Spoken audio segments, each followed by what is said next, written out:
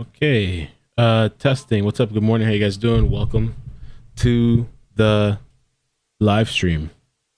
Trying to kind of see what's going on here. There's some live feeds with Johnny Depp, Amber Heard already. Let me pull it up on the screen here. There's no audio yet, but they're already in court.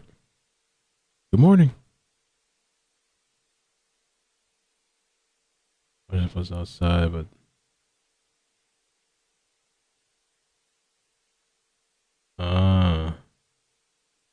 what's up? Good morning. How you guys doing?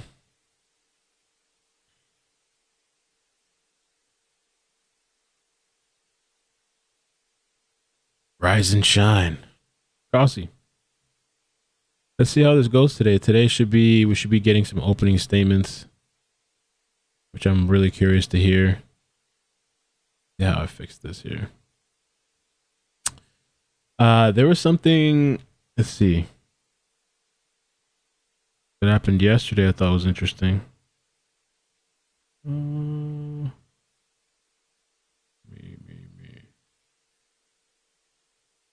Court updates.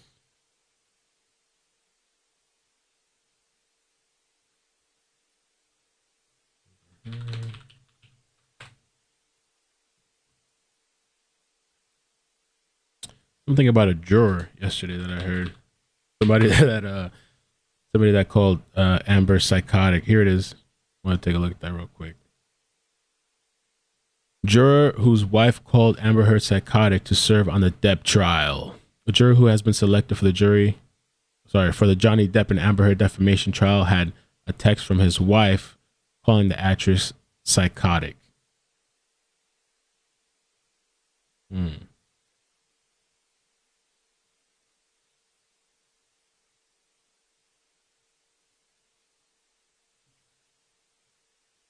Active shooter in New York?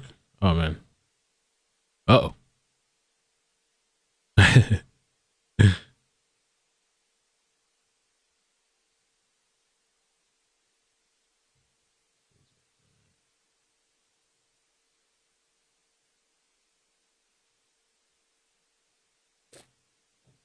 Oh, Lord.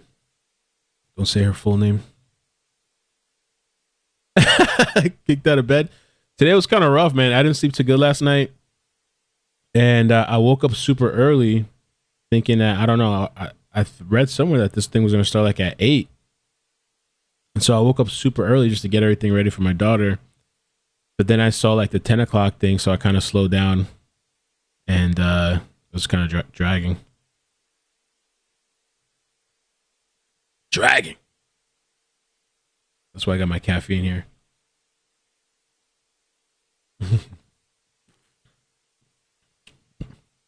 Should be interesting though, especially the opening statements.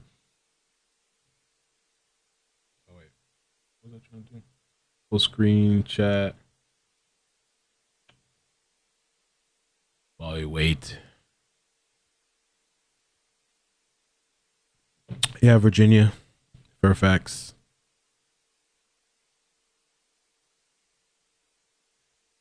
Let me check for some other streams too, real quick. Let's see.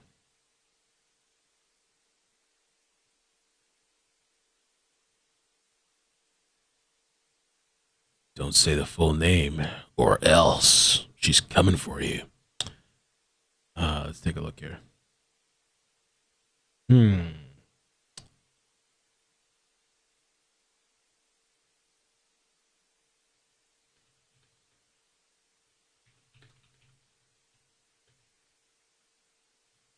As well.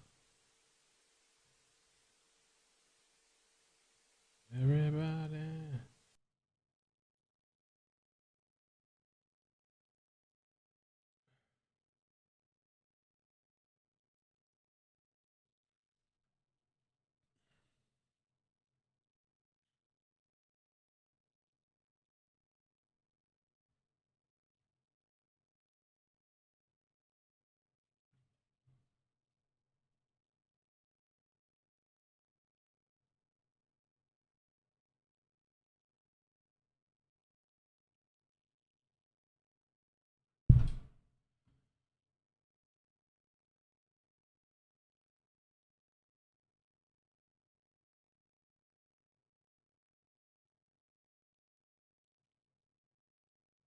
13 people shot.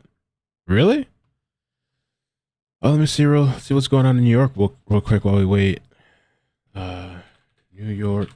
Let's see.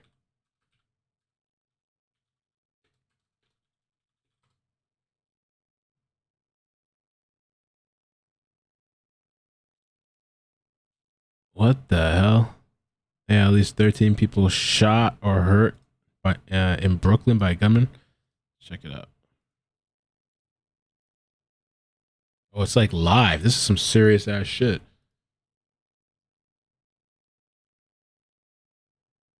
His big issue is we go into the rush hour coming home, and that's what's in people's minds right now. Clearing those trains so people can get home tonight. All right, Chief. That's what's in people's minds right now. Clearing those trains. Body who's just joining us. We had a big incident that happened about 8:30 this morning in Brooklyn and Sunset Park. We understand now at least 13 people have been injured in subway shootings. That doesn't mean everyone was shot, but we know a large number of those 13 people who've been hurt may have been shot. And this was in Sunset Park, Brooklyn. An individual wearing a construction vest of some sort and a gas mask set off, according to one eyewitness, a smoke device of some sort. And then the shootings occurred. So this happened between 24th and 36th Street in Sunset Park, Brooklyn. You could see this is a live picture right now, a huge police response to this.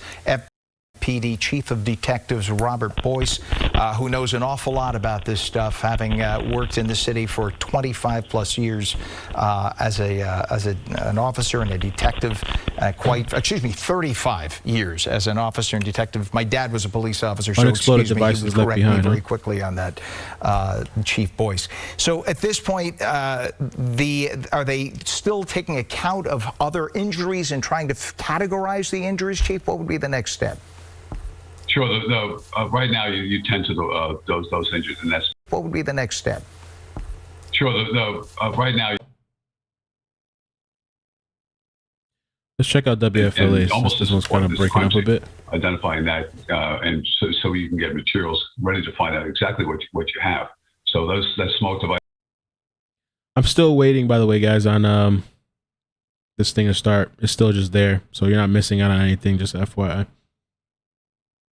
Oh wait, are we going back now? I have to get back to this. Okay, today? Okay, good. All right, good morning. Good morning, Your Honor. All right, do we have any preliminary matters before the jury comes out? Yes, Your Honor, we would just ask leave for Your Honor to please publish our agreed demonstrative. All right, there's no objection to that? People have changed places here. I just want to make sure I look in the right place. Yeah, Your Honor. Okay, we're good. It's a blank screen right now, so we would ask to publish it now. Okay. I'm assuming it's... We tried it out beforehand. It seemed to work. If it's a blank screen, it's hard to see if it's working or not. Understood. It is published. Thank you. But it's just a blank screen, I guess. Okay. We're going to hope that's it then. All right, thank you. Anything else we have? All right, we're ready for the jury? Yes, sir. Okay, great.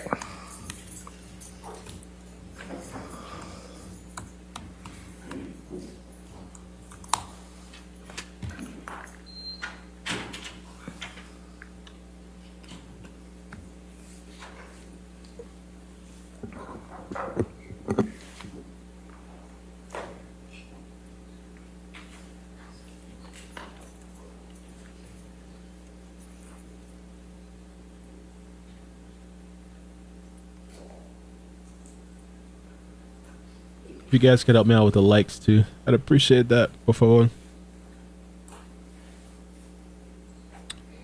Let me share this out too. Oh, thumbnail's kind of shitty. I need a better thumbnail. Let's do this. Hold on a second.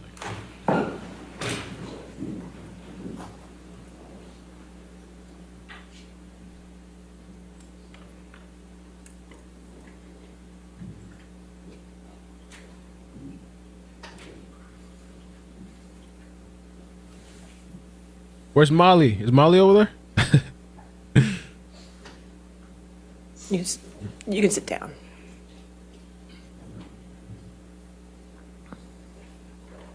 Oh, the lady's coming out for Johnny.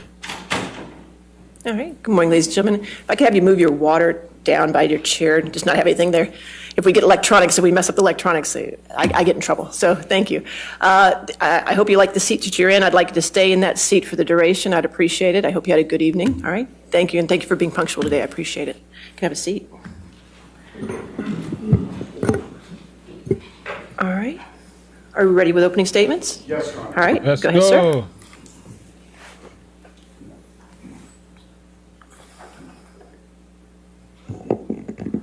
Good morning. My name is Ben Chu. My colleagues and I from Brown Rudnick are truly honored to represent the plaintiff in this case, Johnny Depp. Some of you may recognize Mr. Depp from seeing him portray characters such as Edward Scissorhands or Captain Jack Sparrow from the Pirates of the Caribbean movies. For nearly 30 years, Mr. Depp built a reputation as one of the most talented actors in Hollywood, a respected artist whose name was associated with success at the box office.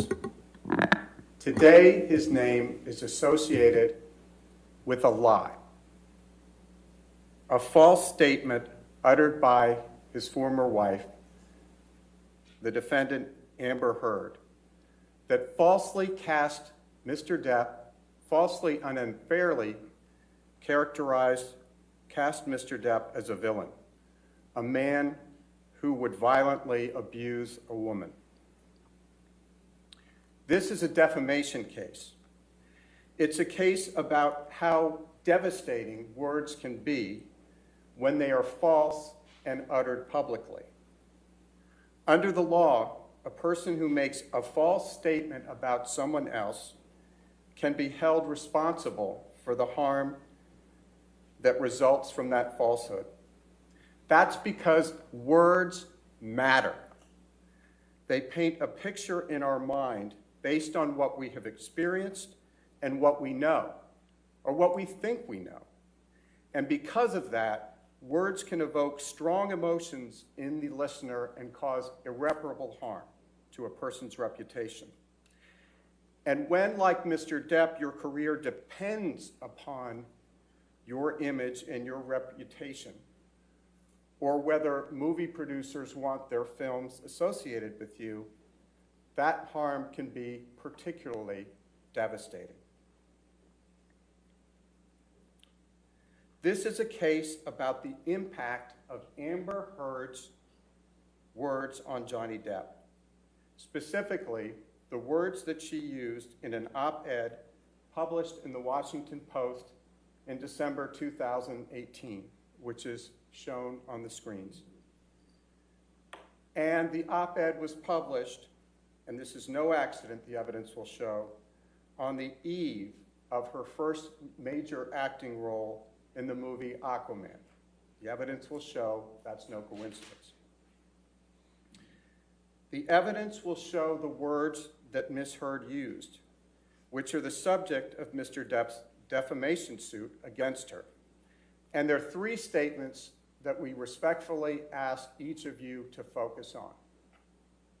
Statement number one, quote, "I spoke up against sexual violence and faced our culture's wrath." Statement number two, 2 years ago, I became a public figure representing domestic abuse.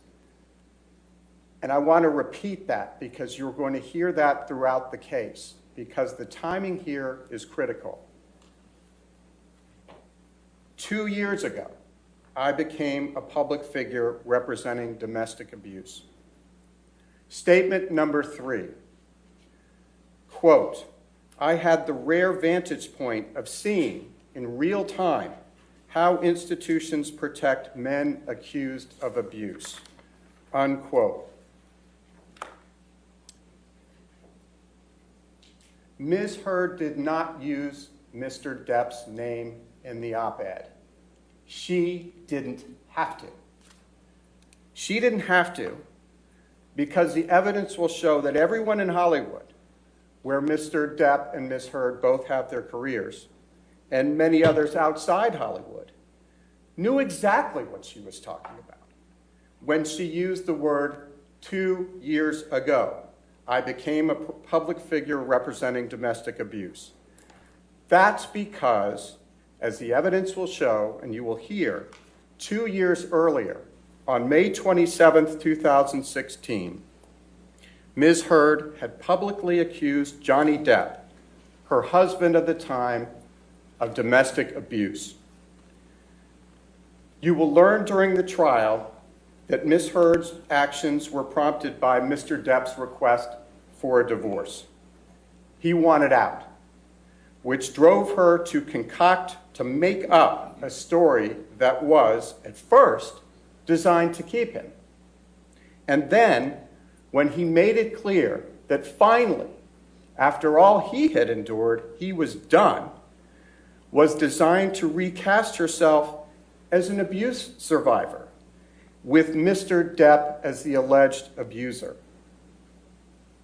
The evidence will show that 6 days after Mr. Depp requested a divorce, and he did so politely, and 3 days after Ms. Heard's lawyer threatened Mr. Depp with claims of abuse if he did not agree to her financial demands, Ms. Heard arrived at the courthouse in Los Angeles, California, to file for a restraining order alleging abuse. Ms. Heard, the evidence will show that Ms. Heard showed up with a mark on her face that mysteriously appeared 6 days after she last saw Mr. Depp. And 6 days before, she publicly filed a request for a domestic violence restraining order alleging abuse. The evidence will show that her publicist and the paparazzi were there at the courthouse to document the event, to make sure that Johnny Depp's name was forever associated with the image of an innocent, battered woman. It was a jolt.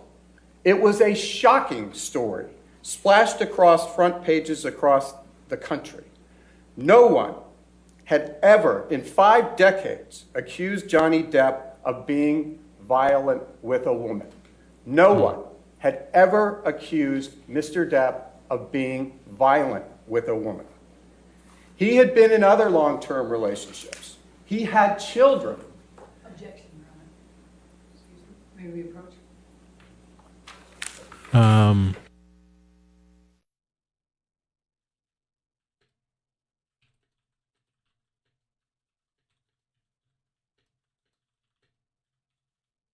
I did hear that though. I mean, a couple of videos that I watched that he had never been accused before of ever hitting a woman, and that he had people vouching for him that knew him.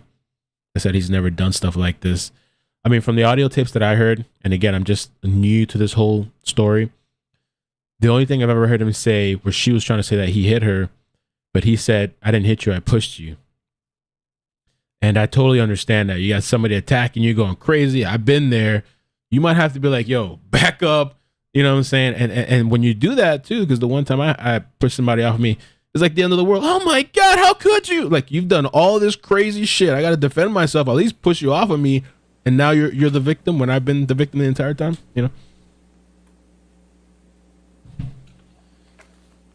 No one, as I stated before, no one had ever, in 5 decades, no one had ever accused Johnny Depp of being abusive of any kind with a woman. That's why it was such a jolt. He had been in other long-term relationships, as I said. He had 2 children. And no one had even suggested ever that he was capable of something like this. By choosing to lie about her husband for her own personal benefit, Amber Heard forever changed Mr. Depp's life and reputation. And you will hear him tell you the dreadful impact that it has had on his life.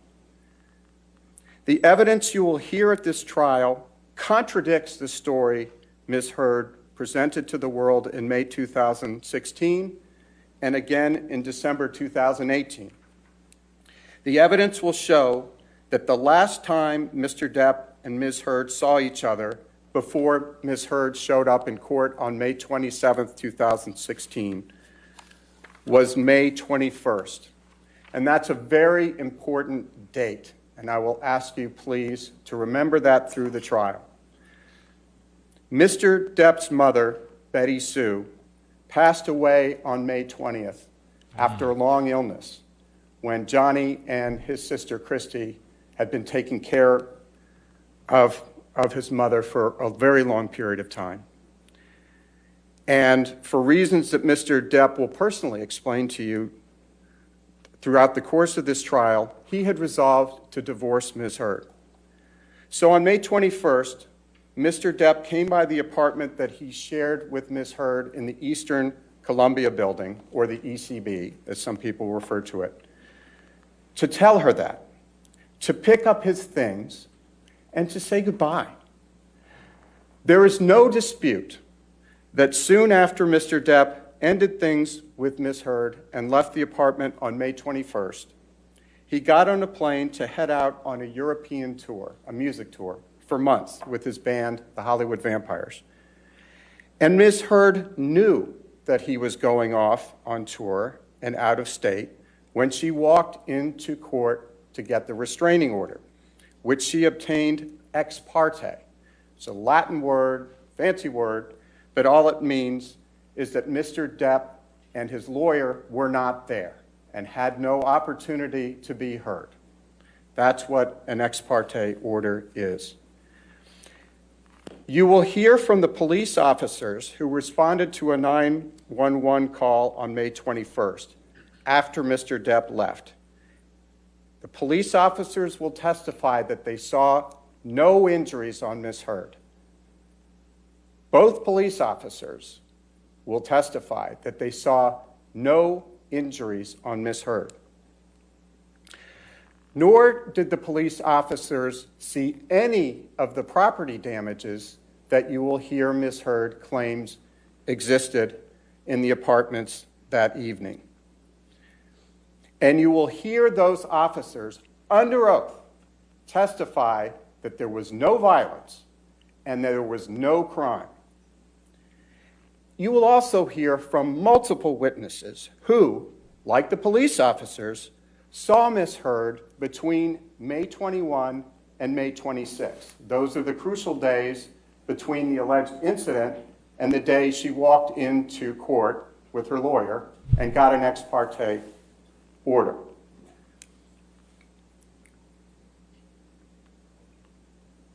And those witnesses will testify that they saw her without any marks, any signs of injury on her face.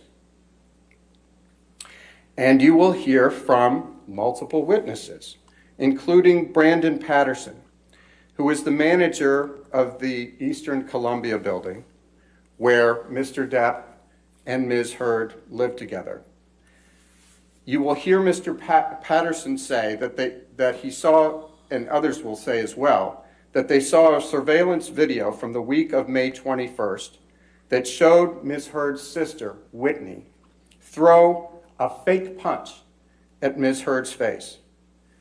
Now let's just stop there. This is a surveillance video you will hear about where the sister of the alleged victim threw a fake punch at her sister, which allegedly occurred, this incident, only a couple of days earlier.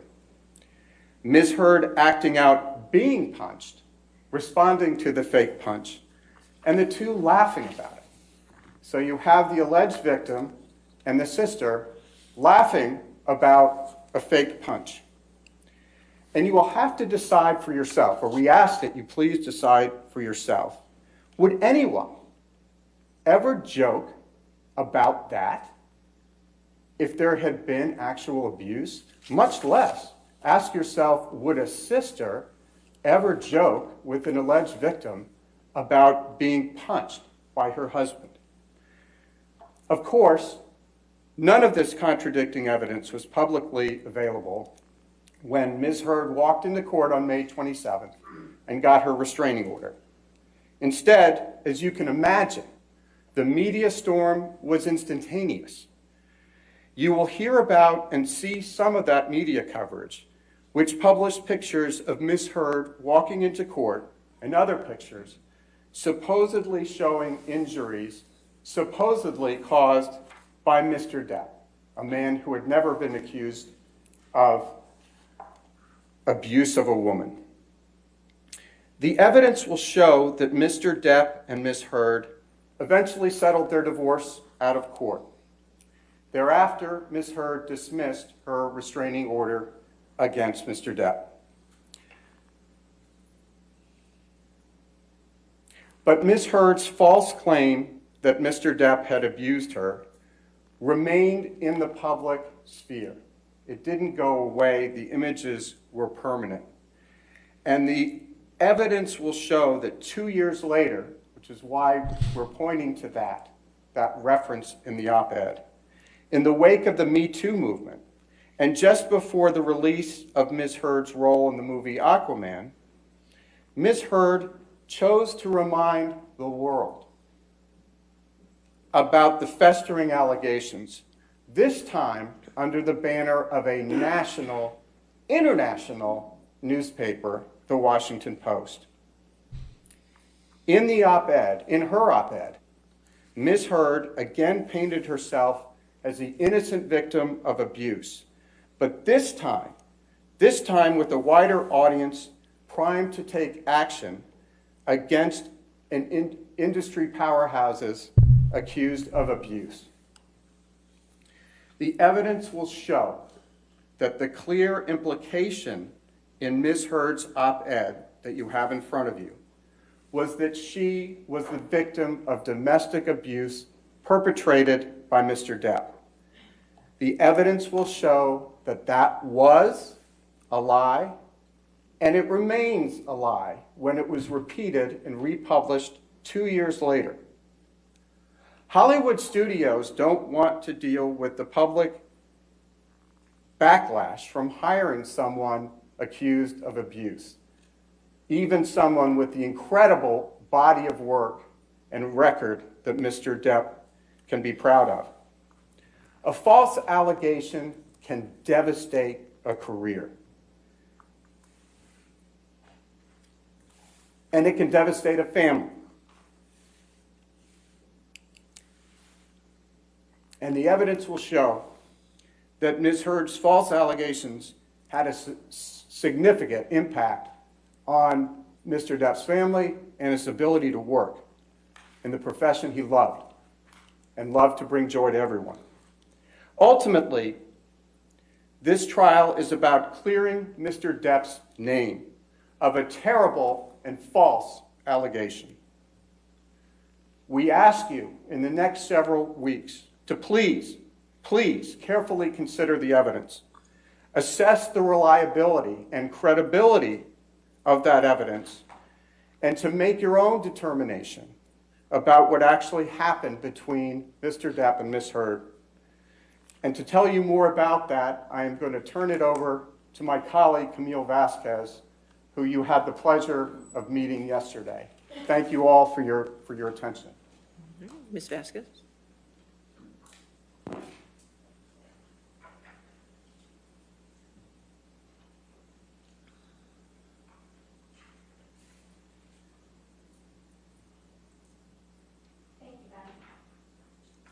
You might have to turn it up a little bit. Yeah. The faces.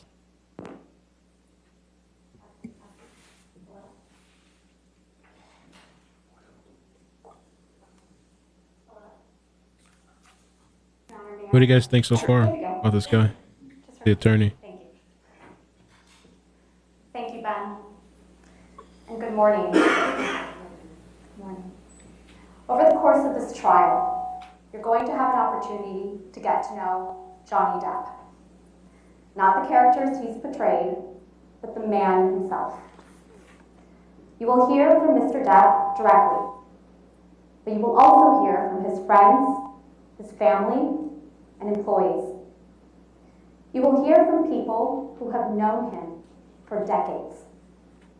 They have seen him at his best, and they have seen him at his worst. And they will tell you, each of them, that he is a kind soul who has never and would never raise a hand to a woman. You will hear that Mr. Depp learned at a very young age how to coexist with an abusive woman. You will learn from Mr. Depp's sister, Christy, and from Mr. Depp that their mother, Betty Sue, lived in a constant state of anger that would boil over daily in vicious words and violence directed at her husband and their children. And you will hear how Mr. Depp, who had the personality of his father, coped with that abuse in the same way his father did. He just took it. The evidence will show that Mr. Depp learned that the best way to deal with violence was to leave, to get away from it. Give her time to cool down. But he never turned his back on his mother. Mr. Depp loved his mother, and he cared for her until the day she died. You will hear how Mr. Depp came to Los Angeles as a teenager. He first planned to be a musician, then became an actor, and eventually, thanks to his talent, his dedication, and a lot of hard work, grew into one of the biggest movie stars in the world. He had relationships with major figures in Hollywood and elsewhere, like Winona Ryder, Kate Moss. And before he met Amber Heard, he was with the same woman, Vanessa Paradis, for 14 years. He had 2 children with her. And even though he was a megastar, they had a quiet, domestic life. In fact, you'll hear, as Mr. Chu already told you, that in Mr. Depp's 58 years, not a single woman has ever accused him of violence. And nobody in Hollywood or the world had any reason to believe he was an abuser, until Ms. Heard publicly accused him in 2016. You're also going to hear evidence about Ms. Heard. You're going to learn that she's a profoundly troubled person who manipulates the people around her just like she manipulated Mr. Depp. Ms. Heard came to Los Angeles and sought a career in acting after Mr. Depp was well established as a movie star. Mr. Depp and Ms. Heard first met in 2009 on the set of the film The Rum Diaries. There was a significant age difference between them, and at first he avoided her advances, but she pursued him. She wooed him. The evidence will show that Ms. Heard went to great lengths to win him over by playing the doting girlfriend, and it worked. He fell head over heels in love with her. Those who watched this relationship develop saw red flags all over the place. You will hear from them in this trial. And over time, the real Ms. Heard began to emerge. She would berate him, scream at him. He would try to appease her, and sometimes, just sometimes, things would get better. But it would always happen again. The evidence will show that Mr. Depp started coping with Ms. Heard in the same way he did as a child. He would try to get away, avoid the conflict. But his trying to leave enraged Ms. Heard. She would resort to physical violence, throwing things at him, hitting him. She would tell him he was a coward. She would tell him he wasn't man enough because he wouldn't stay and fight with her. You will see that Ms. Heard equated anger and violence with passion. She would apologize with poetic excuses, as if the violence just proved how fierce and overwhelming her love for him was. And you're going to hear that when Ms. Heard got violent, Mr. Depp would just retreat, just as he did with his mother. He would try to leave, to get away from her. In her words, Ms. Heard's words, he would split. Mr. Depp would often retreat into bathrooms, lock the doors. wait out Ms. Heard's aggression, but his leaving just provoked her more. You will hear from Mr. Depp's security people, like Sean Bett, about how they often had to remove Mr. Depp from scenes with Ms. Heard screaming at him, chasing him, trying to keep him from leaving.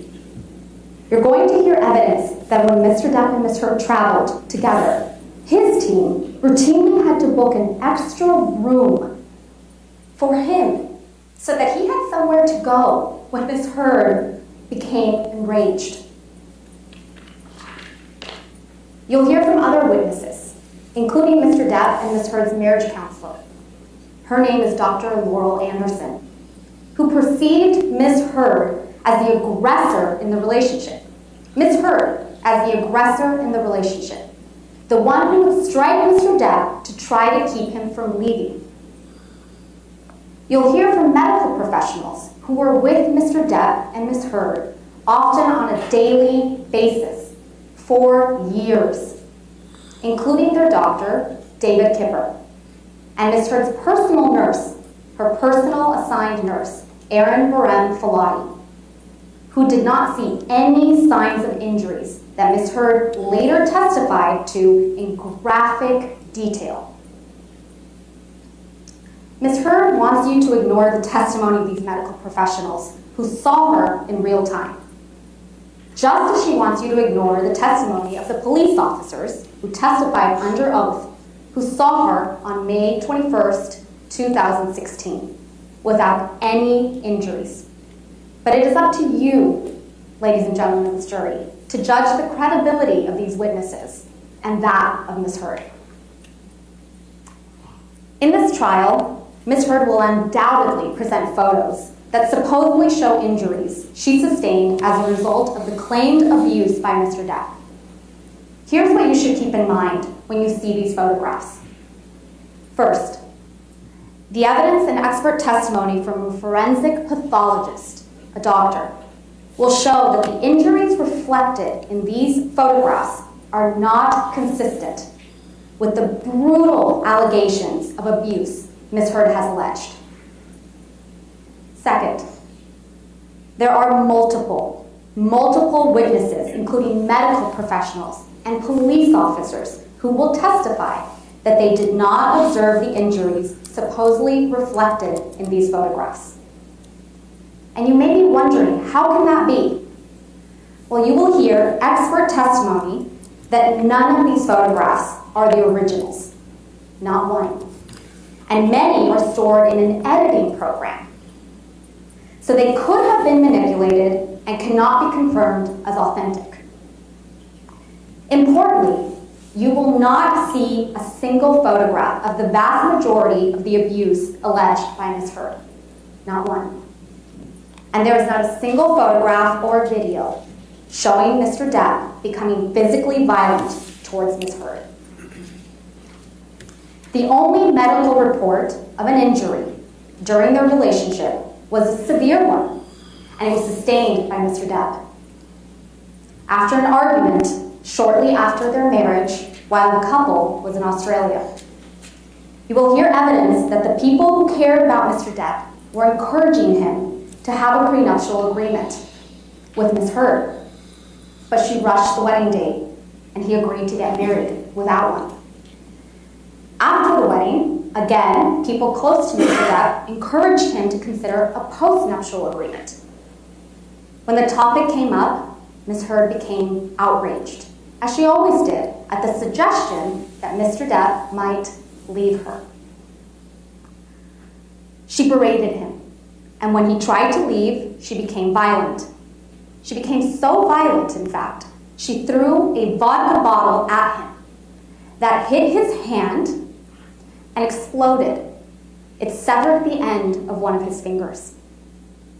You'll see pictures of Mr. Depp's severed finger and learn about his emergency medical treatment for that injury.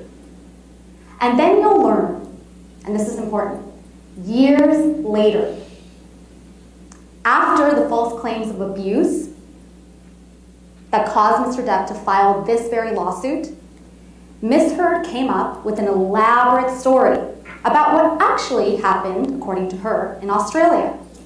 And what she said happened was that it was a 3-day hostage affair, an episode, where she was violently attacked and then sexually assaulted by Mr. Depp. You will see for yourself that the evidence does not support the story she told after she was sued. You will learn that there came a time when Mr. Depp was done, and you'll learn from him, and he will tell you why. The evidence will show that on May 20th, 2016, Mr. Depp's mother, Betty Sue, passed away. You will hear from Mr. Depp that his mother's passing was a wake-up call that helped confirm what he already knew, that the relationship with Ms. Heard wasn't working, and that Ms. Heard was not going to change. If you've ever lost a parent, you understand how much this experience can change your perspective on what is important for your own well-being. So Mr. Depp resolved to finally divorce Ms. Heard and told her that very day that he would do so respectfully and, most importantly, discreetly. The evidence will show that on May 21st, 2016, when Mr. Depp went over to the Eastern Columbia building to gather his things, Ms. Heard caused a final dramatic scene. In the wreckage of their relationship, Ms. Heard spun the final encounter between them into a tale of domestic abuse. Now, I understand that many of you may be asking yourselves, why? Why would Ms. Heard say that Mr. Depp abused her during their relationship if it didn't actually happen? Why would she make up the detailed, dramatic tales of abuse that you will surely hear in this courtroom over the coming weeks? By the end of this trial, you will have the answer to that question. The evidence will show exactly who Ms. Heard is.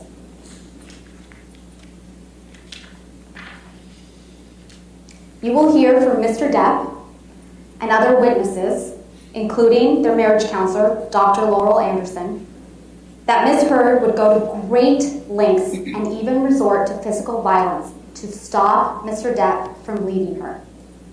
But once Mr. Depp did leave, Ms. Heard tried to avoid public humiliation and present herself as a noble survivor and representative of the Me Too movement.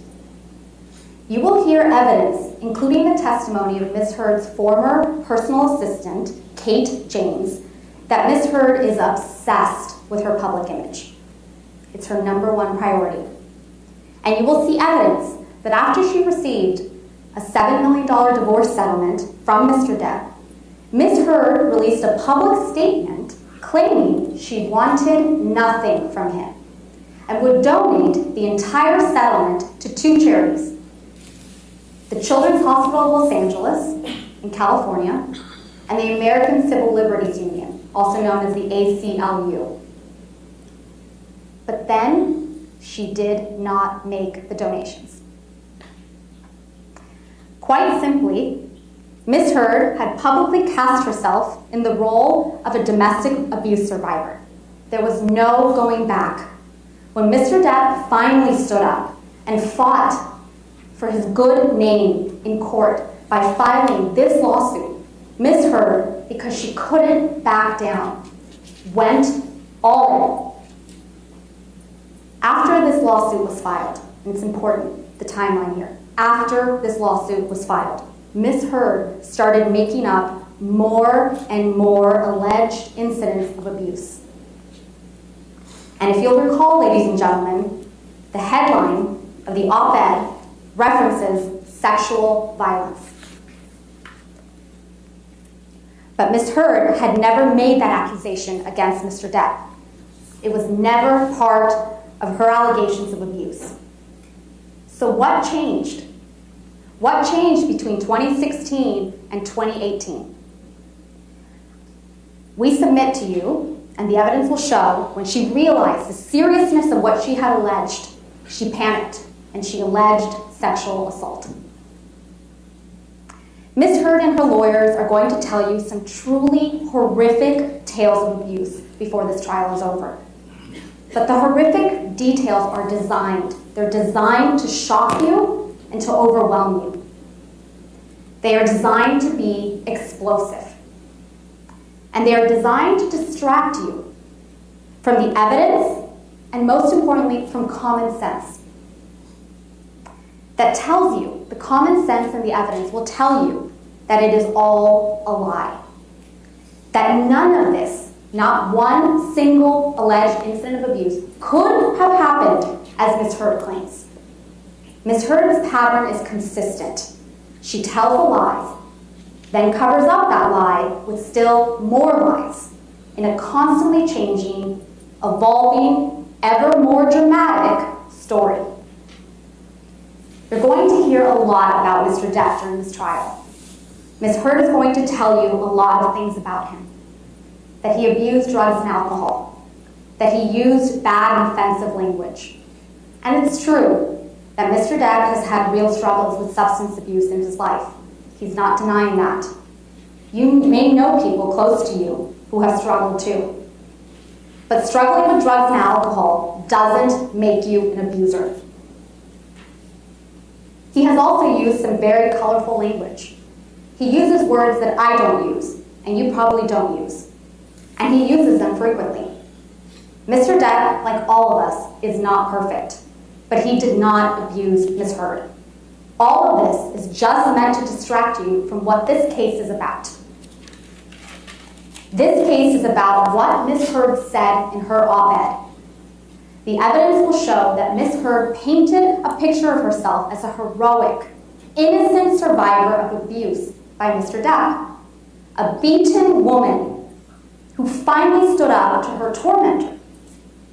The evidence will show that Ms. Heard used her allegations against Mr. Depp to raise her own profile and to advance her own career.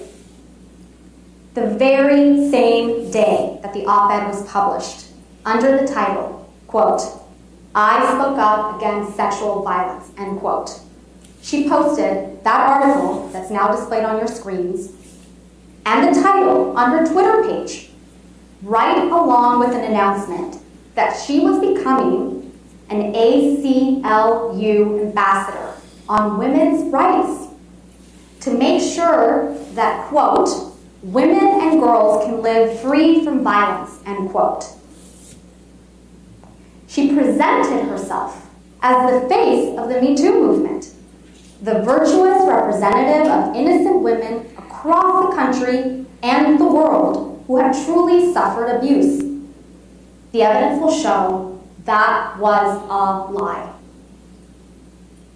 And the evidence will show that Ms. Heard portrayed Mr. Depp as the representative of abusers everywhere, the agent of her suffering, the villain in her heroic journey. That was a lie too. And more than just a lie, it was an act of cruelty. Mr. Depp will go to his grave knowing that whatever he does, there are people out there in this world who will always believe that he abused a woman. This is a case about what Ms. Heard said. It's also a case about what a man named Adam Waldman said. Adam Waldman is a lawyer who has worked for Mr. Depp. After, again, the timeline, after Mr. Depp filed this case against her, Ms. Heard filed her own claim against Mr. Depp, which is also the subject of this trial.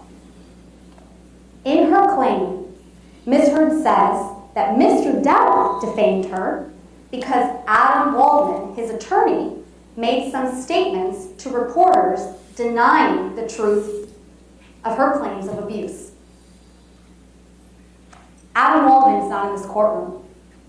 Ms. Heard chose not to name him in her claim. And I won't take up too much of your time with a discussion of her claim against Mr. Depp, except to say a few things. The evidence will show that those statements weren't even made by Mr. Depp. They were made by Adam Waldman, And Mr. Waldman, the evidence will show, is not under Mr. Depp's control. The statements were merely Mr. Waldman's opinions, made in justified defense of his client and friend, Mr. Depp. Mr. Waldman believed those statements. And finally, at the end of the day, Mr. Waldman's statements merely reflected the reality that we intend to prove in this trial. That Ms. Heard's portrayal of herself as a victim of domestic violence at the hands of Mr. Depp is a lie. Ms. Heard, as you know, is an actress. When she accused Mr. Depp of abuse and painted herself before the world as a representative of abuse victims everywhere, Ms. Heard took on the role of a lifetime. She can't back down. She has been living and breathing this lie for years now. And she has been preparing to give the performance of her life in this trial. But this trial is about the evidence. It's about a man's reputation. And it's about his whole life. His ability to walk down the street, look people in the eye, without having them think he's an abuser. It's about the truth. And the truth will come out in this trial. At the end of this trial, we will ask you to render a verdict for Mr. Depp. We will ask you to tell the world that he is not the abuser she described, and that she is not the victim she portrayed. And we will ask you to tell Ms. Heard that what she did was wrong. Thank you very much. Thank you, Ms. Vasquez. All right. Ladies and gentlemen, it's a little early, but maybe we should go ahead and take our morning break, just since it's a natural point to have a break before we have the second opening statement, okay? So why don't we go ahead and take a 15-minute recess? Just remember, do not discuss the case and don't do any outside research, okay? All right, you're free to go.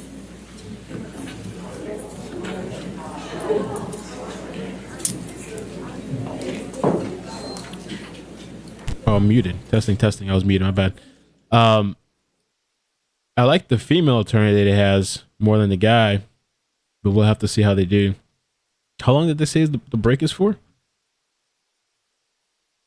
And I'm like, I saw somebody else say, I'm so curious to see what their opening statement is going to be like. What are they going to say against Johnny? I got a text too. Somebody was saying, I'm watching you. You need to get an eye patch for Depp support. That's why I started laughing, but my mic was muted.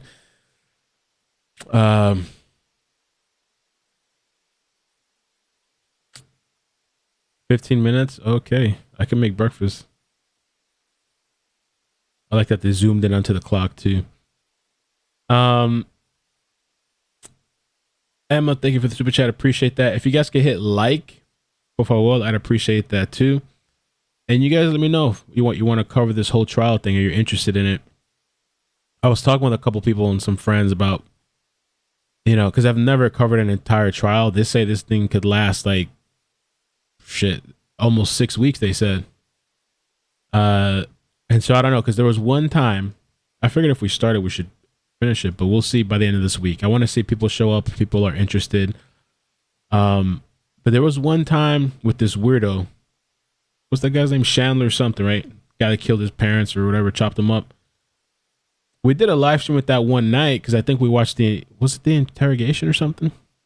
And all we did was just look at the highlights. I mean, this trial could potentially be really big, especially with the witnesses like Elon Musk.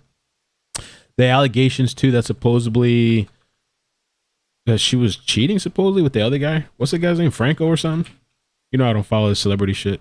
DeFranco? Not DeFranco. Something Franco, right? They're going to kill me in the chat. Franco. What? Yeah, you guys want to... I know it's early and people probably weren't expecting me to cover this. And then I know Popcorn Planet's going to be doing like evening coverage. He's not covering... unless he changes his mind. But he told me he's not covering he's not streaming the trial, but he is doing like every day at 5 p.m. post show. And he has like a bunch of guests and stuff coming up. I might be on there one day. I mean, once I watch this, James Franco, thank you. Once I watch enough of this, maybe I'll have some more of an understanding. But there's been people that have been covering this. Like I said, Popcorn was one of them. There's some other channels that I had never even heard of until I started looking into this a little bit, that I've been covering this thing since like day one. Like you go look on YouTube, there's like years worth of videos and people going in depth and breaking this stuff down. That audio yesterday though killed me, by the way. I hope we don't have to listen to that audio again, that 2-hour audio they came out with. James Franco career has been done. Team Johnny or Team Amber? Ohio boy says, Ikema, what happened to the woman in Florida? Did her autopsy come out? Wait, what? Which woman? I never heard anything else.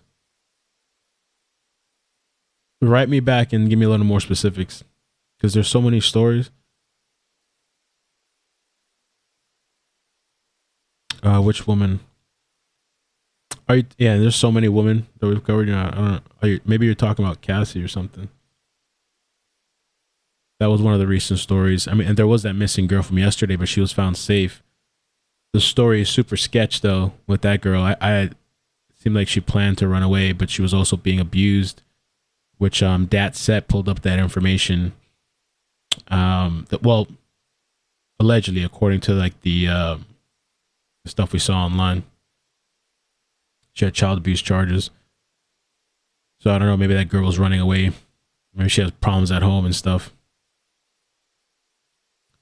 Team Johnny.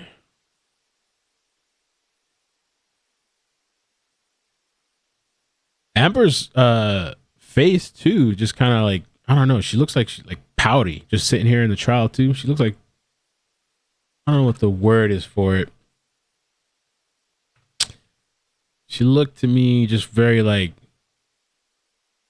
I don't know, like prissy, like, and her face is like, I don't know.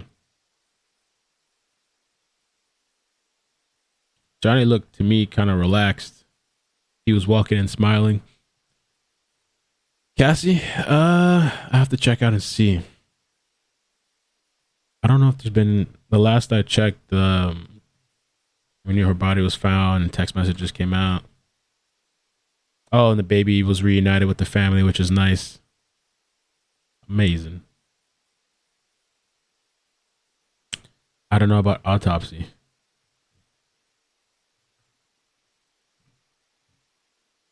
No, so far it hasn't been. An autopsy was scheduled to be performed Monday in Huntsville, Alabama.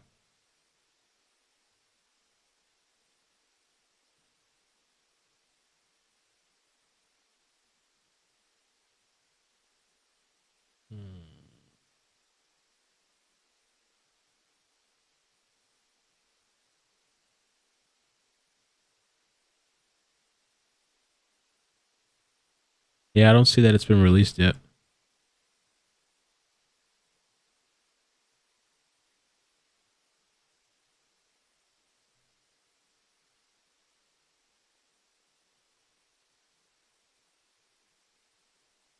And did Johnny, I thought, let me look this up a little bit.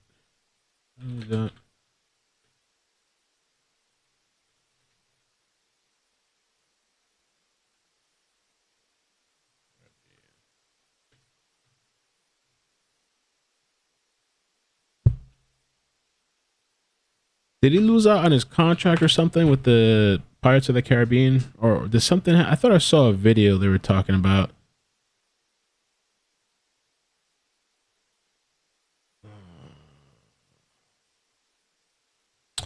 If I do get this other guy to come on one of the live streams, I'll probably ask him a couple of questions since he's been covering it.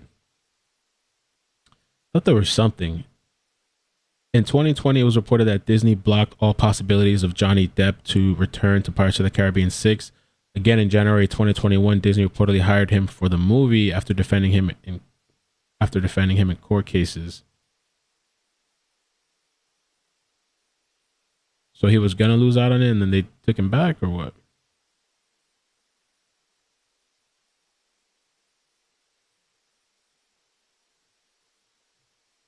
And I didn't realize they had 6. They're working on the 6th one.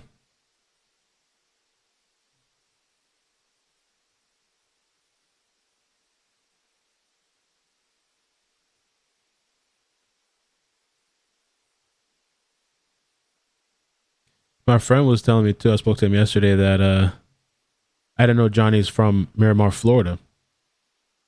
Somebody told me in the chat yesterday, and then my other friend Alvin told me as well. My Beavers unit, hey, what's up? Says yes after they cancel him, but after all this, now they've asked him to come back. Damn. I saw a little clip of him too talking about, I don't know where it was from, but Johnny was talking about the cancel culture and how it's just gotten ridiculous and that they could come for anybody. It seems like to me she was really trying to come up off of the Me Too movement, be on top.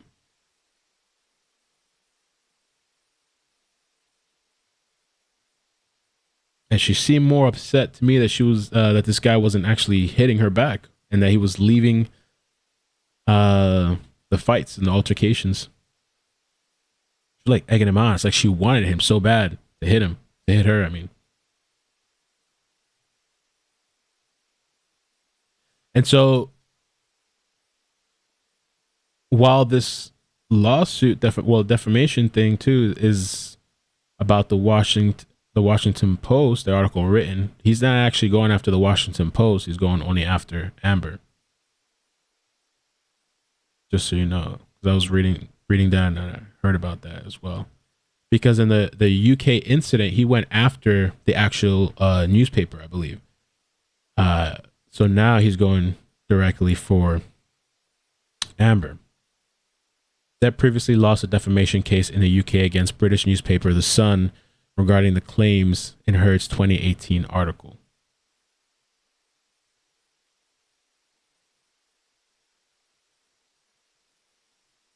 And just today, Heard is being characterized by the plaintiff's legal team as a compulsive liar who covers up one lie with another and used the allegations against Depp to advance her own career and portray herself as a heroic, innocent survivor. And if you guys saw one of the streams that we did, she was over there doing the Women's March. She really was propping herself up and making a speech about abuse. And the whole time we're listening to it, and it was my first time seeing it, I was like, she's talking about Johnny, just like that Washington Post article. Hangry Jade, thank you so much for the super chat. Appreciate it. Gracias.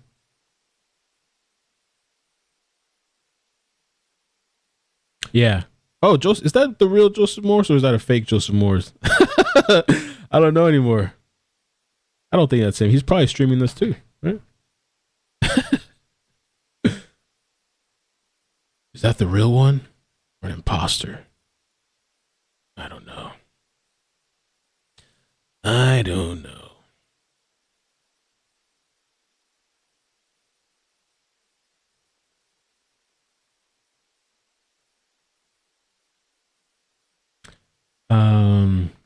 Let's see. Check message. Okay. Got a bunch of screens up. Oh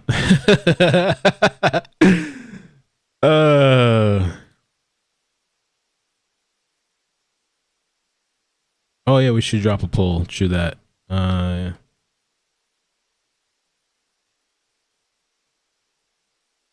no, still waiting on toxicology to come back before the release of the autopsy. Okay. 6 weeks. Memorial will be on May 21st, Navarre Beach. Oh, okay. All right, so that's what we're waiting on. Oh, if Ohio's still out there, they're waiting on the toxicology. It could take up to 6 weeks. If there really is you, oh, thanks, man. I appreciate that, dude. I hope you're doing well. Thanks for stopping by. How come you're not covering the case? It's just not your thing? I'm just learning about this thing for the first time, man. So, I just covered this the other day, like I was telling everybody.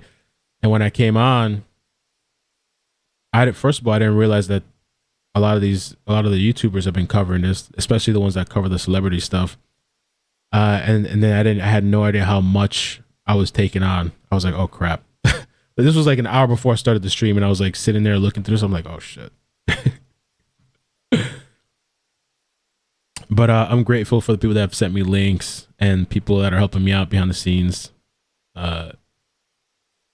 with the information. Kathy Bennett, how you doing? Thank you for the super chat. Thanks for a great channel. Thank you. And you guys can check out you can look up Joseph Morris on YouTube. I remember his channel when I was covering the Gary Petito. That's the first time I had encountered him. He was killing it. Still killing it with other stuff.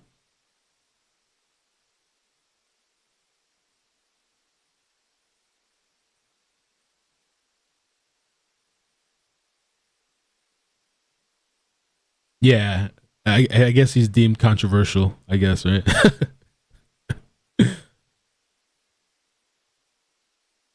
Oh yeah, let me do a little poll. Controversial. Shelly for getting out of bed early and some caffeine. Thank you, I appreciate that. It's gonna be easier for me tomorrow because my daughter's mother, Joseph, my daughter's mother is coming into town today, which is great. So she's gonna have her for a few days, and so tomorrow it'll be super easy. The next couple of days will be really easy for me to get up and not have to do all the morning stuff. Joseph Morris. I'm already getting messages to you. It's so funny. It reminds me of like when anytime Molly comes on, yo, my shit, like it's literally, it's always at least one person that, or 2 or 3 people that are like, hey, be careful, be careful.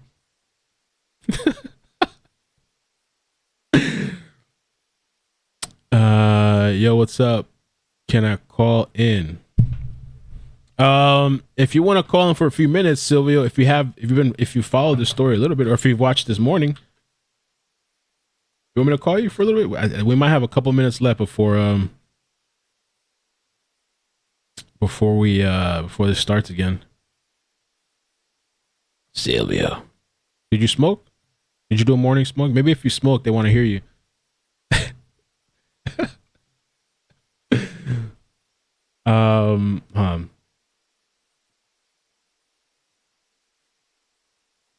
This is what happened, okay?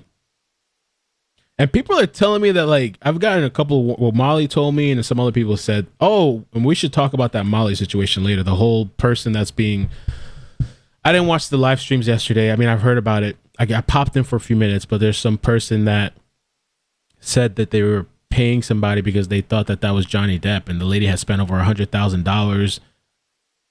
I was wondering at first if this person was trying to troll, but they actually seem like, no, it seems like they were getting grifted by somebody. How come I don't know how to call you, dude. Let me see. Why am I having a hard time here? I'm struggling. It's me. It's not you, it's me.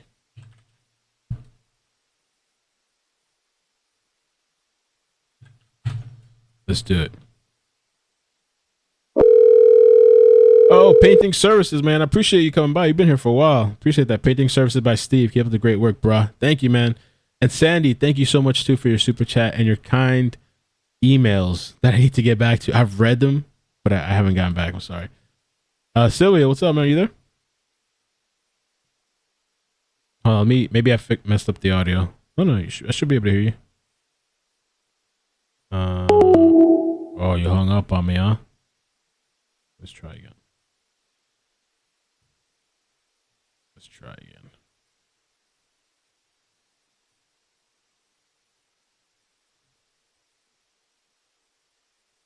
Oh, the volume's probably loud too. You guys think I should get an eye patch? Hey. Hello? What's up, man? What's up, man? Hi. How you doing? You smoking? Oh, shit. They just started. You smoking? Driving. Yo. What's up? I might have to hit you back because they're starting. Can I call you after this? Yeah, when you take another break? I'm watching. Okay, all right. I might have to do a live panel one day with Silvio again. Yeah, somebody told me I need to get an eye patch. My friend here, she was like, you need to get an eye patch. Go order one on Amazon.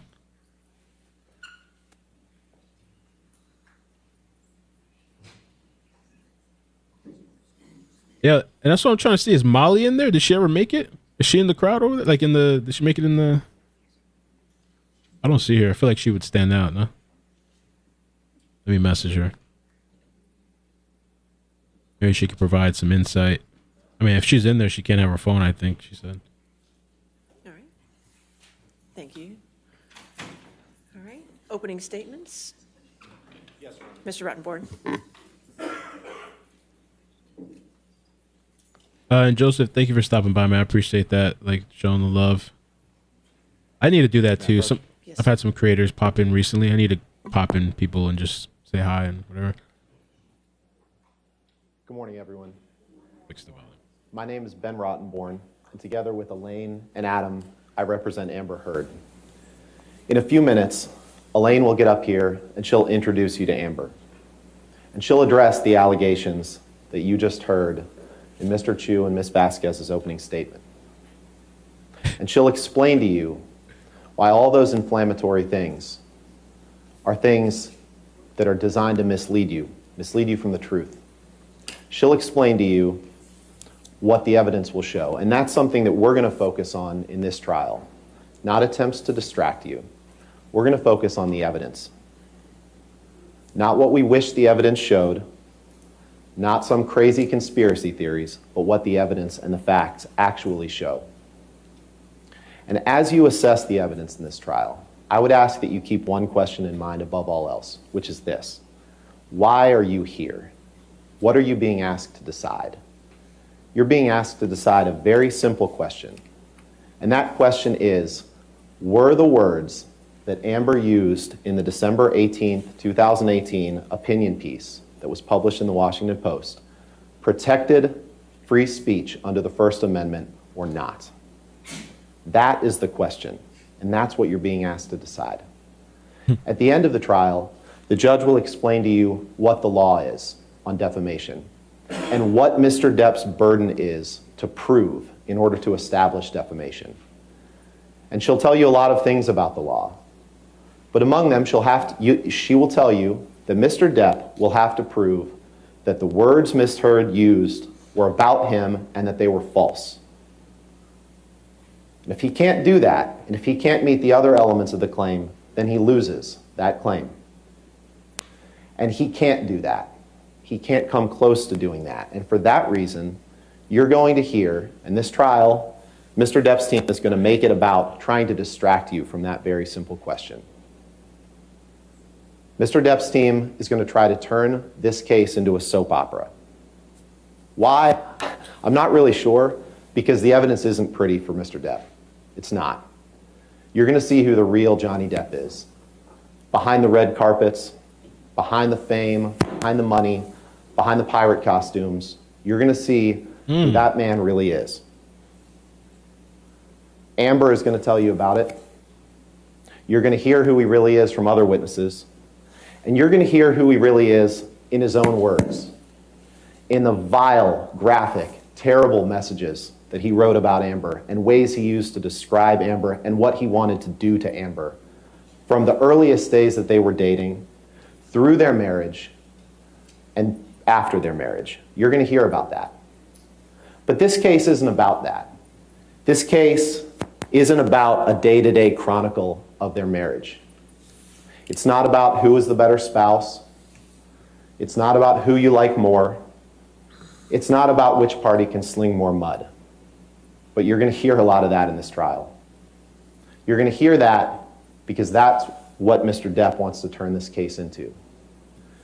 He wants to turn this case into a 6-week-long public spectacle of the most intimate aspects of their relationship and their marriage.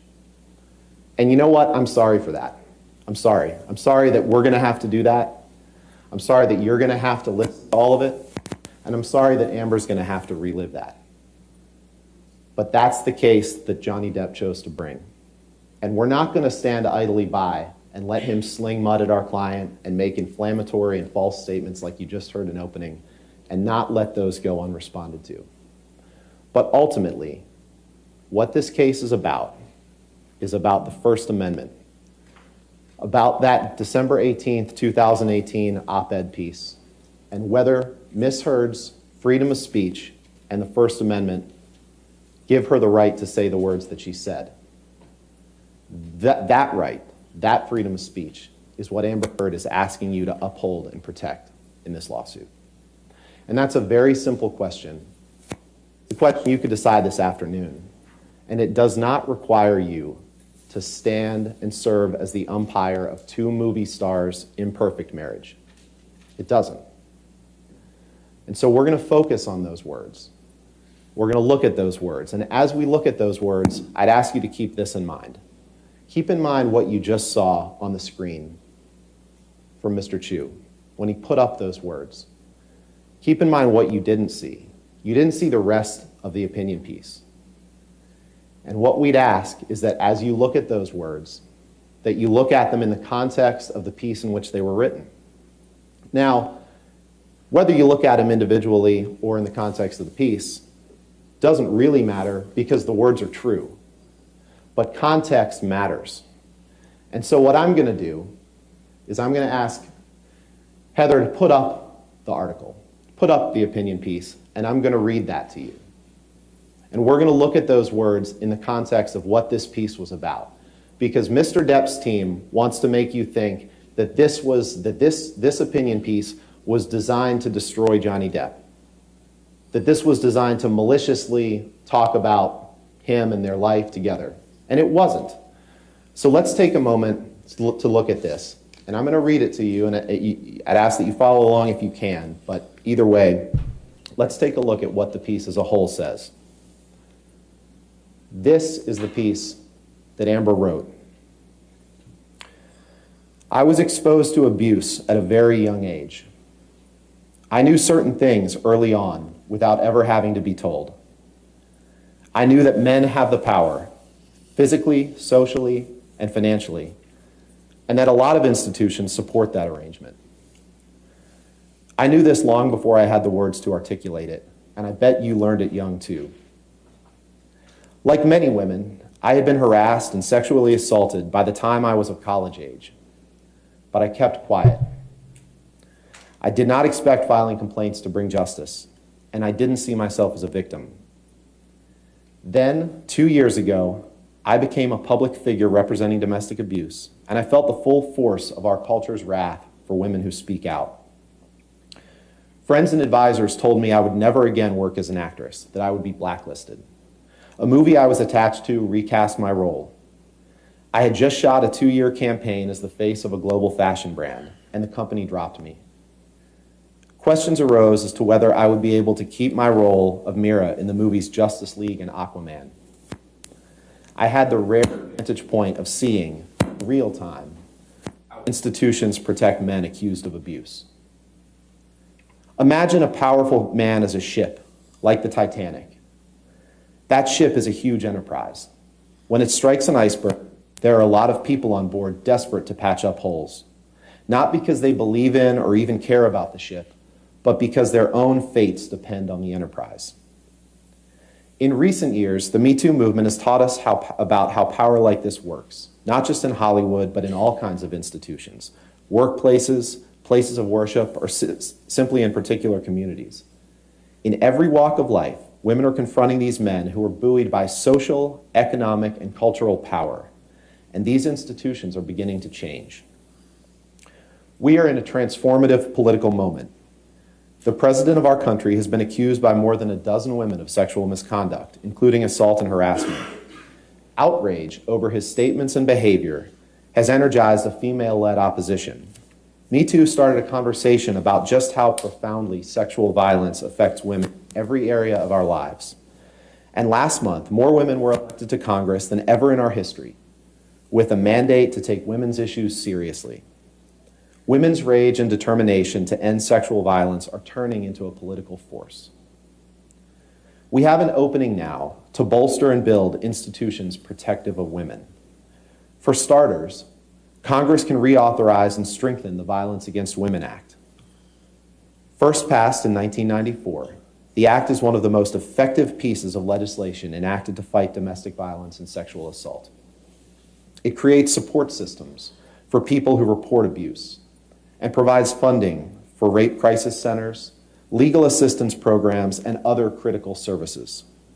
It improves responses by law enforcement, and it prohibits discrimination against LGBTQ survivors.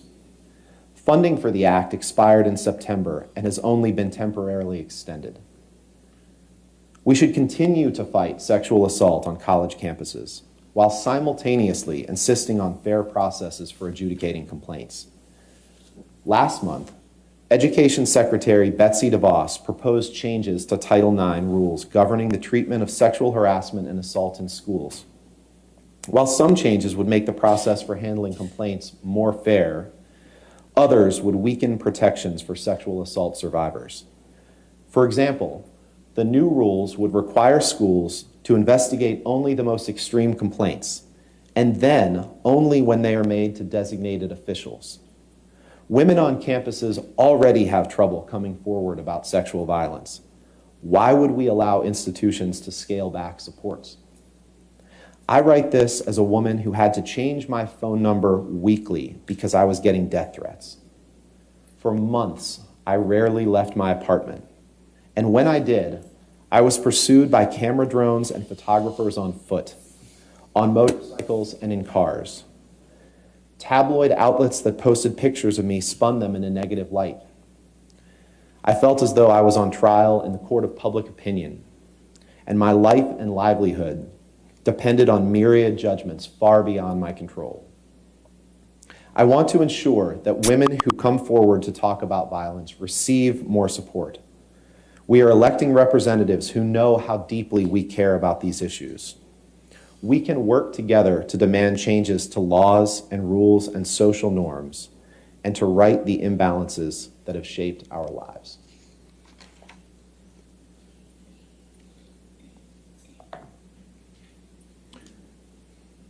I know that was a lot, but that is the central issue in this case. Are those words that Amber wrote, are those protected by the First Amendment? And the answer is very clearly yes. So let's talk about that article for a minute. First of all, the article doesn't mention Depp by name. It never once contains his name in that article. It is not about Amber's relationship with Mr. Depp. There are no details of any abuse in that article. The article is about proposed legislation and strengthening of government laws and policies designed to protect abuse victims and people who report abuse. That's what the article is about. And it was written in the midst of a social movement in which the American Civil Liberties Union, the ACLU, asked Amber to use her platform to speak on these important issues. And that's what she did. To do so, she drew on her experiences as someone who had reported domestic abuse. And there's no question, there is no dispute that she did in fact report domestic abuse in 2016.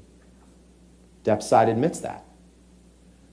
She talked about her negative personal experiences and her reactions and opinions after being someone in Hollywood who reported abuse and the consequences that flowed from that. She talked about what she experienced in the days and months following reporting that abuse. That's what the article is about. The article isn't about Johnny Depp. The article is about the social change for which she is advocating and that the First Amendment protects. And so I hope you remember, as this case goes on, that you saw from Mr. Chu only the 3 statements in isolation, because they want you to forget that. They don't want you to pay attention to what the article is about. Now, if it had been Amber's intention to use this article to detail the abuse that she suffered and that you'll hear about over the course of this trial, believe me, the article would have looked very, very different. She could fill a book with those details. She probably would have started out by calling out Mr. Depp by name. She probably wouldn't have published it in the Washington Post. She would have described in great detail the man who has described himself, the violent side of himself, as the monster. That's what she would have done.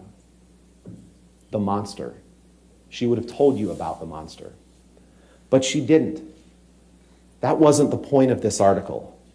And she was careful to avoid that, even having her lawyer review the article to make sure that it was okay. And she relied on that lawyer's advice, and you'll hear testimony on that during the trial. But because Johnny Depp brought this case and asked for it, all of that is going to come out. Just know that Amber Heard never wanted to unearth for the public who the real Johnny Depp is. But that's going to come out over the course of this trial. I'd like you to also take into consideration who isn't here today. You don't see the Washington Post sitting here as a defendant in this courtroom. Depp didn't sue the Washington Post. He had no interest in doing that. He only sued Amber. He could have sued the Washington Post. They published the article. But he didn't.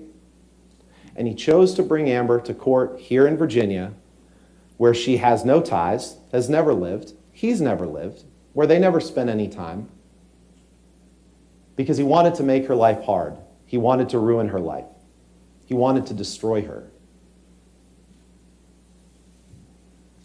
That's what he did. And I wish I could say that that's surprising. It's certainly disturbing, but it's not surprising, because the evidence will show that for years, all Mr. Depp has wanted to do is humiliate Amber, to haunt her, to wreck her career. That's what the evidence will show in his words. That's what he wanted. But he made a mistake bringing this case in Virginia, because you're the people who are going to hear this case. A qualified, prepared jury who respects the First Amendment. And with that, even though we've looked at the article as a whole, I'd like to spend a few minutes looking at the individual statements that were made, just as Depp's side showed you, because I think it's important to do that as well. Can we pull up slide 1, please?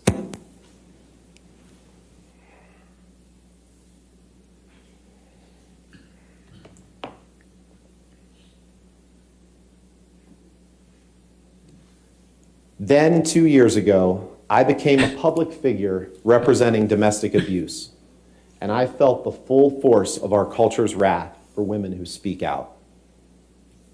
There's absolutely nothing false about that statement. First of all, the evidence will show that Amber did suffer domestic abuse at the hands of Johnny Depp. And it took many forms. Physical, sure, but also emotional, verbal, psychological abuse. It's all domestic abuse that she suffered at his hands. So that's the truth. But what else is the truth is that on May 27th, 2016, 2 years before this opinion piece was published, Amber walked into a courtroom in California with bruises on her face that were given to her by Johnny Depp on that incident in May 21st, 2016, that Elaine's going to tell you more about. That absolutely were given to her. And she took out a domestic violence restraining order that she obtained from the court in California to protect herself. And she was, of course, a public figure. She was a movie star. She didn't want the paparazzi, the press photos. She got those, of course. Who wants to be photographed with a bruised face walking out of court? She didn't want that, and the evidence will show that. But she was a public figure, and 2 years before she wrote this article, she was a public figure representing domestic abuse. That is 100% true. And try as he might to take it away, Amber's freedom of speech gives her the right to say that. Can we pull up slide 2, please? This is the second statement. I had the rare vantage point of seeing in real time how institutions protect men accused of abuse. Once again, that statement is 100% true. Amber did accuse Johnny of abuse. And she saw how he was protected at the same time that her career took a downturn and that he did everything that he could to try to wreck her career, as the evidence will see. But she accused him of abuse. That statement is true. You don't need to relive every intimate detail of their marriage. You don't need to decide what happened on any individual day of their marriage to determine that the First Amendment protects that statement because it is true. He wants you to forget that. Don't take the bait. Let's pull up the third statement, please. Now, this statement was in the headline of the online edition of the article. I spoke up against sexual violence and faced our culture's wrath. That has to change. The undisputed evidence in this case will be that Amber did not write these words, did not review these words, did not approve these words. That's how op-eds work. She wrote the article, she didn't write this headline. And for that reason alone, it's not defamatory. But here's the thing, like the first two statements, tragically, it's true. Amber did suffer sexual violence at the hands of Depp.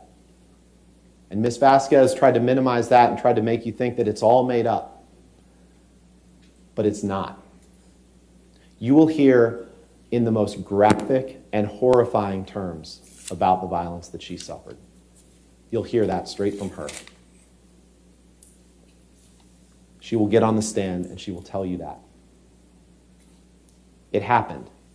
And by taking out that domestic violence restraining order, by obtaining that from the court, she did speak out against it and all the other abuse that she suffered. And she said, enough is enough. I need to protect myself. She didn't want to do that. She didn't want to be forced to get that restraining order, but she did. She spoke out against the abuse by doing that. And the evidence will show that she did face her culture's wrath, perhaps illustrated no more clearly by the fact that she's here today facing this lawsuit brought by an obsessed ex-husband hell-bent on revenge. That's why she's here. That's why she's facing our culture's wrath.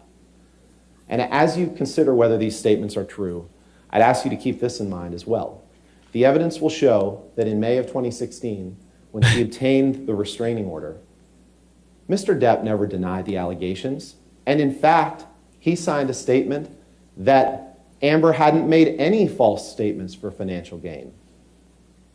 He signed a statement saying she hadn't made any false statements. And you'll see that in evidence in this trial. And it was only 2 years later, as his career was in free fall and her career was taking off, that he pounced, that he chose to bring this lawsuit after saying that she hadn't made any false statements.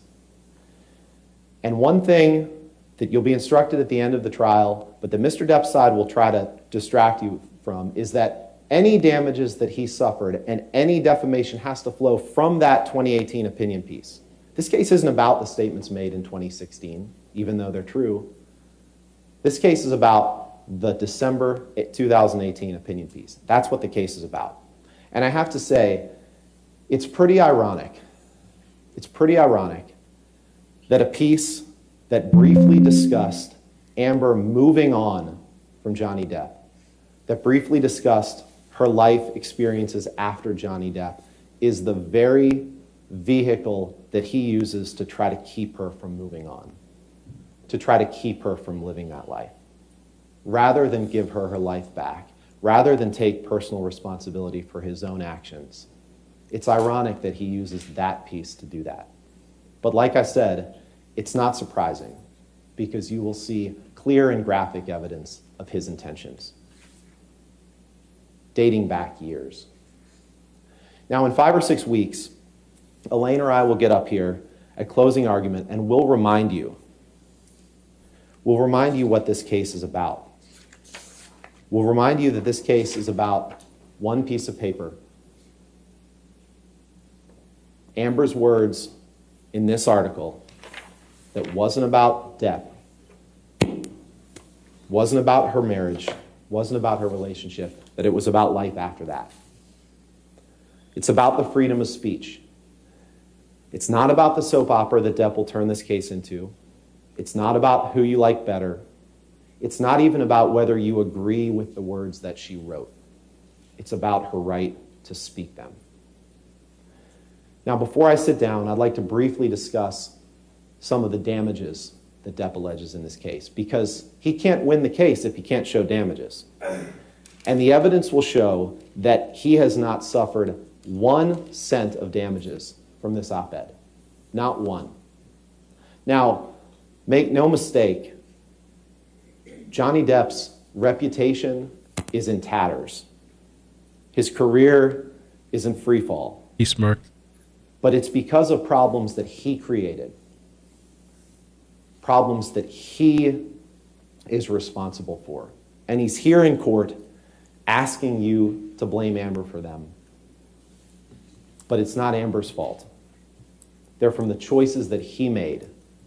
You'll hear a lot of evidence in this trial about those choices. You'll hear evidence of crushing drug and alcohol abuse. You'll hear evidence of Depp taking more drugs than you can count. You'll hear evidence that before one of the instances of abuse, a cross-country plane flight in May 2014 from Boston to Los Angeles, when he kicked Amber in the back on a private jet. You'll hear evidence that he had had no food for days, that he had used cocaine, that he had had half a bottle of whiskey, that he had had countless Red Bulls and vodkas, that he had taken pills, and on the plane decided to top all that off with 2 bottles of champagne. Hey, champagne. You'll hear evidence of that. And he blacked out on the plane, and he abused Amber and didn't remember anything about it when he woke up. You'll hear evidence of drug binges with his good friend Marilyn Manson. What? You'll hear evidence of that 3-day blackout in Australia that Ms. Vasquez tried to minimize and tell you was false. A 3-day blackout in which he abused and sexually assaulted Amber, Amanda. all because she had the courage to confront him about his drinking. Imagine that. A concerned spouse confronts her husband about his drinking and gets rewarded with that. That is what the evidence will show. That is what happened to my client. That 3-day blackout that led her to be so in fear for her life that she barricaded herself in her room. That same 3-day blackout that kept him from being able to do what he was in Australia to do, which was to film Pirates of the Caribbean 5. His behavior on that trip, both before the blackout and during it, kept him from being a reliable actor. He showed up late to the set, and after that blackout, he was gone from the set for a long time. Now, he did cut off his finger, but the evidence will show my client did not do it. And just imagine this, what Ms. Vasquez is trying to get you to buy is that Amber Heard somehow developed a major league level fastball and cut off his finger with a bottle. You'll see the evidence. You'll see that that doesn't make any sense. And you'll hear from Ms. Heard's experts who testify, including orthopedic hand specialists who testify there was no way that that happened. You'll also see pictures of what Mr. Depp did after he cut off his finger, when he dipped it in blood and paint and wrote graffiti all around the house. That's what you're going to see he did. What? And you're going to ask yourself, how can someone that is blacked out, how can they deny that they abused someone? How can they deny what they were told that they did? He has no credibility when he gets up here now in this court and tells you he didn't do this or do that when he was blacked out. So just remember that. Those were problems that he created. You'll hear evidence that the same addictions that led him to abuse Amber also led to the demise of his career as an actor. Like I said, as you saw with Disney, the evidence will show with Disney, he was unreliable as an actor, and those same self-destructive tendencies led to financial distress. Quite simply, he was running out of money, and that distress fueled his abusive tendencies toward Amber. And it led the public to think less and less of him. And you will see a parade of witnesses who testify in Johnny's case that all have one thing in common. They all rely on him. They're all on his payroll for the most part, or they rely on him for some sort of luxury in their life. And you'll see that of these witnesses. So in a lot of ways, Amber previewed the parade of witnesses when she said in her op-ed, and I'm going to read from it and quote it here. She said, and you remember when I said this, "Imagine a powerful man as a ship, like the Titanic. That ship is a huge enterprise. When it strikes an iceberg, there are a lot of people on board desperate to patch up holes, not because they believe in or even care about the ship, but because their own fates depend on the enterprise." Remember that as Depp's witnesses take the stand, none of whom know what happened behind closed doors between him and Amber, none of whom can testify to that. But remember that these are people who care about their own financial well-being, just as Amber previewed in that article. And they know what happens to people who stand up to Depp. They know what happens because they've seen it. They've seen it with Amber, and they've seen it with other people in his life who had the courage to ask him to change and who he lashed out against. These are people who helped enable the man who describes himself as the monster. Make no mistake, this man's poor choices have brought him to this courtroom. His own bad behavior, his own refusal to commit to sobriety, his own violence, his poor choices. And the people who have spoken up against it, they're the ones that have suffered the consequences. You'll hear evidence that he fired his longtime agent, that he got rid of his business managers and his law firms that had represented him for years. And no one has suffered from his refusal to take accountability more than Amber Heard. You'll hear evidence that 2 years before the op-ed, 2 years before that, Mr. Depp brought someone else into his life who helped convince him to blame other people. That man, Adam Waldman, who Ms. Vasquez introduced you to, had never met Mr. Depp while he was in a relationship with Ms. Heard, or while he was represented by his agents or his former business managers. But he convinced him that all these bad things that are happening in his life, he helped convince him of this, were other people's fault. And you'll hear evidence of that. Rather than take responsibility for cleaning himself up, Depp chose to blame other people. That's why we're here. And the evidence will show you crystal clearly that the op-ed had nothing to do with damages that he suffered. He's going to try to make it sound like this caused him to lose Pirates of the Caribbean 6, which is a movie that hasn't been made, but that Disney wasn't going to cast him in it because of Amber's article. But there's no evidence of that. The evidence will actually show that months before the op-ed, it was reported that Disney was considering dropping him from Pirates 6. The evidence will show that Disney had a dossier on him that had articles from the press, had other information about Mr. Depp, and they didn't have this article at all in their files. It didn't register with them, just as it didn't register with the public. The public had known since 2016 what Amber had to say about Johnny Depp. This didn't change any of that. The evidence will also show that he said he would not make Pirates 6 even if Disney paid him far more money than he'd ever made on a film. That's what the evidence will show. So any damages that he suffered in his career are not because of this op-ed. And it's time to make Johnny take responsibility, to tell him, Mr. Depp, stop blaming other people for your self-created problems, to take responsibility for your own life. And it's up to you, ladies and gentlemen, to make him do that. It's up to you, because you are uniquely qualified to do that. No one else has the power to do that. Only you, to tell him enough is enough, to stand up for the First Amendment, to stand up for the truth, and Amber's right to speak it. Thank you. All right. Thank you, Mr. Rottenborn. Ms. Bretterhoff? Yes, sir. I'm going to switch out. Okay.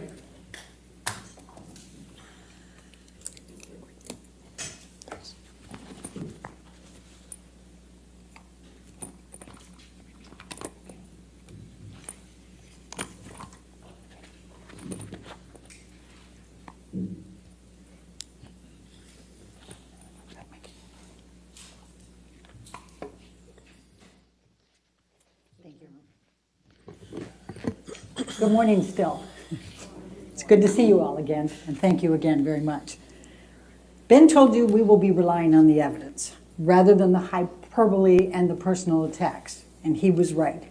The evidence in this case, simply put, is overwhelming and compelling. In the 6 weeks, we're going to try to show you as much as we possibly can. There are many, many, many photographs. Now, you heard Ms. Vasquez try to say, you can't trust those, it's not the originals. She's got that wrong. It's not from the original devices. Ms. Heard took all kinds of photographs, and her friends took photographs, and all of those remained on the cloud, and all of them have been imaged, and all of them have been examined by their IT experts, and they cannot discredit one photograph. Then she says, and it's got a photo editing thing. Well, all iPhones have the photo editing. It's where you can make it a little lighter or darker. You can move it to the center or not. That doesn't discredit the photographs, and we will have an IT expert who will testify that all of these are legitimate, authentic photographs. Not only that, but Ms. Heard produced all of her different devices over the years, including her most recent laptop, and they were pulled from many, many sources, and all of them are identical. So if she was going to go in and try to manipulate, she would have had to do it everywhere. And Ms. Heard will tell you she doesn't have that level of talent. There may be a couple of you on the jury who have that talent. She does not have that talent. They're all very legitimate photographs, and listen carefully to the evidence from the experts, and you will find every single piece is authenticated and is true. And they show bruises, and they show cut lips. They show hair pulled out of her hair. They show all kinds they show two black eyes when he headbutted her. Those are all going to be there. We also are going to show you a video, and I'll talk about the time frame of it. Ms. Heard took that on her iPad, and it was one day when she was in the kitchen with Mr. Depp, and it was February 10th, 2016, and he's on a tear, and he's going around, he's yelling at her and being abusive to her, and he's slamming the kitchen cupboards, and they're glass, and you can hear them rattling, and you can hear them breaking. Then he goes over with a big glass of wine, and he has a huge bottle of wine, and he pours more in there. And then she says, "Did you drink all of that?" And then he sees that she's videotaping him, and bam. That's going to be a pretty graphic one for you to see. Then you're going to hear audio tapes, which are pretty significant too. Ben told you about the May 2014 Boston plane incident, we call it, where he kicked her, where he was so drunk and he blacked out. Well, Amber audio taped him when he went to the back of the plane and passed out and was moaning loudly. You will hear that. You will also hear some other audio tapes that are very significant. One of them in Australia, at the end of the 3-day hostage situation. You will hear, apparently Mr. Depp turned on Ms. Heard's iPhone. She was never allowed to have a password, by the way. He would never let her do that during their relationship, but he must have inadvertently turned it on. There's 5 hours of audio tape. It's during the cleanup of all the broken glass and the liquor and the urine and the blood stains and everything else in that house. And you can hear his handlers talking about it. You can hear them talking about trying to find his finger. And that you can hear them say, "She's stone cold sober." You will hear all of that. It's very, very significant evidence.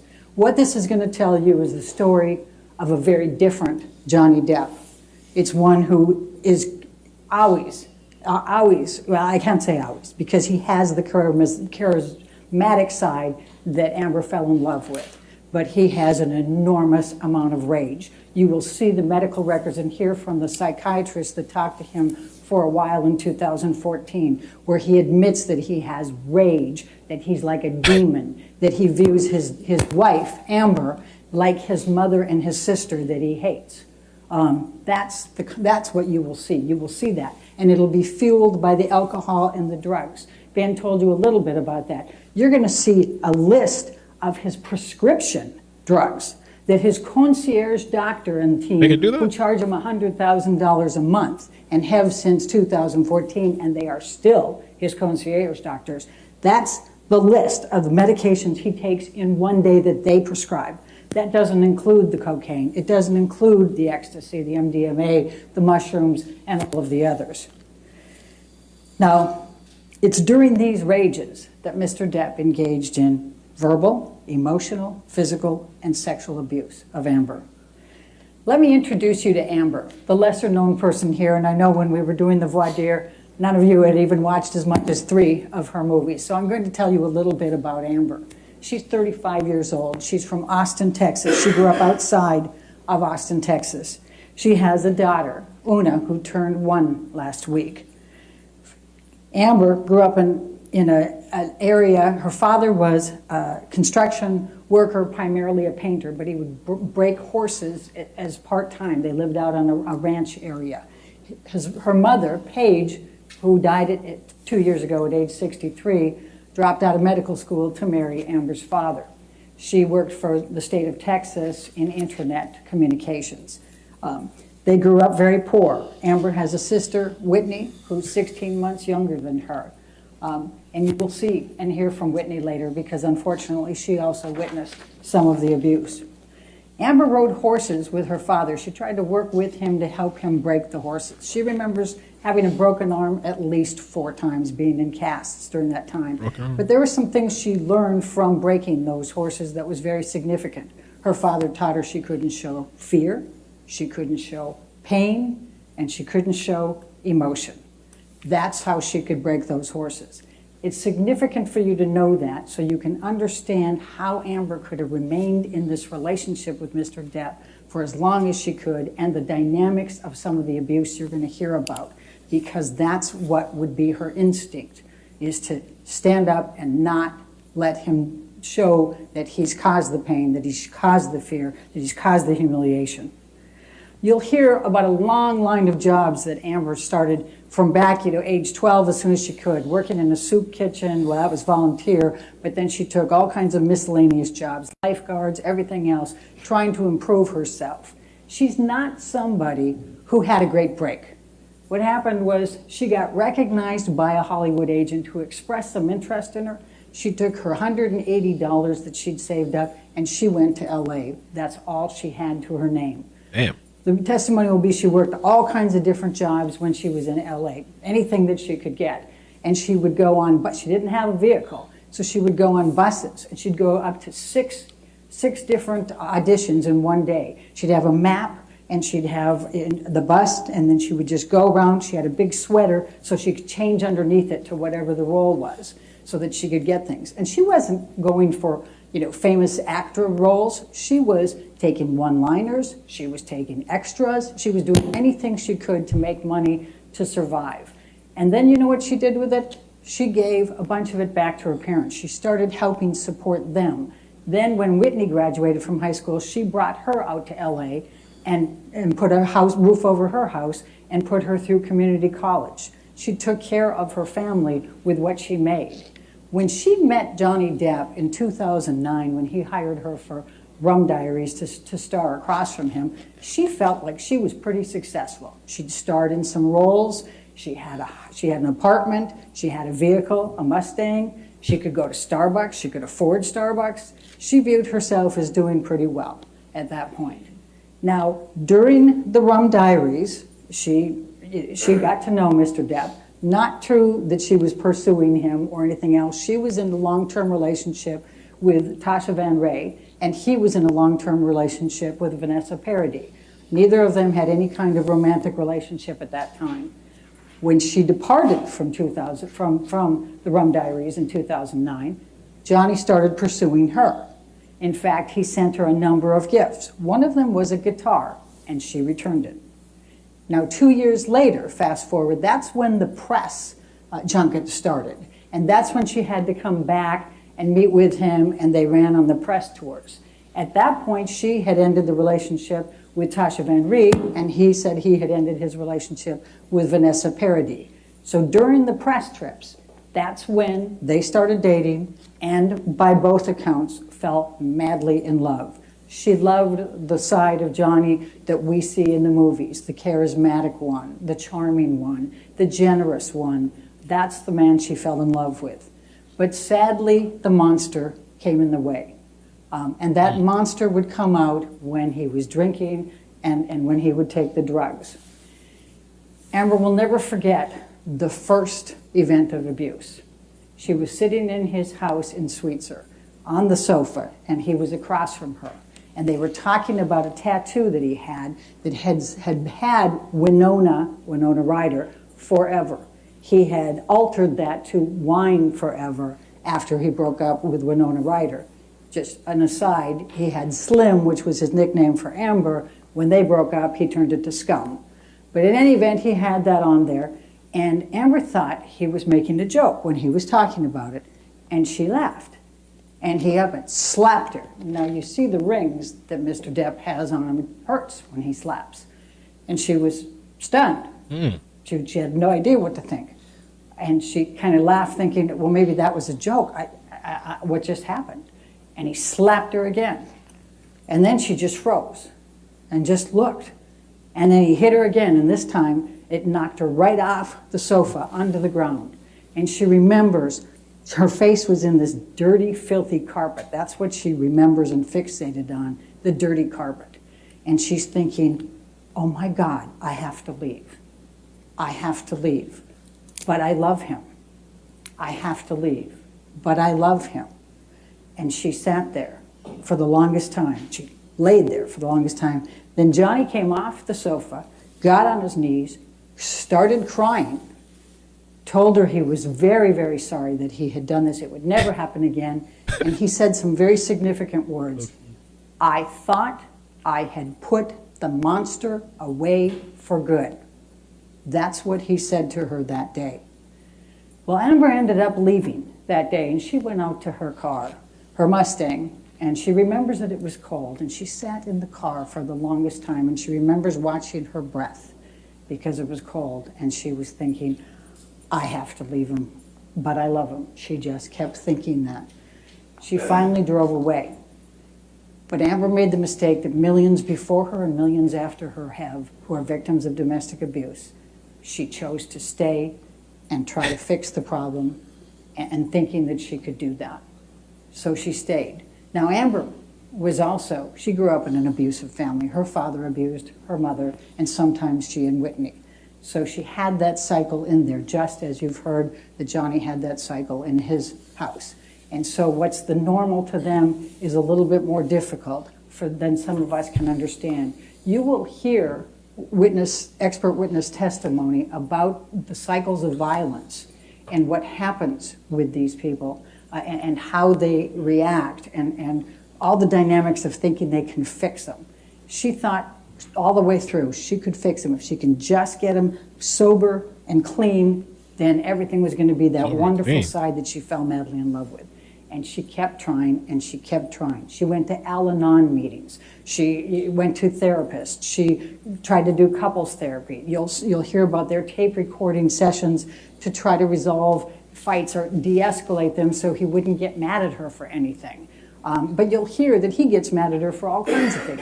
But he didn't want her to work. Here she's a budding actor who wants to be out there and succeed, and he doesn't want her to take roles. He starts controlling what she wears. He starts looking at her lines when she tries out for places. He nixes any romance scenes, sex scenes. He gets mad and accuses her of sleeping with every single one of her co-stars. It became a cycle of that, a control as well, emotional abuse as you go. But what's also significant in that is the property damage. And that's a hard one for Mr. Depp to be able to escape when he's claiming that he's such a docile thing and that it's all misheard. You're going to see pictures. He writes on mirrors, horrible things to her, writes on lampshades, on clothing, on countertops. In Australia, when you heard Ben talk about Australia, he wrote, the third day, as Amber comes out after she's barricaded herself and gone through a lot, and I'll back up on that in a minute, she comes out, he's got mashed potatoes spread across the top. He's written along the wall of the staircase going down all kinds of nasty things about her, and Billy Bob Thornton, the last one she was in a co-star with, and fucking ambition and all kinds of things like that. And then he's written on the lampshades downstairs, and then he's got more on the mirrors. And then, on top of it, you've got all the broken glass everywhere, and you've got the liquor everywhere, and it's just, and then he's urinated, tried to urinate messages to her. That's the Johnny Depp. That's the other side. Now, you're going to hear that Amber tried to protect him all the way through. She didn't want the public to know this. She didn't want his kids to know this. And so she didn't tell people about it. So let's go back. The first event that I told you about was 2011. And how do we know that it was in 2011? Because Amber was going to her therapist, Bonnie Jacobs. And Bonnie Jacobs has therapy notes of her sessions with Amber. And in those therapy notes, she chronicles the first time that Amber tells her that Johnny hit her. And it goes through into 2012, 2013, 2014. And you will see, and you will hear from Bonnie Jacobs, her saying, you know, this is a cycle of violence. This is a cycle of abuse. You can't enable him. You need to stand up for yourself. Amber will testify about how Johnny would get so drunk and so drugged out that he would vomit all over himself and worse, lose control of his bowels. She would clean him up. Damn, you're going to put him out. And you'll see Bonnie Jacobs in these notes saying, don't do that. You're enabling him. Don't do it. Leave him there. But what would happen was his handlers would then take care of him if she left him. So that's the story you're going to hear on that. Let me just tell you about a few of the events, and I'm going to start in Australia. That's the 3-day hostage. She gets there. Now, you will hear Mr. Depp testify under oath that for 15 to 18 months before the March 2015 Australia event, when he's there filming, that he's been sober, clean and sober. Then you'll see all the text messages for the last 18 months in which he's scoring drugs, in which you'll hear testimony from people in which he's gotten drunk and you know, taken all kinds of different drugs. The whole time. He doesn't get clean and sober. But he claims that he was clean and sober, that she came there, this is a month after they just got married. She flew in from filming The Danish Girls. She's there, and he claims that he was just sitting there calmly, and she was haranguing him. So he took a shot glass of vodka. And when he did that, she got mad, took the bottle of vodka, was 8 to 10 feet, about where I am from you, and hurled it at him, and it happened to just take off the bottom part of his finger. And then he says she came and burned a hole in his cheek. The testimony is going to be that he self-mutilated on a number of occasions and burned himself in the cheek and also cut himself. But Amber never did that. And you're going to hear from the experts testifying about this finger injury and how fantastic this version is. But the other part of it was he was with Marilyn Manson for the week before, scoring on cocaine. You'll see text messages of him getting it from his handlers, the cocaine and the liquor. And you'll hear so much before that. But Amber gets there, and instead what he does is he takes 8 to 10 tablets of ecstasy almost immediately. And the next 3 days are just a cycle of very, very, very violent activity by him. Amber keeps trying to calm him down. She tries to get him to eat. She tries to get him to sleep. She tries to do these things. And he would just, he was, at times delusional, paranoid. He would be, mad at somebody else. Then he'd be mad at her. And by the way, we'll talk about the prenup, but he called her lawyer, who she had because she wanted to give him a prenup, and then they got married too quickly, so she was going to give him a postnup. He called the lawyer from Australia, called her a bitch, and fired her. You'll hear the testimony from the lawyer on that. That's the type of Johnny Depp that was there. And he didn't want the postnup. He didn't want the prenup. But now they're going to tell you that it was her that was mad. You're going to hear she had a lawyer, and she was cooperating completely on that. So as you go through those 3 days of Australia, some pretty horrendous things happen to her.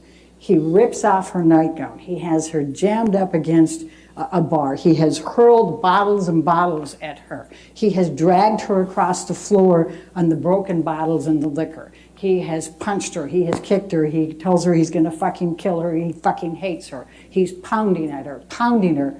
And then he penetrates her with a liquor bottle. What? That's the Johnny Depp that you're going to hear about in this case. Now, after that, Amber goes to the airport, and what does she do? She buys a book by a psychiatrist who's talking about couples therapy. She's already trying to figure out a way to fix it again, fix this marriage that's only a month old and her husband has just done these horrible things to her. Now they go back to LA. He's got to get his finger fixed, so he has to stop filming Pirates 5. They get there, and there's another fight in just 2 weeks from there. He's still using at this point. He's still drunk. But Amber finds on a TV screen, his monitor, she finds pictures of another woman, naked pictures of a woman, and text messages which show that he's clearly having an affair. She gets extremely mad. Amber can be jealous too. She can get angry. You know, she's half his age, and you know she's defiant. And we're not going to say she's perfect. She was mad as can be when she saw that, and she confronted him. The two of them were screaming at each other. Now her sister Whitney happened to be in the house. She was summoned. She literally was awakened to come and try to resolve this fight between the two of them. While she's there, Johnny starts hitting Amber, and Whitney ends up getting in between them. And Amber thinks that Johnny's going to throw her down, push her down the stairs because he's in that position.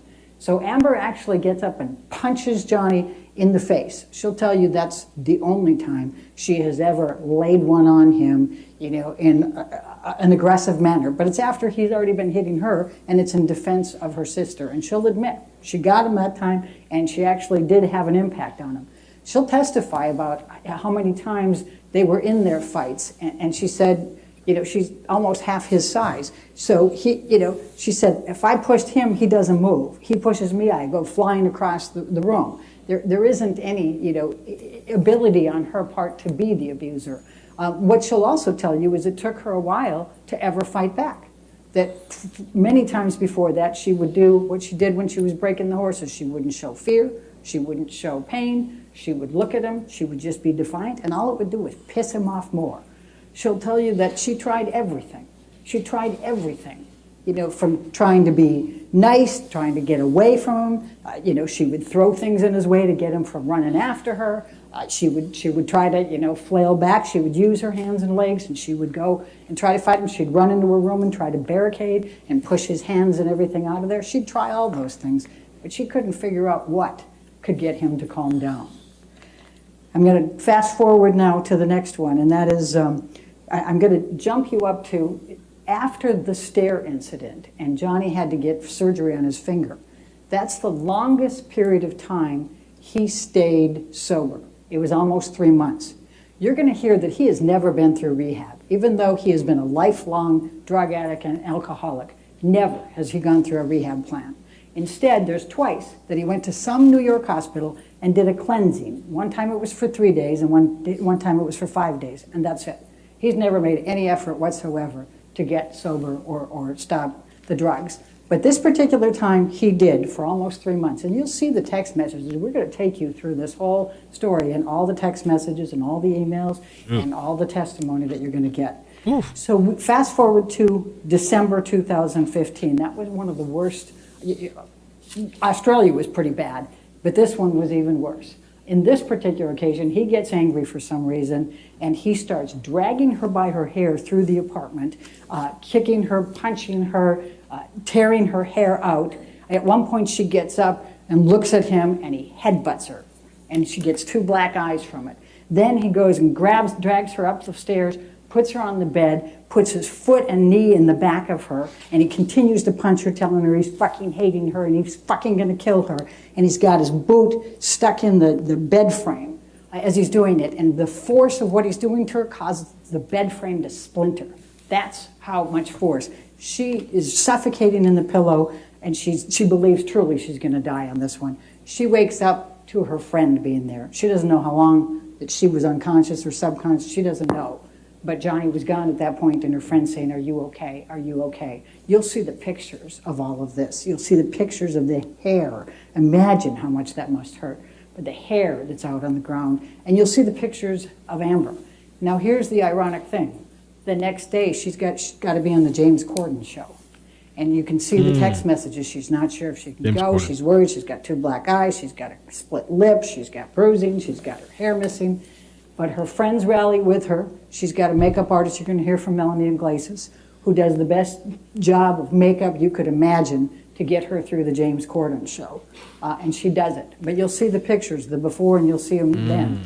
And that's the resilient Amber who says, I'm going to go do this anyway. Now, her friends, she tells Io, you're going to hear about Io Tillett Wright. He was in New York. She texted him and said, Johnny beat me up really good this time. Can you help? And he says, I was filming something. I stopped. I got the first flight out of there. I'm flying from New York back to LA. I see her on the James Corden show. I can see the swelling because I know her well. I can see the swelling. And then he said somebody touched her and she flinched on the show. He said, that's not like Amber.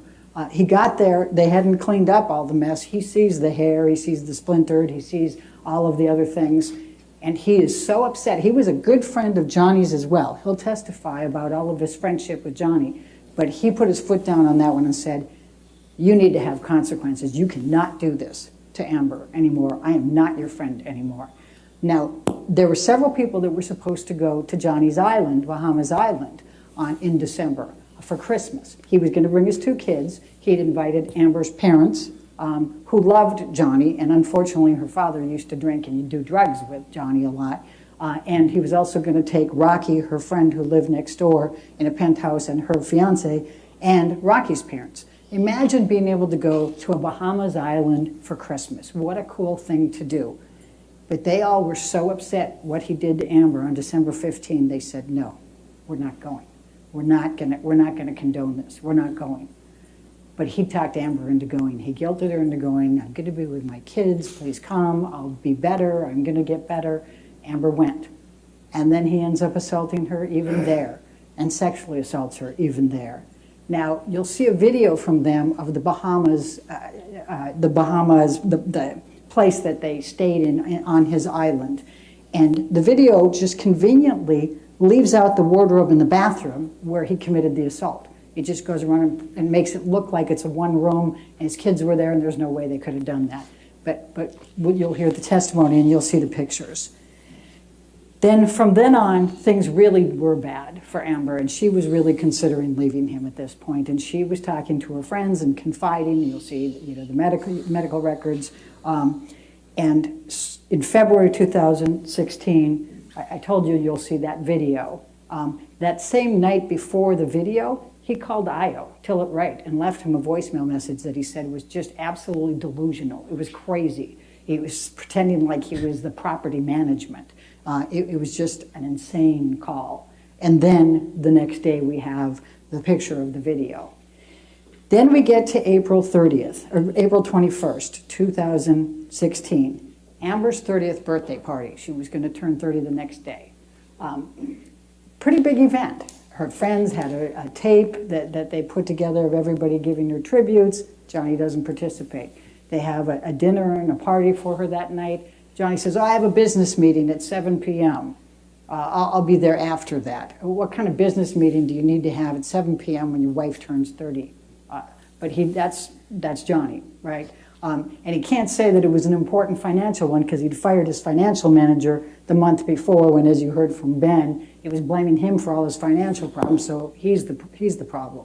So he shows up late, drunk, drugs, and after everybody, and he's even drinking while he's there, and he's telling the other friends, and you'll hear from one of them, that he's saying, hide the bottle from Amber, hide the bottle from Amber. When they all leave, she expresses her disappointment. He gets mad and assaults her again, including sexually assaults her. Then he goes away, and he doesn't come back for a month.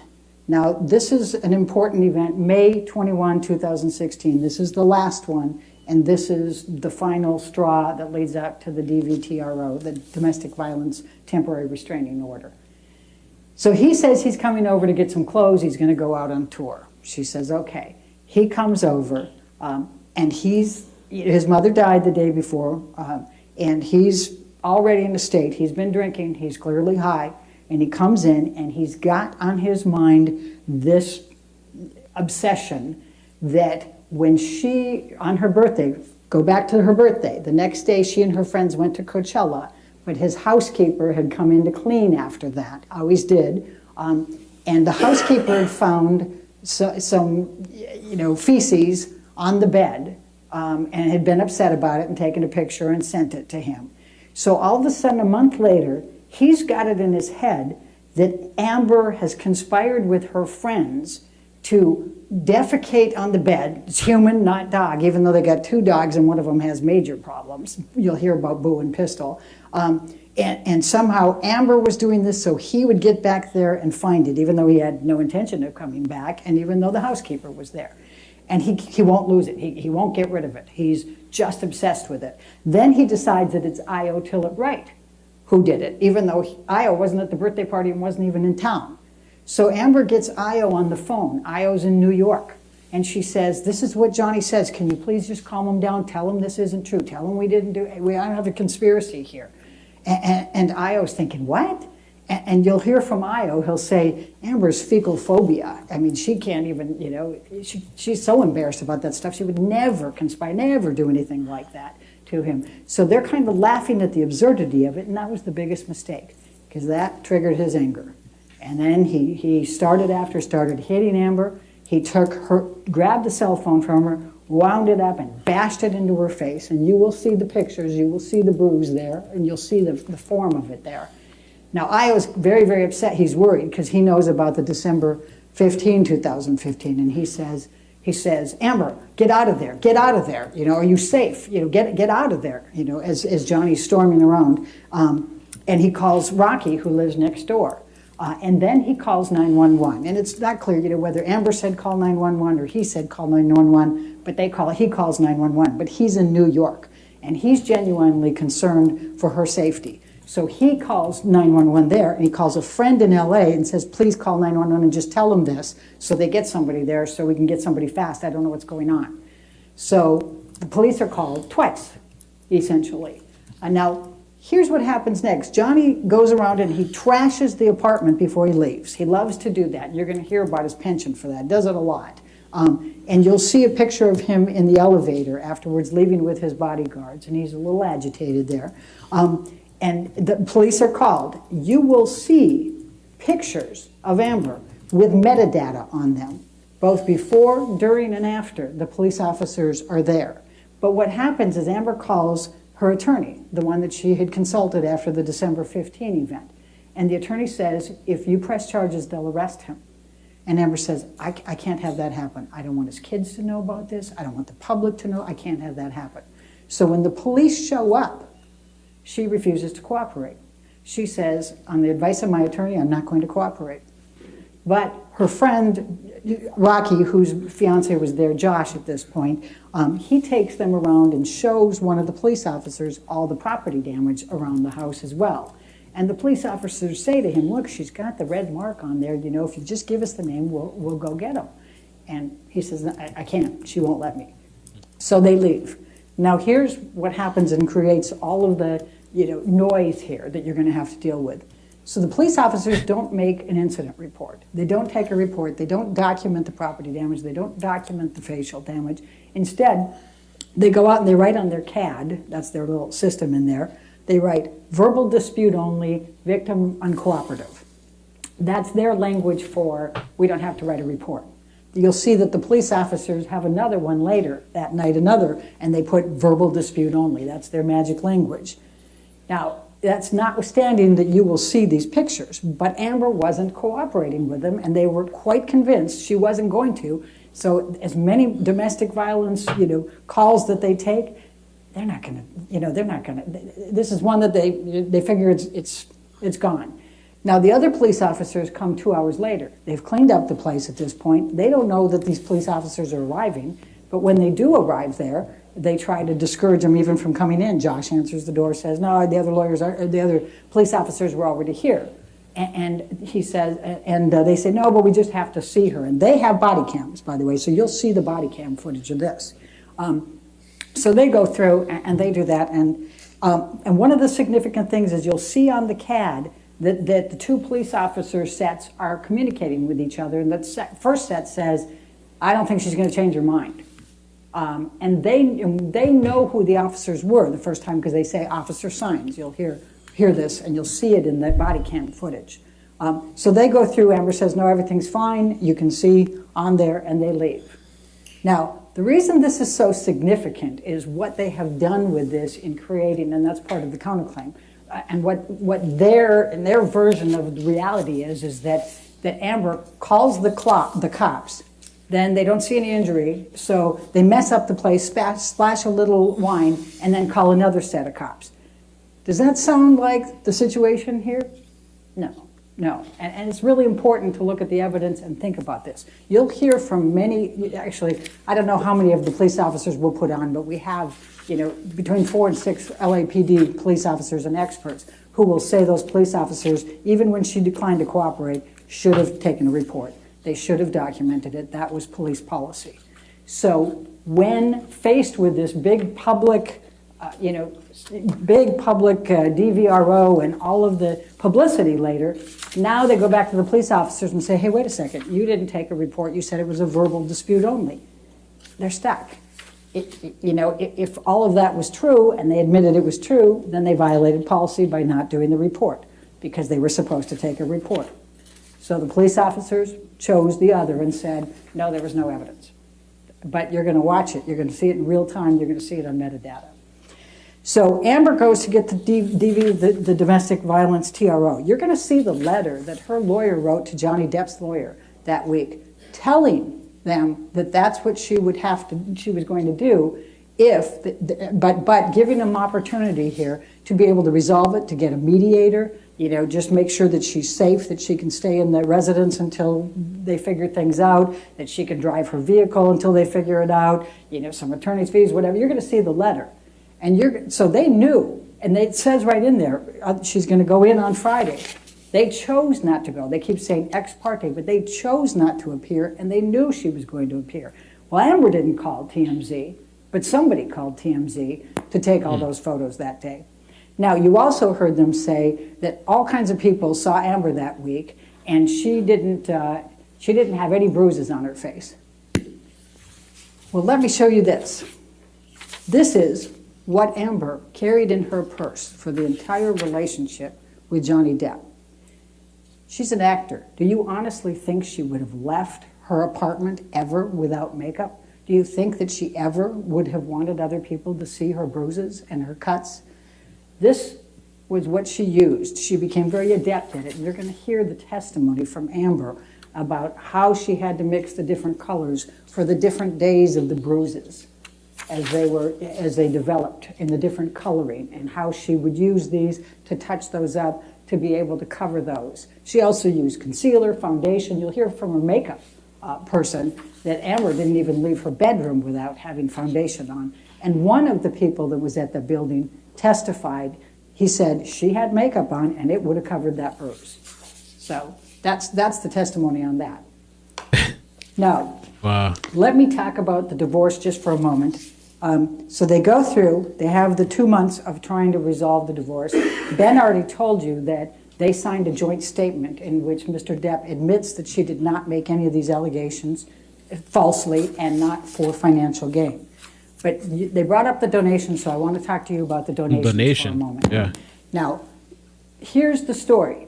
Amber didn't have a prenup. She didn't have a postnup. She was more than willing to do that, but as I told you, Mr. Depp fired her lawyers and said, only till death. That's the only way we're going to part is through death. We don't need a postnup. We don't need a prenup. That's Johnny. It's true his advisors were all telling him, get one. And she said, I'll get one. And she hired a lawyer. But anyway, she didn't have a prenup. So what you're going to hear is that meant no matter what, whether it was abuse, adultery, irreconcilable differences, abandonment, doesn't matter. She's entitled to 50% of everything during that marriage. Well, he did Pirates 5, and he did 2 other movies during that time, and you'll see that he made $65 million during those 2 years. Half of that is 32.5. Amber didn't want that. You'll see a letter, you'll see an email from her lawyer that she forwarded on to her agent, who became Johnny's agent later, saying, I want you to sign this because you're entitled to a whole lot more than $7 million. And I don't want you to come, basically, I don't want you to come back and sue me for malpractice. That's what her lawyer tells her. And then her lawyer says, I offered them even less than I demanded less than they offered. In other words, the $7 million was less than Mr. Depp's team was even offering to her. And she said, I just want to be left alone. I just want to get out of this marriage. I don't want it. I'm not doing this for financial gain. So she didn't take the money. So she said, I'm going to donate all $7 million of this to charity, half to the ACLU, half to Children's Hospital. And then what happened was the first, and by the way, the $7 million was paid out over time. It's installments. It was over, you'll see the documents, but it's over a couple of years, right? So his business manager, Ed White, you'll see the letters, he sends the first $100,000 out of the $7 million to each of them and says, this is a pledge towards the $3.5 million that Amber's donating, and she'll be paying that in installments. So everybody knows she's paying it in installments. You're going to hear differently from them now, but you're going to see that was the admission at the beginning. You're going to hear from Children's Hospital and the ACLU that they assumed this was a pledge paid over a period of time because that's what they do because of tax deductions and things of that nature. So Amber she makes a $250,000 payment to Children's Hospital. Then she also makes a $250,000 payment to Art of Elysium, which is another charity that she worked for. And used to feed and used to do a lot of arts work with the Children's Hospital. She pays $350,000 to the ACLU. Now, in addition to that, she also was dating Elon Musk by this time. You'll find out that Mr. Depp is obsessed with Elon Musk, but she's dating him, so he gives $500,000 to both of those charities in her honor. Now, she doesn't claim that's part of the $7 million. But what happens is that she makes her payments up through 2018. Mr. Depp sues her March 1, 2019 in this litigation. She can't afford right now to be making those pledges. She's got to defend herself. But she has every intention of continuing to make those payments. She has been a lifelong person who has served charities. She used to volunteer at Children's Hospital 3 times a week when she could. She's very much that kind of person, and she intends to. And both ACLU and Children's Hospital will tell you they have no reason to believe she won't be good on her pledges. There's nothing that required her to do a certain amount at a certain time, and she will give it to them once she's able to afford it again. Now, let me talk about the counterclaim for a minute. And then I have to promise to let you go at some point, don't I? Yeah. So Mr. Depp has decided, you heard from Ben, you're going to see some really, really terrible text messages from Johnny Depp on how he viewed Amber Heard. He calls her some horrific names. But in the summer of 2016, he vows he's going to haunt her. He vows she's going to suffer global humiliation. He says he's going to live in her and she will never forget him. And he meant it. So, in the summer of 2018, you heard Ms. Vasquez say he wants to clear his name, he can't be called a wife beater, etc. But an article, an op-ed appeared on the Sun Times in London. They called him a wife beater. It was written by Dan Wooten, the CEO, or the chief editor of the Sun at the time. And he is writing because Johnny Depp is being cast in Fantastic Beasts 3. And so the article is, why is J.K. Rowling genuinely...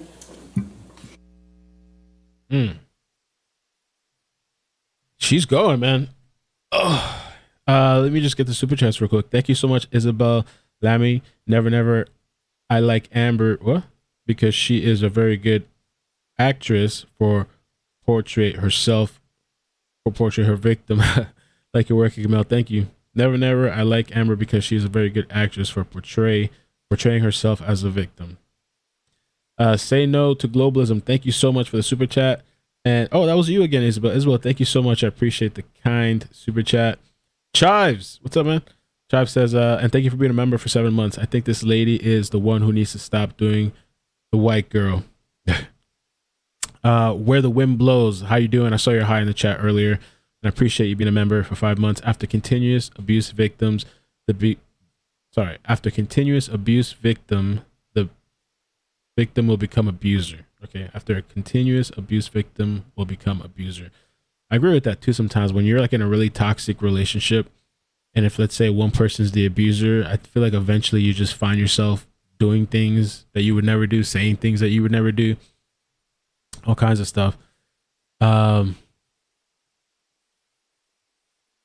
thank you for the subscriptions too. I appreciate it. And if you guys could hit like, please. Thank you so much for joining me this afternoon. Thank you to the mods. Shout out to the mods. So you will hear testimony. Let me back up a little bit. So you have heard from Mr. Depp's team that they are going to claim that Amber Heard abused Johnny Depp. You also are hearing from them that he says that she cut off his finger. When you look at the text messages and you look at the emails, you will see that in every one of those, Mr. Depp said to Dr. Kipper, to David Heard, Amber's father, and to others, I cut off my finger. You will see that. He never, throughout the entire time he was married to Amber, ever claimed that she hit him. He never, ever, throughout the time he was married to Amber Heard, claimed that she cut off the finger. Only 2 years later does he, for the very first time, start claiming she abused him and start claiming that she cut off the finger. I'm going to ask you to look hard at the evidence in this case, because the evidence is going to show that it never, ever came up before. Now, let's talk about the counterclaim for a few minutes. There's a few statements here. Now, they've said, why are you suing Adam Waldman? You heard from Ben that Adam Waldman didn't come into Johnny Depp's life until October 2016. He wasn't there for any of their marriage. He doesn't have any personal knowledge of their marriage. Everything he does is based on Johnny Depp. Johnny Depp used Adam Waldman as his agent, and you will see a bunch of texts where he's saying, yeah, man, he's going after these people. He's doing all this stuff for me. He's suing my business manager. He's suing the lawyer. He's going at, he's doing all this. He's also going to the press and making all kinds of statements about Amber Heard. And those statements are as follows. And Heather, if you can pull up the first. She came loaded. The first one is Adam Waldman, Depp's lawyer, said afterwards, Amber Heard and her friends in the media use fake sexual violence allegations as both a sword and a shield, depending on their needs. They have selected some of her sexual violence hoax facts as the sword, inflicting them on the public and Mr. Depp. Now, there isn't any sexual violence hoax. There isn't any hoax at all. But he's out there affirmatively stating that she's got this conspiracy with her friends and she's making these things up. And it's very, very damaging and harmful to her. The testimony will be that these Depp fans take and run with these things. And you're going to hear from an expert who talks about computer-wise, when you search the hoax and you see that it just spreads out into the internet and the social media and generates a lot of negative publicity for Amber. Statement 2, please. Yeah. This was made in April of 2020. Depp's lawyer, Adam Waldman, said the various discrepancies prove that nothing Heard and her friends said about the events of May 21, 2016 could be considered credible. Quite simply, this was an ambush, a hoax. They set Mr. Depp up by calling the cops, but the first attempt didn't do the trick, he told DailyMail.com. The officers came to the penthouses, thoroughly searched and interviewed, and left after seeing no damage to face or property.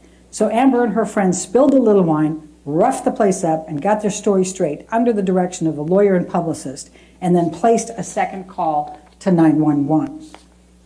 Now, I've already told you all about the events of May 21, but you're also going to hear from the second set of officers. There's no way that Amber was trying with her friends to now get charges pressed against Johnny. They'd cleaned everything up. They didn't want him in there. The absolute opposite of what he says there. The third statement, if you may. Depp's attorney, Adam Waldman, said, when Amanda Day Cadenet, that's a friend of Amber's, Amber Heard's best friend and Me Too activist, recants her support for Ms. Heard and testifies against her, you know we have reached the beginning of the end of Ms. Heard's abuse hoax against Johnny Depp.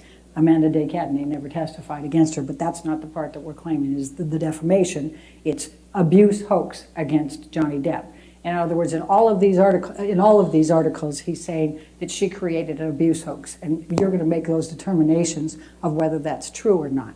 But what we're going to show you is that that not only was tremendously damaging to Amber, emotionally, and you're going to hear from an expert on domestic violence and intimate partner violence, IPV, about how those triggers happen when you have somebody who's gone through all of this and she's trying to heal and she's trying to get past this, and then bam, you come in there and you inflict this and put this out in the public, and everybody runs with it. There's over 1 million, we're going to tell you about 1 million different searches on the Twitter from these different hits, how that impacts her emotionally every time somebody calls her a liar for what she went through and how hard she tried to protect Johnny Depp so that his children and the public never found out about that Johnny Depp, and how much that has harmed her, and how much emotionally that's impacted her and re-triggered. But we're also going to talk to you about the reputational damages for that. Amber made it through the divorce. Then she got cast in Aquaman. A few of you saw that. That was a blockbuster. It was the highest grossing movie in DC Films history ever, up to this point. It hit over $1 billion in a very short period of time. It was a mega, mega hit. She was moving forward. Then she gets hit with these defamatory statements and all of the Depp followings and the computer and Twitter and everything else. Nobody wants to touch her.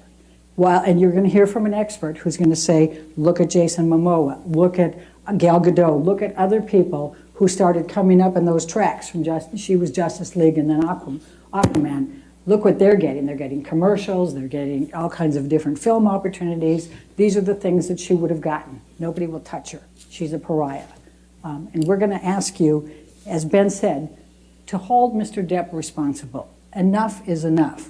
But we're also going to ask you to hold him responsible and try to fully and fairly compensate Amber for what he has done to her.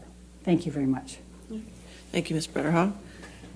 Based on the time, ladies and gentlemen, I think I'm going to release you for lunch a little early so we can just start with the first witness when we get back from lunch. I think it's just a natural break.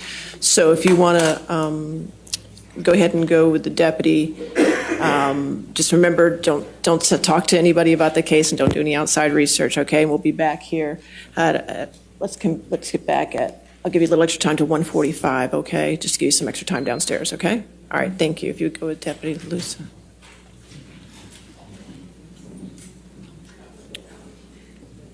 All right.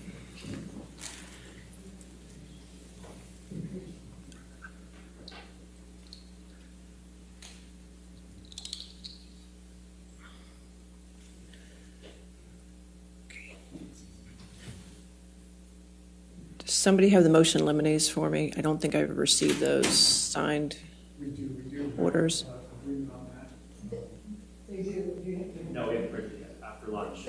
Okay, first thing after lunch I get them? Yes, Your Honor. Okay, all right, that's perfect. Anything else? All right, we'll be back at 1:45 then. Thank you. All right.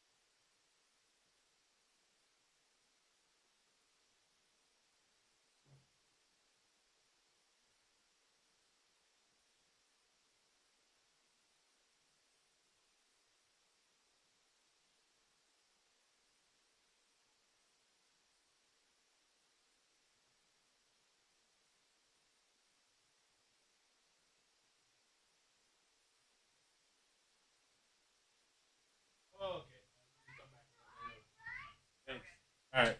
Bye. Hey, so I guess there's a lunch break.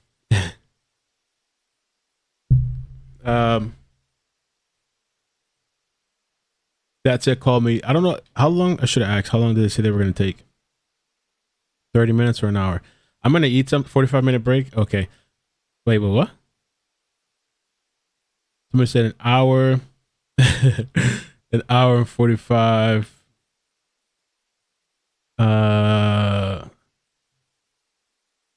1:45 return. I wonder if I should put something on the screen.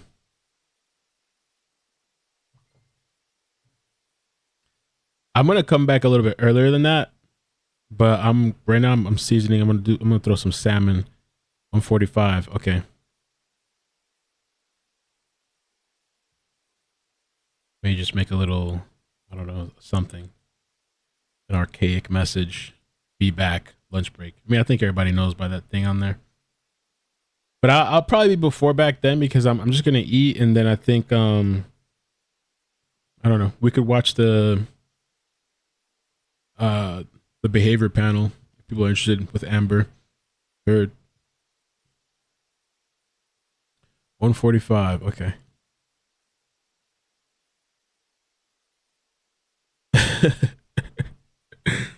All right, let me type something out real quick.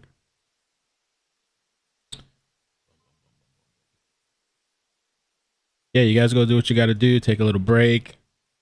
My friend wanted to call too, but I feel like I need to get something to eat, so I don't. 145.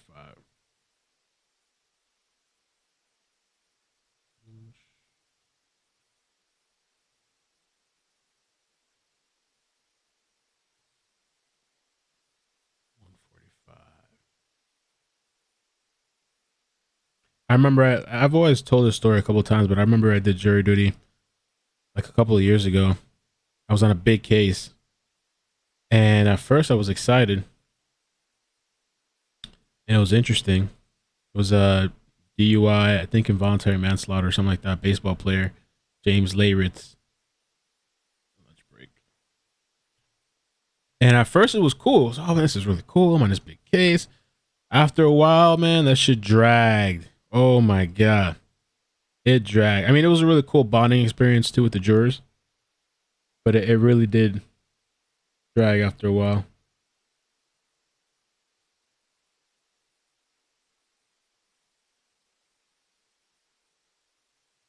Lunch break. Something like that.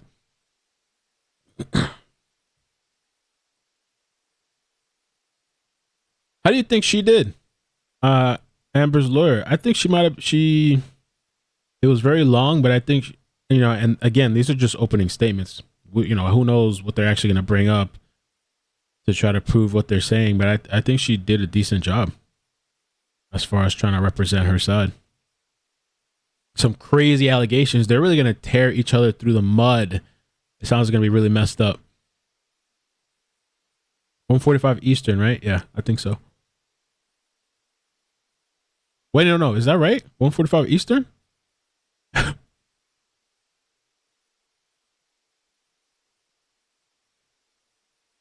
I don't even know now. Somebody has to make a world clock, and put it up there for all the different time zones.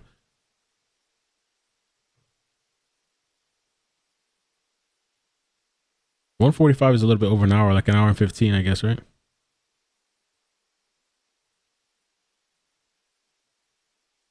Hour and 10 or something like that by now. Yeah, her lawyer did a good job. Her lawyer was like pulling things out back to back to back. Johnny's first attorney, I wasn't impressed with. The second one, I thought she did a decent job. The first one that Amber had, it was like, eh. The second one that Amber had was bringing out the cannon.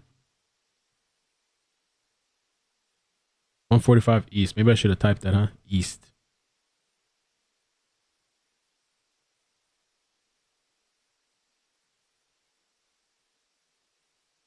And I guess they are going to go over the poop incident. Poop gates.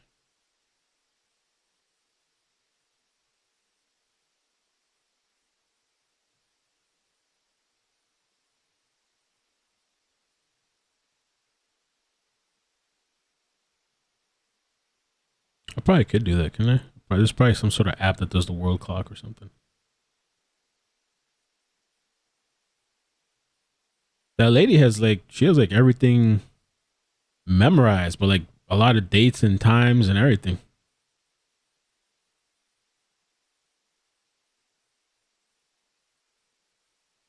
Yeah, the opening statements have kind of interested me too, into kind of hearing some more. It's probably going to be SCY, I guess 6 weeks. I guess they're going to be bringing all kinds of experts, the police.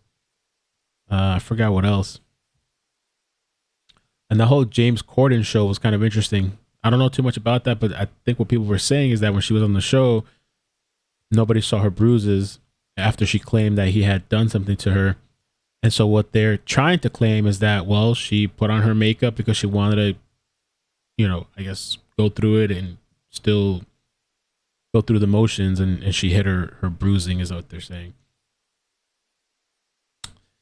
Just be back in an hour and 15 minutes. Yeah.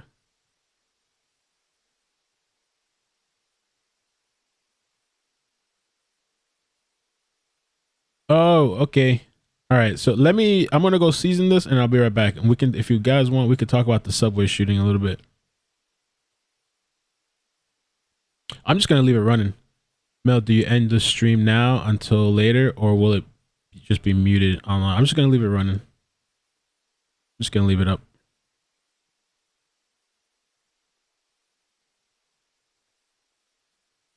Yeah. My Beavers unit, this shit has been going on for years and years. Marriage counselor on Depp's side too.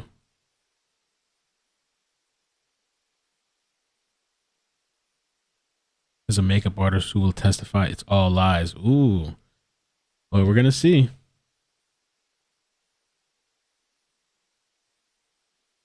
We're gonna see. It's piqued my interest a little bit more. I'm kind of glad that we decided to, because I was having multiple conversations with people like that set, Jazz. I was also talking to Shay and just a variety of people. I'm like, damn, should I cover this? Should I not? Somebody even left me a comment yesterday. It's funny, right? I'm like, I'm gonna go season this shit. I'm just gonna sit here with you guys the entire time talking. Okay, and Shay sent me something about the New York situation, so we'll touch on that in a minute. Somebody sent me a text yesterday, or not a text, a comment, and they said about this whole covering this story. I took a screenshot. That's what they said. You have worked hard, Mel, and established integrity in your content. Your focus is so valuable in cases, especially those that don't get much coverage. This is important. Just my thoughts. Leave the Hollywood falafel to endless media outlets that will take the easy road. You're better than that. Thank you for your good heart and work to giving people and families a voice. So I saw that and thought about it a little bit yesterday, but at the same time, I think I've been wanting to do a trial for a while. And this just happens to be the first one, because we're going to be waiting forever and forever and forever with this Ethan Crumley thing. They just keep like rescheduling dates and this and that. And now this whole attorney crap where they're just like, oh, maybe you should have two, like, be tried separately. But I'm also for kind of experimenting and taking risks and chances, you know? And you just never know how things are going to turn out. And what I plan to do, like I said, I don't want to commit to it, but what I'd like to do some days, especially like the few days I don't have my daughter, maybe do some extra stories, simple, quick stories on the side that I can maybe feature after the stream.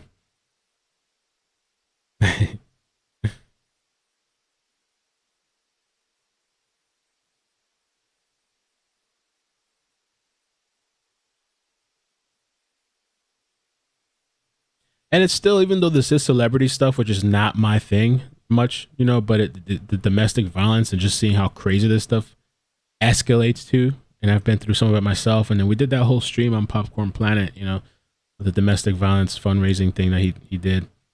It's just kind of interesting to see how wild, especially, I mean, for people that have been around watching this story, I guess for them it's not that surprising. For me, it's like, holy crap, these people are a mess. And there's a bunch of people like this, I guess. But anyway, okay, I'll be right back. I'm going to go season. I'll be back in a few. I'm going to throw it in the air fryer. The whole respect thing and credibility, it's kind of funny to me too, because people used to tell me that all the time, a long time ago. And the thing with the internet and YouTube, there's people that do such trashy, deplorable things, and nobody cares. They get views, subs, you can fabricate stuff. And so when people talk about credibility, I kind of like chuckle to myself. Oh yeah, credibility. The internet doesn't respect credibility.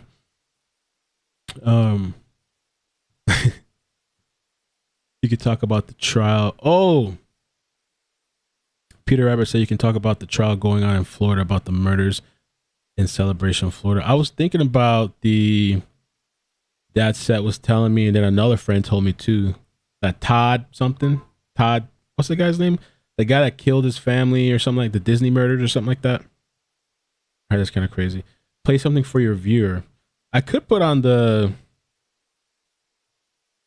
thing in the meantime while I go season this. People that just want to hang around. People are asking about the NYC attack. Well, I don't want to have to stop that though. Damn. Because I could do the behavior panel, but the behavior panel is like 40 minutes. Oh, or we could just play it until I come back and then we'll stop it and then continue some other time. And Shay, I don't know what videos you're sending me, but if it's super graphic, I can't play that. I have to take a look and see what it is. About the subway attack. Multiple people shot on 36th Street station. Multiple undetonated devices are also found. So this was like this is really a big story because, I mean, was this like a terrorist attack? Yeah, see, she sent me something with like blood, severed limbs or something. Oh no, it's not severed limbs. It's blood everywhere though. Let me see if there's a live stream with the subway stuff from New York, and I'll play that in the background while I go do this. Let me see something.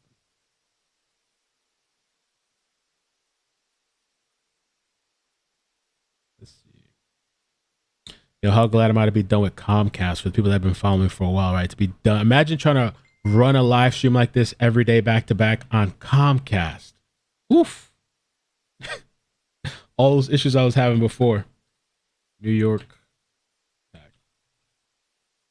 Oof, imagine being on Comcast. There's some choppers flying. Let me see if there's any. See what's going on here. No audio.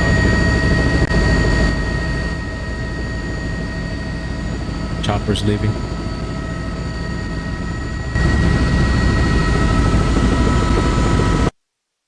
Let's see if I find another one.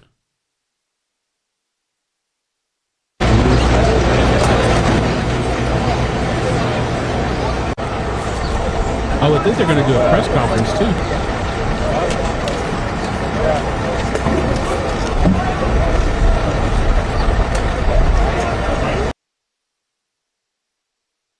It's like a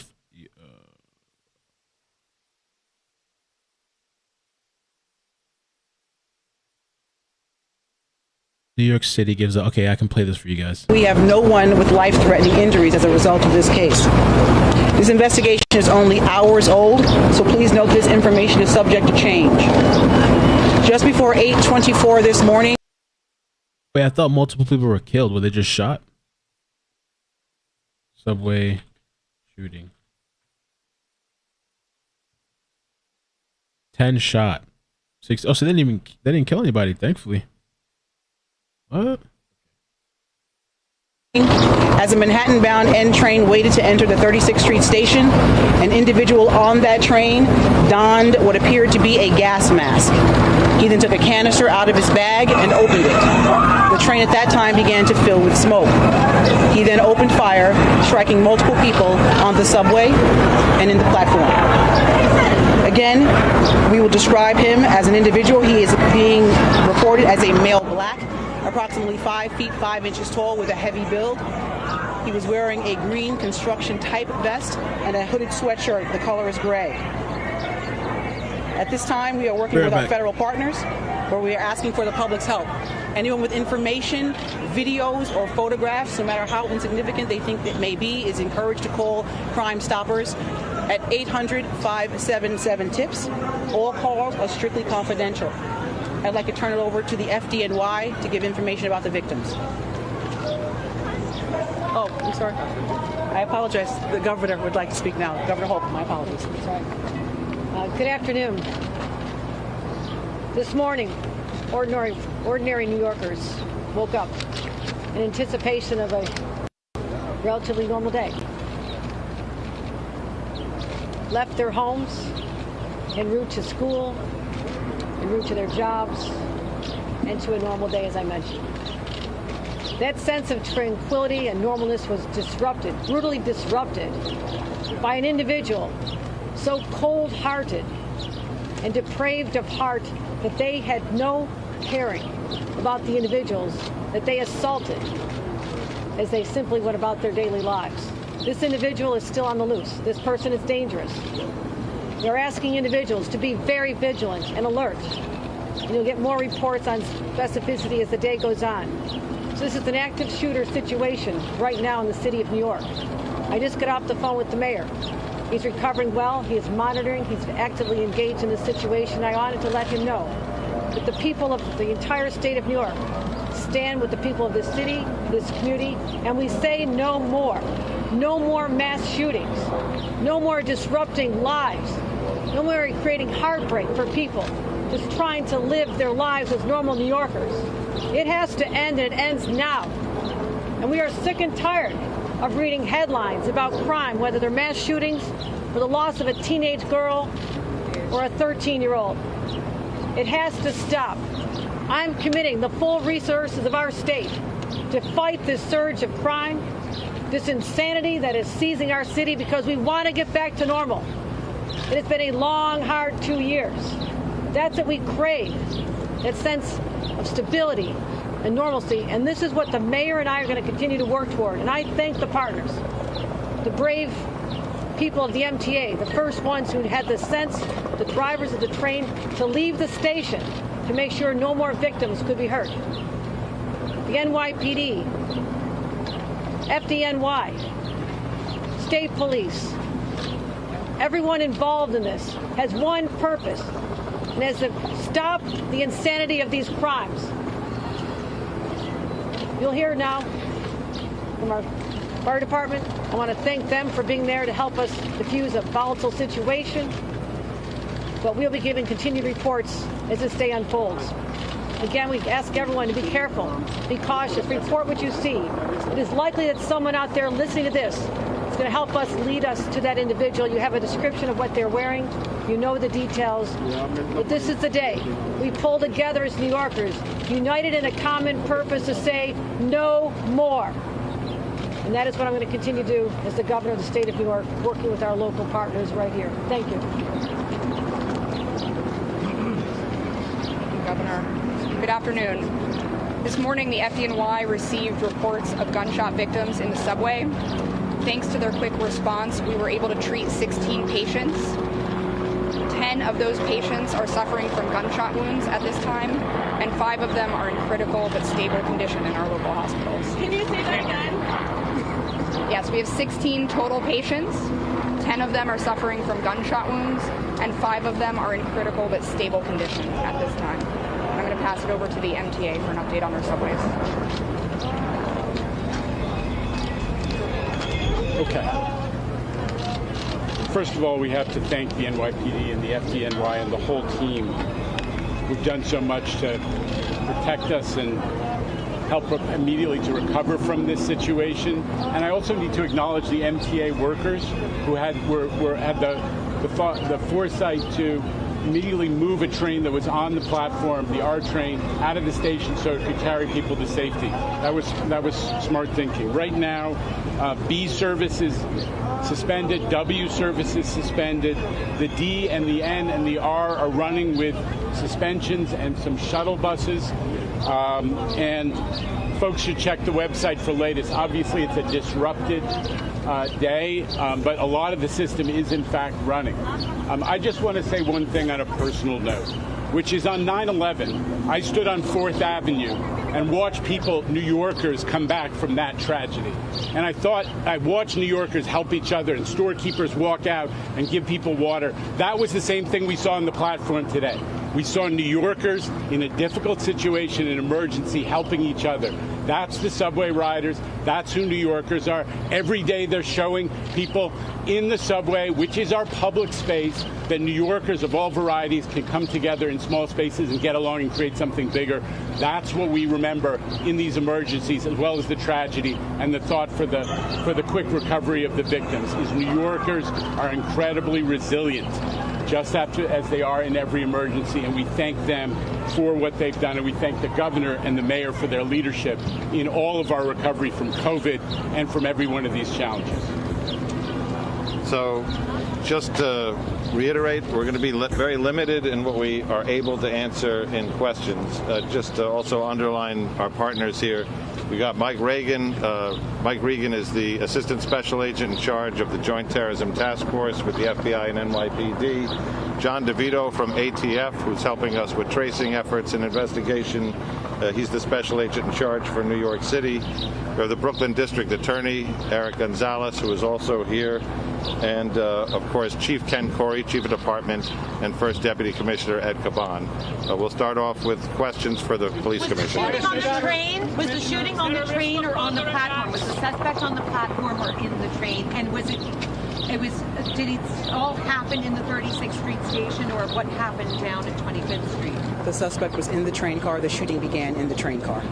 Commissioner, can you give us some more detail exactly what happened in the car? Did the suspect say anything? What type of weapon did he have?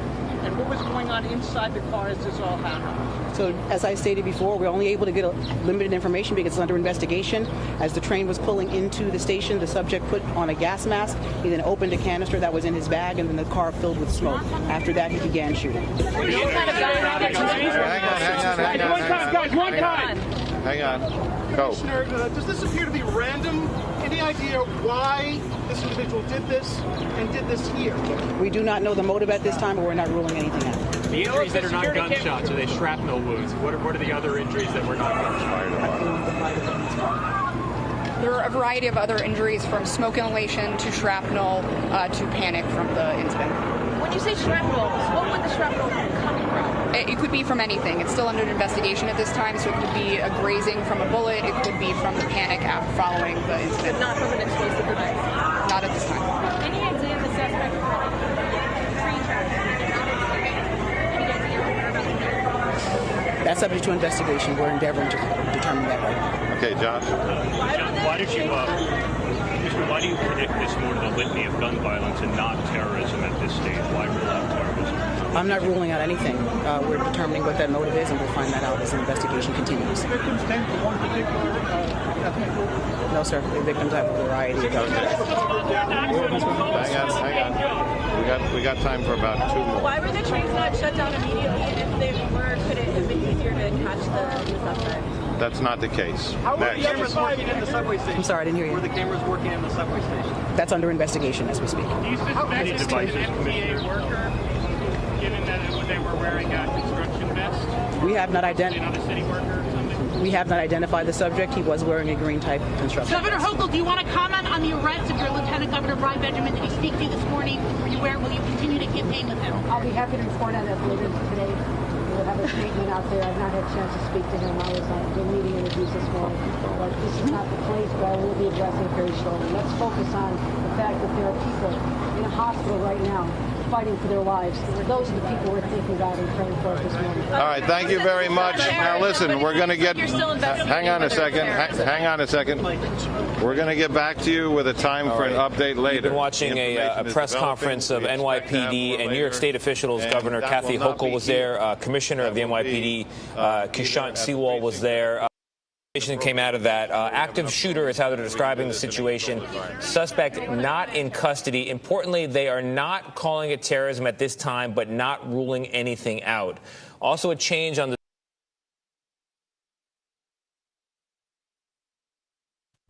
If it's not terrorism, what is it? A mostly peaceful attack. I'm almost done. And we still got plenty of time. So I'm thinking once I get my food ready here, we could watch the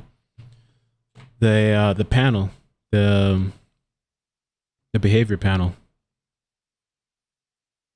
Would be interesting to watch that.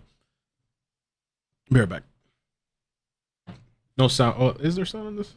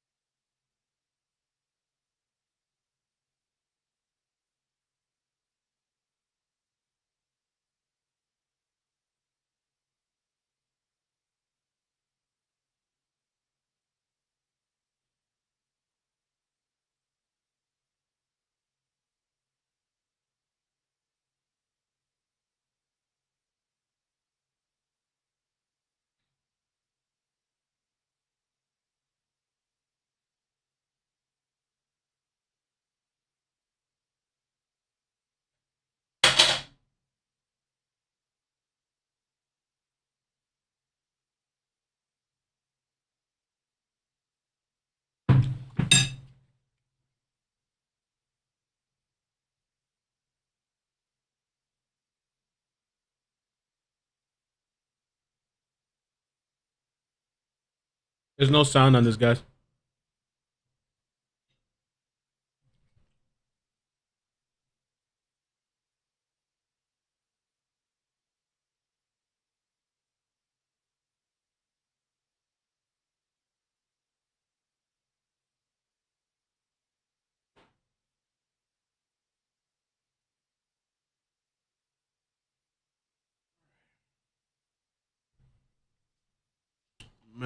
Hey, I'm here. There's no audio for it. I could find some of the audio for you guys. This is just them. Oh, it's like frozen. What happened? Oh, that's it. The court is on a word from our Court TV team in the field that the first witness that will be up will be Johnny Depp's sister. Her name is Christy Dembrowski. Ooh. We understand she's going to be testifying in the courtroom, not remotely. That is the word from our field crew who is on the ground there in Virginia. So we're a little bit behind on our video because we're showing you all of the opening statements. We're going to go back now to the last part of the open delivered by one of Amber Heard's attorneys. So you will hear testimony. Let me back up a little bit. So you have heard from Mr. Depp's team that they are going to claim that Amber Heard abused Johnny Depp. You also are hearing from them that he says that she cut off his finger. When you look at the text messages and you look at the emails, you will see that in every one of those, Mr. Depp said to Dr. Kipper, to David Heard, Amber's father, and to others, I cut off my finger. You will see that. Oh, shit. Oh, wait. What did I do? Did I just fuck up? I think I messed up.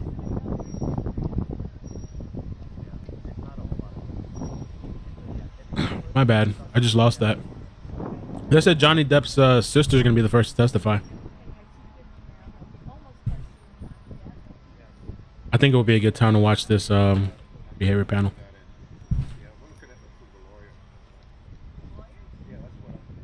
On the left are non-GMO. Non-GMO.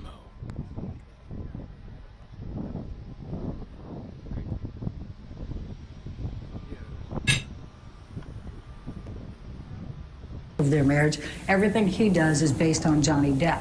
Johnny Depp used Adam Waldman as his agent, and you will see a bunch of texts where he's saying, yeah, man, he's going after these people. He's doing all this stuff for me. He's suing my business manager. He's suing the lawyer. He's going at, he's doing all this. He's also going to the press and making all kinds of statements about Amber Heard. And those statements are as follows. And Heather, if you can pull up the first.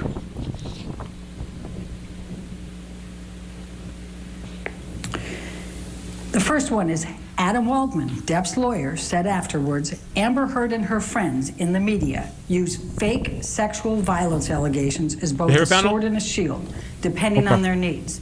They have selected some of her sexual violence hoax facts as the sword, inflicting them on the public and Mr. Depp. Now, there isn't any sexual violence hoax. There isn't any hoax at all. But he's out there affirmatively stating that she's got this conspiracy with her friends and she's making these things up. And it's very, very damaging and harmful to her. The testimony will be that these Depp fans take and run with these things. And you're going to hear from an expert who talks about computer-wise, when you search the hoax and you see that it just spreads out into the internet and the social media and generates a lot of negative publicity. Greg Hartley, I'm a former... Statement 2, please. Close This some of was the stuff made in out. April of 2020. Okay, let's listen to a little bit of the behavior panel. I'm about to get on camera in a second. I'm almost ready. And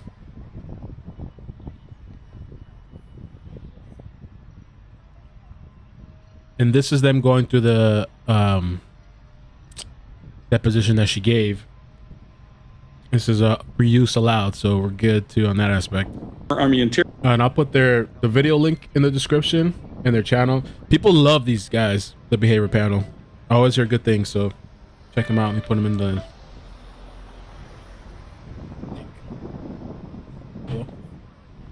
Hey.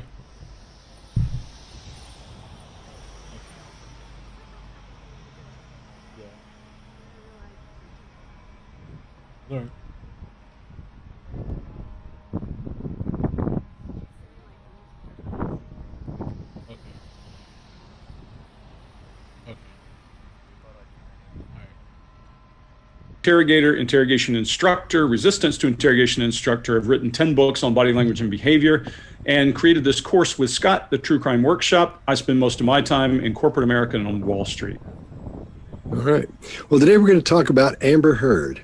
She's married to Johnny Depp, and apparently they're getting divorced.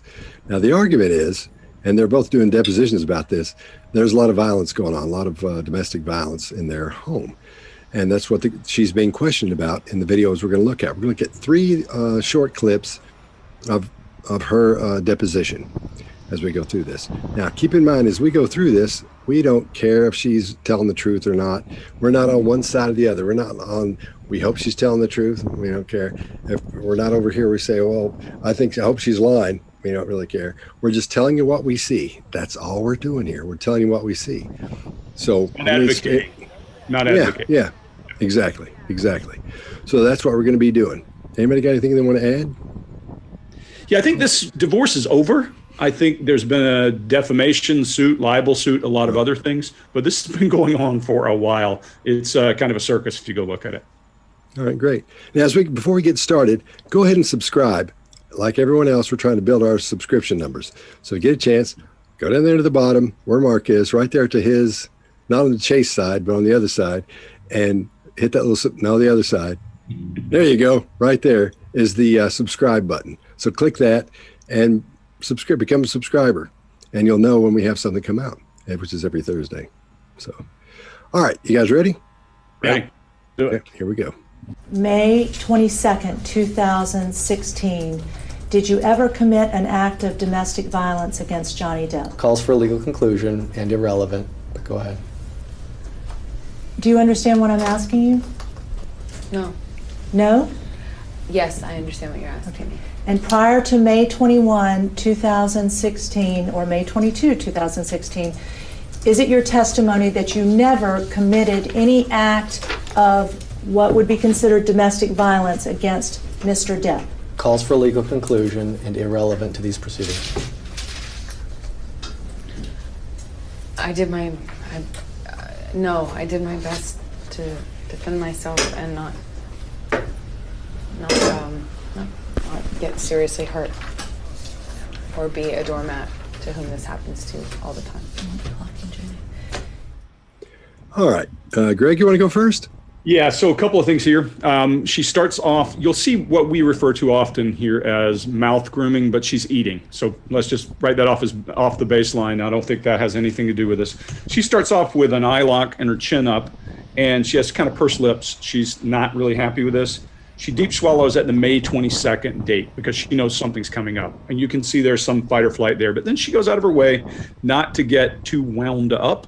And she does do some sacred space in this one as she crosses her body, creates a barrier, and starts to adapt. I refer to that as sacred space, and everybody will have their own version of that. But as she does that, she goes into what, Chase, I think you most likely are the guy who branded it on this team, the resume statement about what she was doing. Instead of going straight into, no, I did not. And you can see, you're going to see her do this over and over and over. She uses the biggest barrier she has, and that's her attorney. You'll see that over and over and over in this. She'll look at him before she answers the question.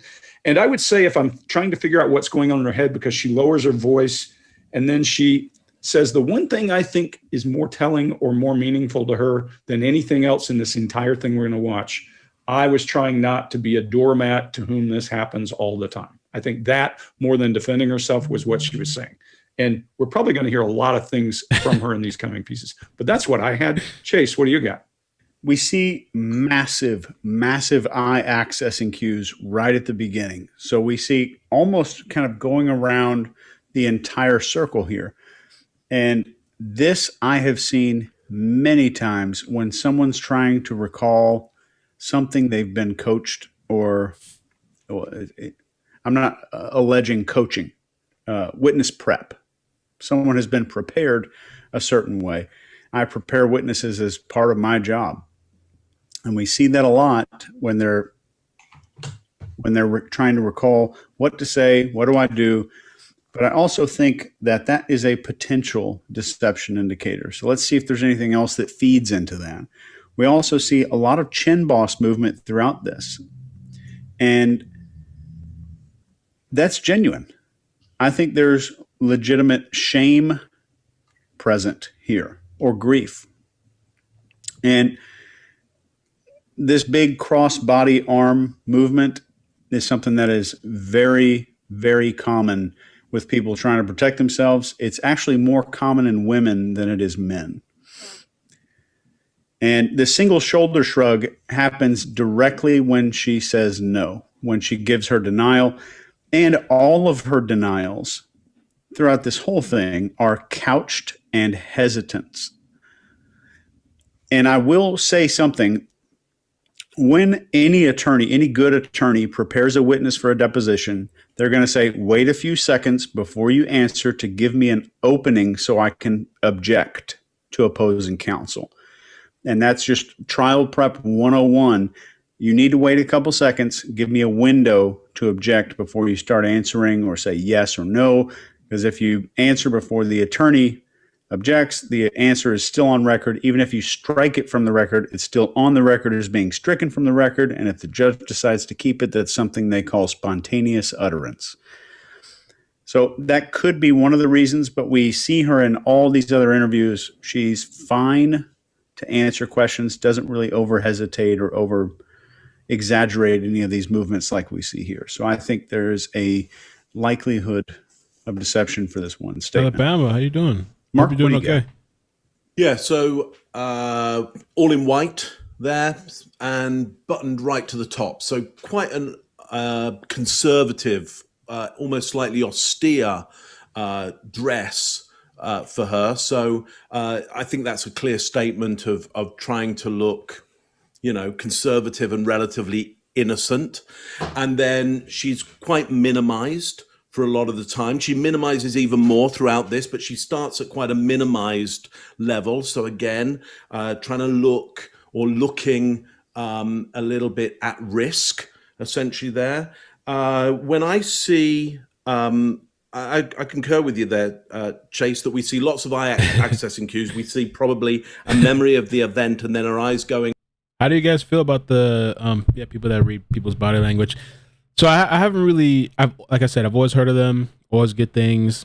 I know with the Cleo Smith, I was talking, I think to Dad said or somebody about that, or was it Shay, about that they actually had it right. A lot of people thought the parents' behavioral whatever patterns were like guilty, and they said no, they show no guilt, and apparently they're not.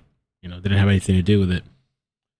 For me, I don't know, because I do a bunch of weird tics too that I could say, and you probably, well, some people know, I do this blinking thing. I blink a lot.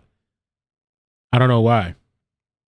Some people say it's like a nervous tic, but even when I'm not, I sometimes notice when I'm doing my videos, I'm like, damn, why am I blinking so much? So I don't know if they would analyze that as some tic.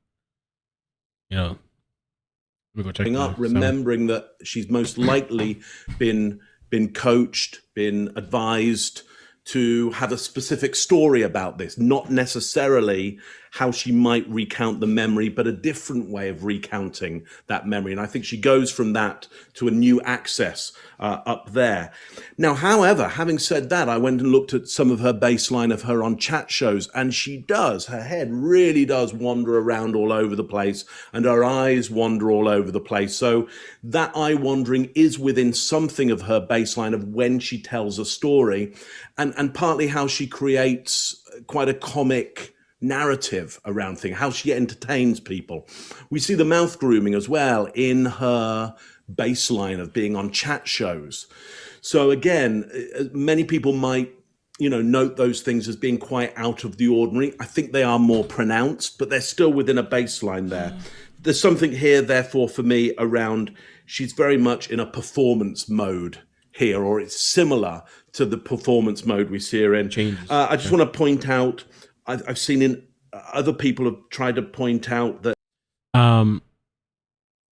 Gypsy the scout says it's the behavior, it's the changes in their behavior they analyze, which makes sense. Like, so if you have I guess you have to establish a baseline probably of what this person normally does or something like that, which I'm sure there's probably a bunch of, Amber. That they think it's weird that she says, hoax. No to do you understand what I'm saying? The no is a no to the previous question. The yes that comes afterwards is does she understand what's being said? That's what I've got. Scott, what you got? I think what we're seeing here is a combination. Maybe she was prepped. You can tell she was prepped, but we're seeing a combination of things here. Having been in this situation a lot and having to deal with a lot of getting somebody ready for witness preparation. When she rolls her eyes, I think what she's doing is it's a combination of what Chase said, but at the same time, she's pretending to look for the time, like she's actually, because she's being videoed and she's got viewers. Somebody's gonna be looking at this later on, some people like us maybe, and those attorneys she's dealing with as well. So I think we're seeing part of an acting show she's putting on there. In other words, I think I agree with you, Chase. But at the same time, I think it was so quick. I think what she's doing is a show there to look like she's thinking. It looks like she's looking for the answer as people look around and look for answers. And when she looks down her nose at these people when she's giving the answer, I think that hints at a narcissistic behavior, narcissistic personality. She's been told to give very broad answers. So that's what you do in these cases. You don't say, don't do this, this, and this. You want to give as broad an answer as you can so it can be read either way. Well, she meant this by that, not this specific thing. You don't want to go in a microscope, but you want to go in and give them a big old hunk of stuff and you want to spread it out. So that's why her answer is so odd sounding. At the same time, she's looking for how she's not, I don't think she's the smartest person in the world, but that's why she's having a problem making this broad, because she's been told to do these things and she has been prepped, but she didn't listen because she's an actor and she thinks she can remember all of these things to say. So that's why she's looking around for the things she's supposed to be saying. She's not ready for them. And I agree with you, Greg, because what she's doing, she's leaning in and toward and almost on that other attorney because she's using him as a barrier as well and as a protector to take care of her. At the same time, showing I've got somebody in this with me. I'm not wrong. I've got these attorneys here because this guy keeps butting in, which he's fairly aggressive, I would say, to say the least about that. And then when she starts fidgeting, that's just a group of adapters to get some of that built up stress and tension. That's because I'm sure she's been sitting there while we saw this. And that attitude of just being fake and phony sort of shines through here, I think, from my point of view.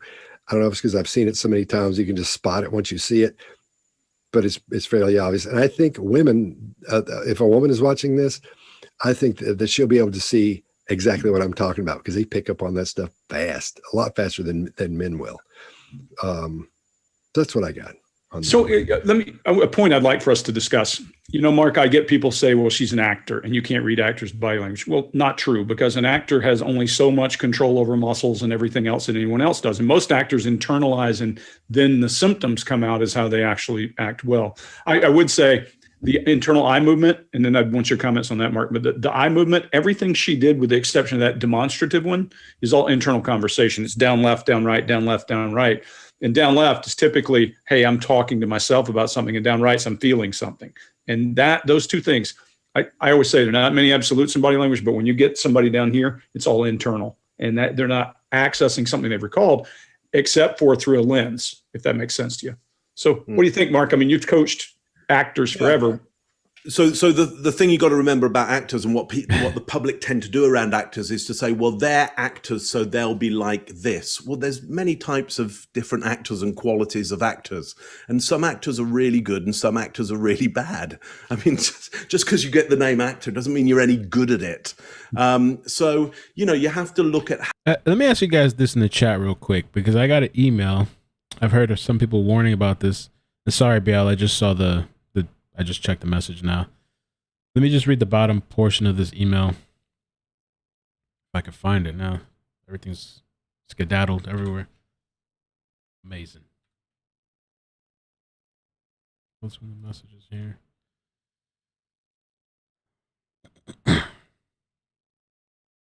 Somebody saying that you can't say Amber Heard's name because if you do, they might come after you. Let's see. One last thing and heads up. Please be careful, as a lot of people who have been covering this case, bringing facts, court documents, etc. to light have been targeted, reported, demonetized, which that's kind of like my life, demonetized, and outed, in quotes, doxed, and some for even mentioning Amber Heard's name. And it's only going to get worse as the trial goes on. I don't know. And then I know what Molly mentioned that as well. Something about be careful, don't say it. They don't even allow it in the chat and the title. What is that? You guys heard anything about that? The conspiracy? How good they are at being able to sustain a believable performance for a certain amount of time and under pressure. And so I think what we get Canceled. Charisma, you can't do that. here is the pressure does show through. There are some performance elements here. There's some very true elements going on, and they're mixed up with a whole bunch of pressure as well. So I think that's why we get quite a chaotic succession of different gestures and adapters and all kinds of things, mouth grooming and eye accessing going on all at the same time, is that it's just a bit chaotic and uncontrolled at Empress times. Mole. Thanks. May 22nd, 2016. Did you ever commit an act of domestic violence against Johnny Depp? Calls for a legal conclusion and irrelevant, but go ahead. Do you understand what I'm asking you?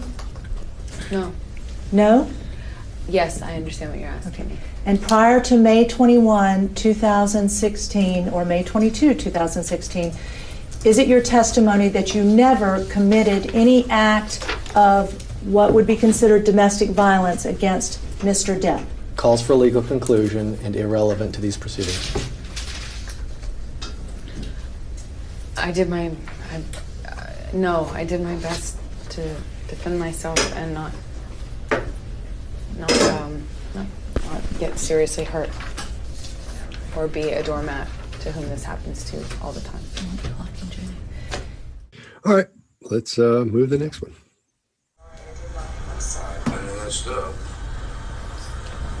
Do you recognize the voices on that tape? Mm-hmm. And who are the people on that tape? It's Johnny and I. Okay. And is Johnny describing an act where you made a door go into his head? Objection, harassing, argumentative, vague. I was trying to escape from a room. Yeah. And now I'm kind of looking at the gestures that she does a little bit closer since we're watching them. But she's like, Where Johnny was attacking me. And in order to escape, I was trying to get onto the other side of the door, attempting to close the door, and he was attempting to get in despite my attempts to try and escape an assault. All right, Mark, what do you got? Down. Okay, so more minimizing, gets even tighter in there. Frustration, I think, in the tone of voice, going into anger. Here's why I think we get anger, is we see that hair flick beforehand, and I would suggest that is often a faint signal. It's a distraction signal from here I come, I'm coming at you right now. So watch out. We see Kamala Harris do it in the vice president's debate. A little flick back with the head just before she goes into what she thinks will be a really good attack on Pence. And then we get that very kind of considered and angular voice of frustration around escape, room, attacking me, escape, close in, escape the assault. She starts putting stress on the words that she wants the audience of this to most latch onto, which is the idea of her being cornered, closed in, and trying to escape from a room where there's an assault and an attack going on. That's what I got for you. Scott, what do you got? Thanks, Mark. All right, I think when she's eating, she's using that as when your brain tells a lie. When you tell a lie, your brain has to do three things. And I'm always talking about this, but it has to stop and keep you from telling the lie. It has to create the lie, then deliver the lie. That's what she's using the food for. She's using it as that. Is it true, like the whole thing, if you look a certain way, you're lying or something like that, or you're making it up? Didn't they say, like, I thought I read a long time ago, if you look up, I don't know, to the left or to the right or something. Anybody know what I'm talking about? Barrier to Is that true? Give her a little bit more time before she delivers her answer. Because on some of these things, she's got to come up with that emotion that goes along with this. And we see this one ramp up her emotion toward this, or as she starts dealing with this. When she's eating, it's almost like she's dismissing the person that's talking to her. It's almost like when you're talking to someone, or you'll see someone in a deposition and they're trying to make the people who are asking them questions angry. You'll see them start this stuff, start picking lint off, like they're just, doesn't matter, that person's there, they're totally ignoring them. I think that's what she's doing as well. Coming from that perspective, I don't think she sat down and planned that out. But as she's doing it, I think that's what's going on there. Then when the question is Johnny describing an act where you made a door go into his head? And she says, or she says, she doesn't say, she says, because she knows the answer. She's getting ready to give it, but that guy stops her. Her attorney stops her because he needs her to give her a broad answer. Instead of saying, yeah, she's got to give a broader answer so she can deliver a whole bunch of information that can be construed as other things that have been said.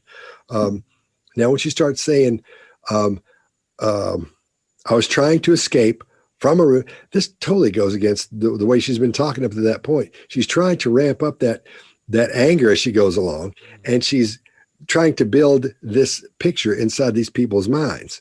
So that's why we see when she stops, she's not loping. I always say loping, you're just telling a story like that. When she stops and she starts talking like this because so-and-so happened, that's what she's doing. She's trying to ramp that up, and she's making sure what she's saying is right because she knows she did this. It's on record. She did this, and she said she's done this. So they're trying to so she's got to say why she did it. She's trying to make her rationalization of this valid for whoever's watching, for the viewer and for the attorneys as well. Now, at first, her arms are in her lap. They're down here. Then they start getting, the illustrators start coming out, and they start getting bigger and bigger as she starts to build this picture for these people, because she's got to put this picture in their mind. So when they go off and talk about it, or when they're thinking about it, they're going to remember what happened. Seeing him at the, whatever was going on at the time, whatever picture she's building, they've got to have that picture in their head. That's what she's got to get across at this point. I think they did prep her in this situation, and I'm not so sure I don't think it's bad prepping. I think she just doesn't listen. I think she thinks she knows it and how to do it. She's an actor, and I can remember all that. I think she hears it once and then says, I got it, and then comes in and tries to pull it off, and it's not working. That's why she starts making those things large as well. Chase, what do you got? Yeah, I agree with both of you guys fully. Eating is actually common in some of the more advanced witness prep. So it either A, helps to calm the witness down, or B, give the witness an appearance of being calm. And we see this in Brad Pitt movies where he's talking to somebody eating an apple at the same time. It makes him look casual and confident. And that actually does help. And there's some other things in here. When a good person that's prepping a witness is talking to them, he'll give them a great piece of advice to make what you say stick in someone's head.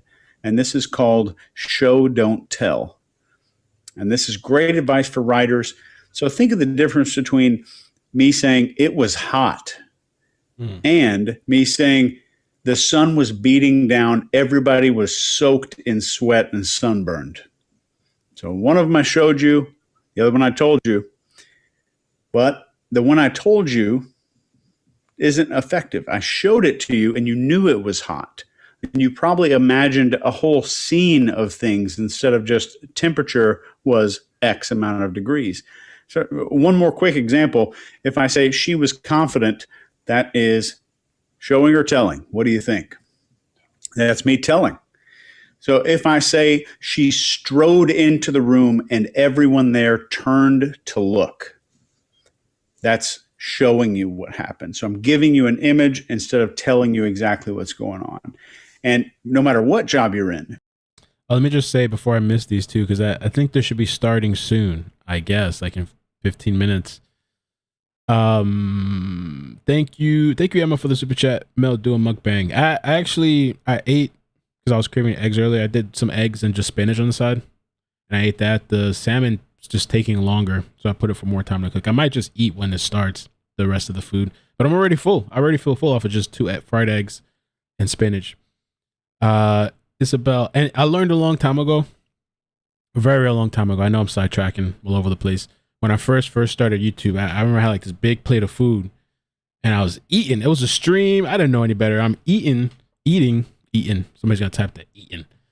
And someone was like, "That's disgusting," and I didn't realize it because I didn't hear myself, but it can be kind of annoying if you're literally in the mic chewing and shit. Just it's like somebody like chewing gum or something, like loudly into a microphone or something like that, you know?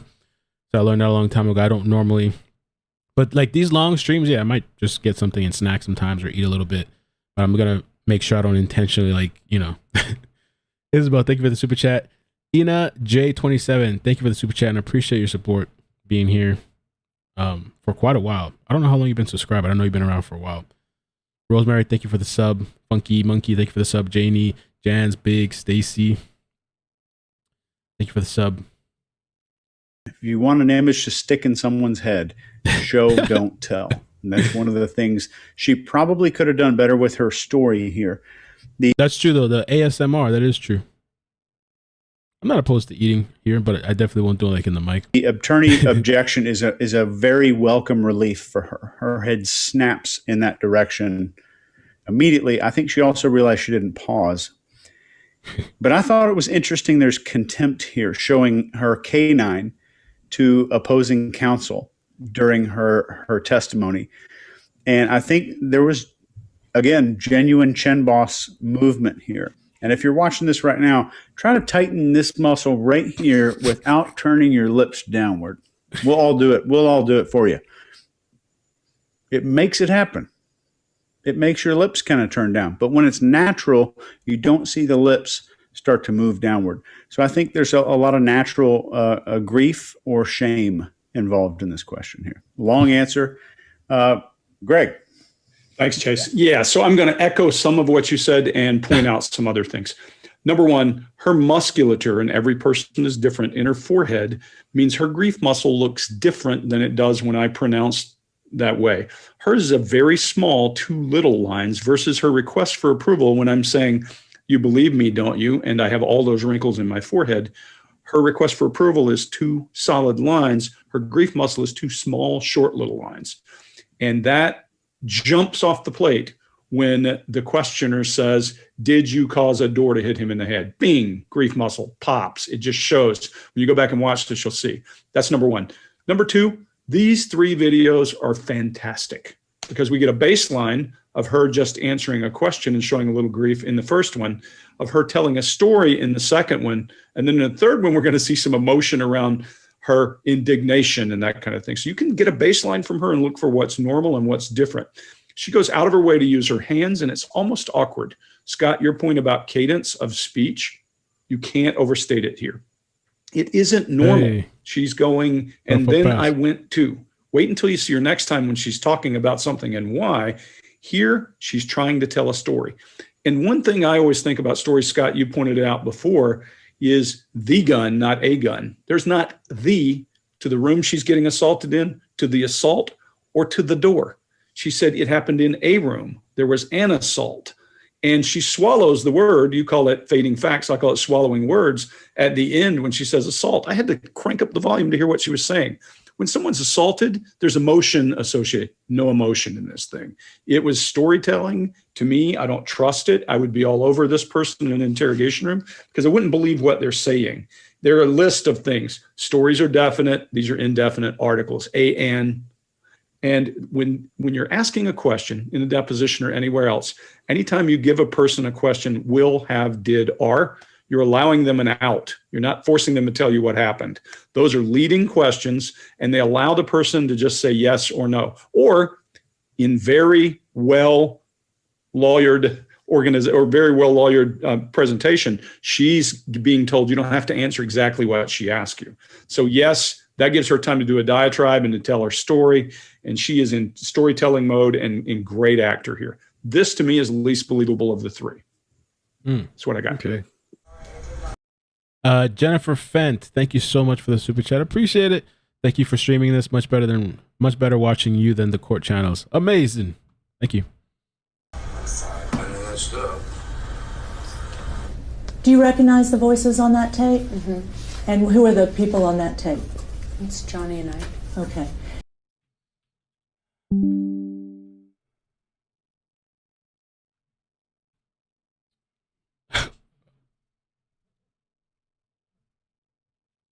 Damn, I lost like freaking almost 600 people. Are we live? Much better watching you than the court channels. Amazing. Okay, let's see if we're live. Am I back? Am I back? Holy shit. Okay, we're still live. Okay, we are. Here we go. Damn, bro, the Fed shut me down. Let me just pull up this feed. Lost everything.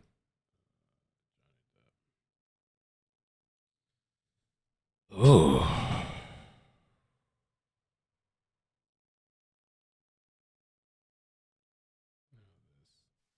Okay, they still haven't started, so that's good.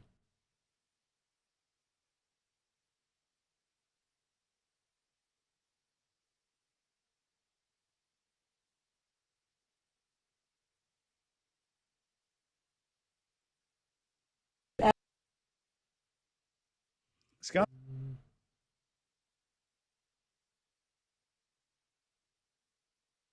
Okay, we're back. Holy crap. Back streets back. My entire computer froze. Like completely. I don't remember the last time it's done something like that where it completely froze. It's a good thing that I have certain settings set up. So in case I get kicked, I can always come back. Amazing. Let me get the behavior panel. Even though this is about to start, but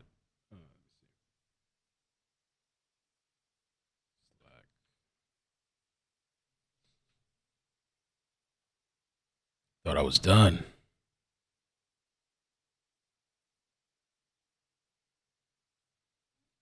Okay, here.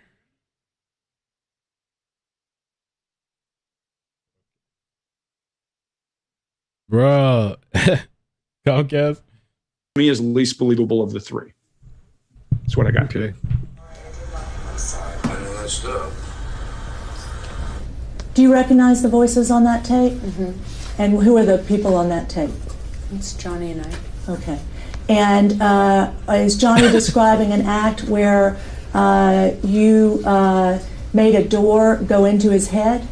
Objection, harassing, argumentative, vague. I was trying to escape from a room where Johnny was attacking me. And in order to escape, I was trying to get onto the other side of the door, attempting to close the door, and he was attempting to get in despite my attempts to try and escape an assault. All right. Anybody want to add anything? No. All right. Let's move. At any time, have you ever hit Johnny Depp? Answer it however you wish. You've already asked, and she's already answered, and you interrupted her. Ms. Hurd, have you ever hit Johnny Depp prior to today? Objection, vaguest of times. Everyone on this side of the room. She's just like, please. Objection. maybe she's looking at him, but they're just fighting back and forth. She's chilling. 352. It's not relevant to the domestic violence proceeding. You're whipping her head. Overruled. Thank you, Your Honor. Answer it however you want to, including the way you were just. I'm asking for a yes or no answer. You don't have to answer it the way she wants you to answer it. He was about to push my sister down the stairs. She was attempting to break us up. I am protective over my baby sister. When he laid hands on her, I don't know what I did, but I know I jumped in between the actions that I saw could lead to a fatal injury to my sister. She was standing on the top of a flight of stairs, and she has never hurt anyone in her life, and she does not deserve to be pushed down the flight of stairs. And it looked like she was about to be. And I would have done what anybody who has a child or a sister would have done. I acted defensively in her life. I saw her standing on top of a flight of stairs and trying to interrupt a fight in between him and I. I don't know what part of my body I put in between me and him and her. But I would have done anything. I would have done anything to prevent her from being pushed down a flight of stairs. All right. Chase, what do you got? So I'm gonna Tarantino this. So I'm going to start in the middle here. So when she is in the midst of these people in the courtroom freaking out, I think it's very interesting how she scans each one of them individually to see whether or not they're on her side. Granted, that's my opinion, but I think a person who is telling the truth about being abused and all this stuff is probably less likely to turn and then scan each person individually. I thought that was a very interesting point here. And there's genuine grief on the forehead the moment she says somebody who had a child or a sister, as if those two were the same thing. And her baby sister, by the way, is a fully grown adult. There's genuine hand movement to the beat of her testimony. There's genuine anger when the upper lip rises, exposing her teeth. There's genuine chin boss movement. There's genuine anger when she says, I would have done anything. We saw the sclera, the white part of her eyes, get exposed there. And none of that really means that she's innocent. And here's why. A person who is doing that, who might have egged on a situation. So they're fighting. She might have caused a situation, may or may not have. And then the sister gets involved. Absolutely, she's going to protect her sister. Whether or not she was the causal factor of that is not part of this question and not part of this statement that she's making here. So whether or not she was an abuser or she was domestically abusing Johnny is not part of this statement. So her answer is genuine in the fact that she's angry of being questioned that she was there to protect her sister. And Scott, what do you got? All right. When she's going back, when she's looking at everyone, at those different attorneys, she goes back and forth between those two. Here's what I think is happening there, because I've seen this as well, plenty. She leans into the first attorney and she's blah, blah, blah, and she goes to the second one. Now, when she goes to that second one, she's ramped up a little bit. And that ramp up is the show for the first one as she ramps up, because that one's at that point, that person becomes watching her do something. They're part of the conversation, but it's not directed at them at that point. Then she moves from the second attorney back to the first attorney, and it gets even more. It gets even bigger at that point. And that's a show for the second attorney as this thing grows. And it goes back and forth and gets bigger and bigger because the first attorney's going, geez, he's getting mad. And the second attorney, once it goes back to the other guy. If I could just get those, I'd back. appreciate it.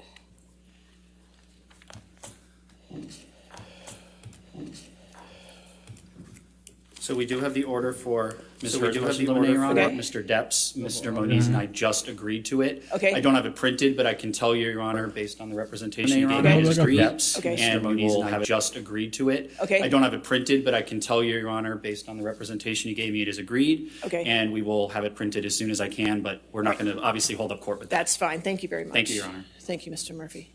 All right. Are we ready for the jury then? Yes. Okay. We're back.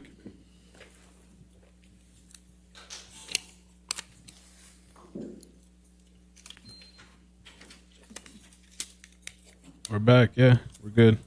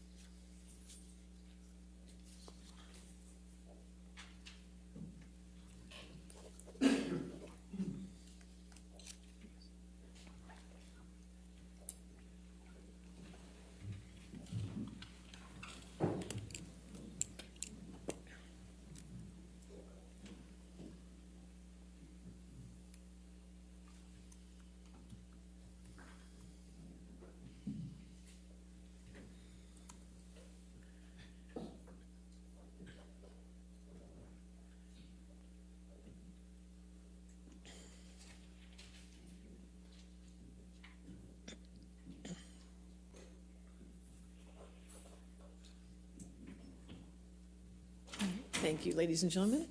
All right. Your first witness? We call Christy Dembrowski. Kristen Dembrowski? All right, Kristen Dembrowski.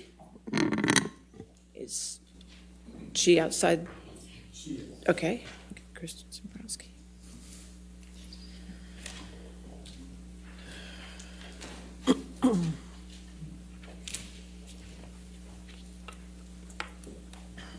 Who's this?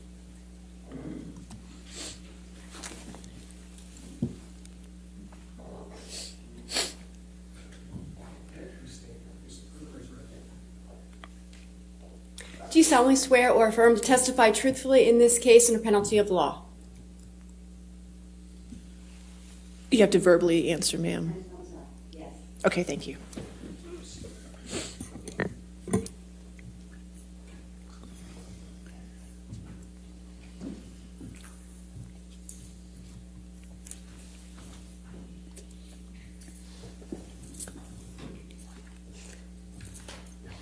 Okay. Hi. Yes, sir. Good afternoon, Ms. Dembrowski. Would you please state your full name for the record? Elisa Christine Dembrowski. Ms. Dembrowski, what relationship, if any, do you have with Johnny Depp? He's my younger brother. Oh. How much older are you than Johnny? 2.5 years. Ms. Dembrowski, I'd like to ask you a few questions about your and Johnny's childhood. Where did you all grow up? We were born in Kentucky and we moved to Florida when we were kids. Where, Mark? Who lived in your household with you and Johnny? Our mom, our dad. We have an older brother and older sister, and Johnny and I. Who was the youngest child in your family? Johnny. Would you please tell the jurors what your relationship with Johnny was like when you were growing up? Johnny and I were very close. With having the older brother and older sister, we were the two younger ones, so we were really close, and we basically were together all the time. We played together. We played Hot Wheels. We, played Batman and Robin, where we each had a role in that. And he's probably going to be embarrassed I say any of this, but, we practiced, karate kicks with each other and chopping. We were just friends. We were like best friends. What was Johnny like as a young boy? Objection, Your Honor, 404. What's 404? Approach. Okay.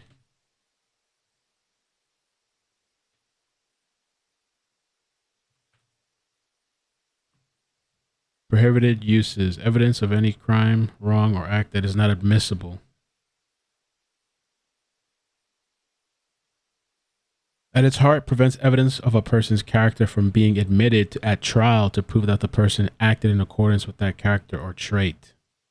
So I guess they're trying to stop them from talking about this? Error 404? No, it's an actual thing, apparently.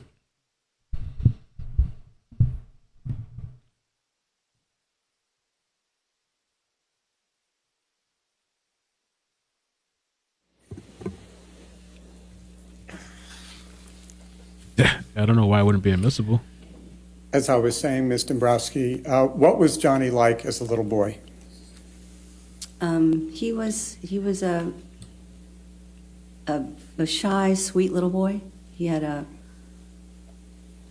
very caring personality, but also he was a little bit of a clown. He loved to, play tricks on us or try to scare us. He was a very typical happy little boy.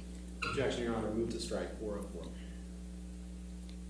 Your Honor, I'm going exactly where I said I was going. All right. I'll stay in the last part of her answer, and we'll go forward from there. Thank you very much, Your Honor.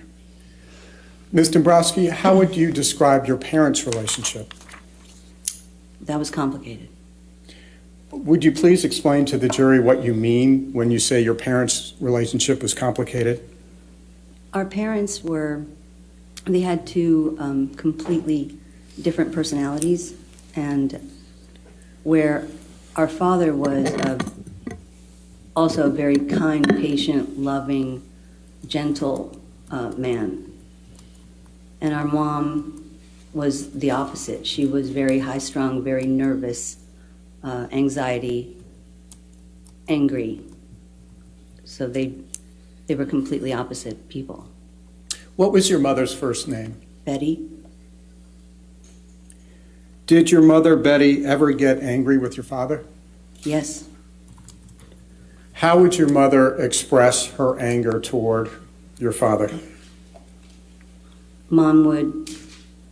She would scream, she would yell at him, she would hit him, call him names, that kind of thing.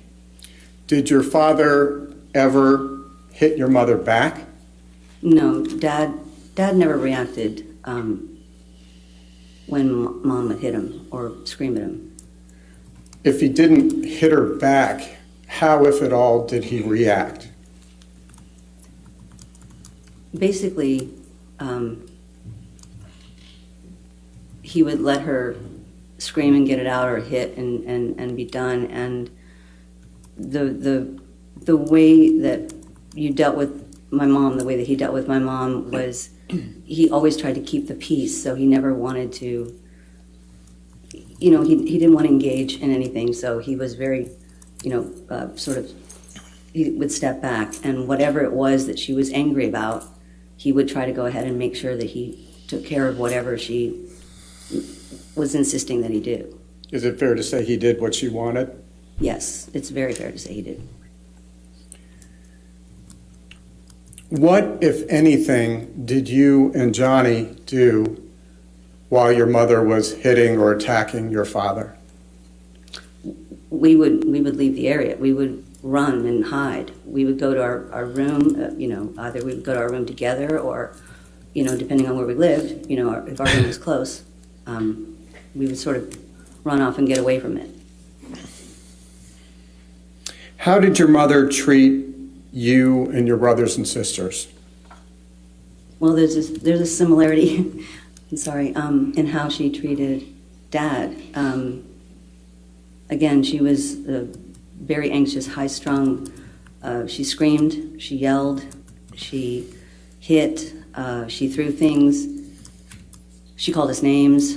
We each had our own little special set of names. Some we wouldn't repeat, but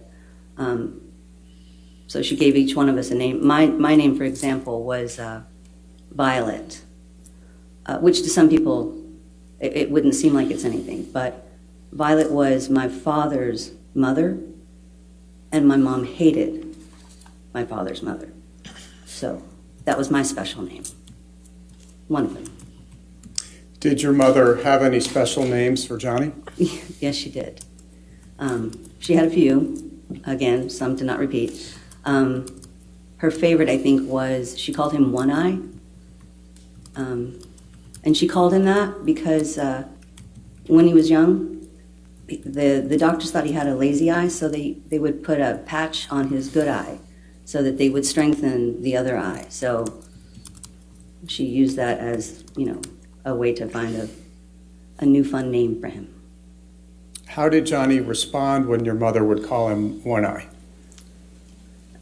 He didn't respond in any negative way. Those names were just a way of life. We got used to them. We accepted all of it. Putting aside the names, did your mother ever get angry with you? Yes. Did your mother ever get physical with you? Yes, she did, but I was also very quiet, very shy, and I learned early on to stay back. So I was more in the background because I would constantly sort of stay in the background to stay away from trouble. Ms. Dembrowski, when your mother did get physical with you, what forms did that take? Well, she would hit us. She would throw things. She would have us go pick a switch, off of a tree, so that would be what she could hit us with, and make sure that we got one that was nice and green. So I'm sorry, I don't mean to interrupt. Why did it have to be nice and green? Well, if it wasn't a nice green twig, it would snap. Those didn't break. If you got a dry one, they snap. They don't work the same. Did your mother ever get angry at Johnny? Yes. Did you ever observe your mother hitting Johnny? Yes. How, if at all, did Johnny react when his mother would hit him? He was a typical little boy where if it hurt, he would cry. That was it. I mean, for the most part, you just wanted to get away from it. Did Johnny ever hit his mother back? No. What about when he got to be an older boy? Did he ever resist or hit her back? No. No. When he was older, even if she hit or threw things, he never went to that place. He would get away. He would, leave the area, go to his room. Ms. Dembrowski, did there come a time when you left the family household? Yes. When did you leave the household? I left when I was 17. I was pregnant and got married and moved out into my own place. How did it feel when you left the family to go out and go to your own place? I think there's a bittersweetness to it. I was really young. I had just turned 17. But I was so looking forward to this new life that I could create that was different from what we had at home. And so there was a part of me that was really happy to be able to do this, really excited. And there was another part that was sad because I left behind my little brother and my dad. If you could explain that a bit, how did, if at all, did your experience with your mother affect your ideas about what you intended to do with your own family?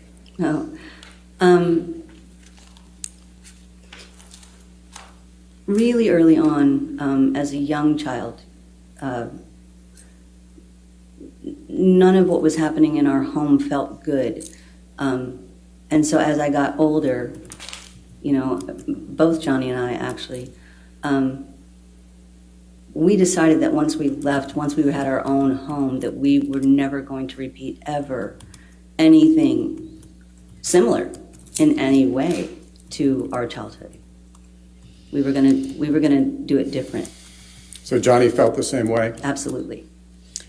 When you left the home to start your own family, who among the original 4 children were left at home with your mother? Johnny. Did there come a time when your parents separated? Yes. Would you please tell the jury what happened? There was our father one morning decided to pack up everything and leave early in the morning. We didn't know it at the time. I don't think, but I didn't live there. I was at work. And then I got a call from my mom in the afternoon right after she got off work. She called me and it was hard to understand her voice. She sounded faint and kind of groggy, but she kept saying, "He's gone, he's gone, he's gone." And I was trying to get out of her, "Was it Dad?" And she said, "Yes, your daddy." And I said, "Mom, are you okay? What's going on? Did you take your pills?" Because she took what she called nerve pills. And she said she had. I asked how many. She couldn't tell me how many she took, but I knew she was getting fainter on the phone, and it was more clear to me that she was not in a good way. So I called our friend, our parents' friend actually, who was a police officer, and told him that he needed to get to Mom and what was going on, and so he got an ambulance to get over there to her. And this was after your father left? Yes, this is the day. Ms. Dembrowski, do you know why your father left? I know at the time, because I did try to speak to him after, because Mom continued to not do well.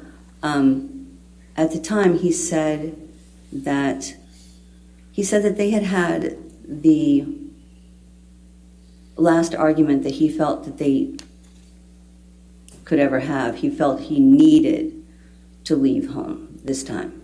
And to be honest, I didn't really understand. It had been so many years that he had been taking all of the,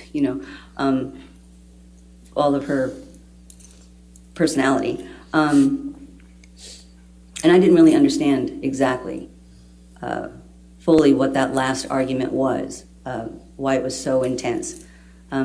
We did learn many years later in our adult life that what he was referring to when he said he moved to strike all this, Your Honor, is hearsay. All right. I guess the objection's hearsay. Your Honor, again, I think it's not offered for the proof. It's offered for the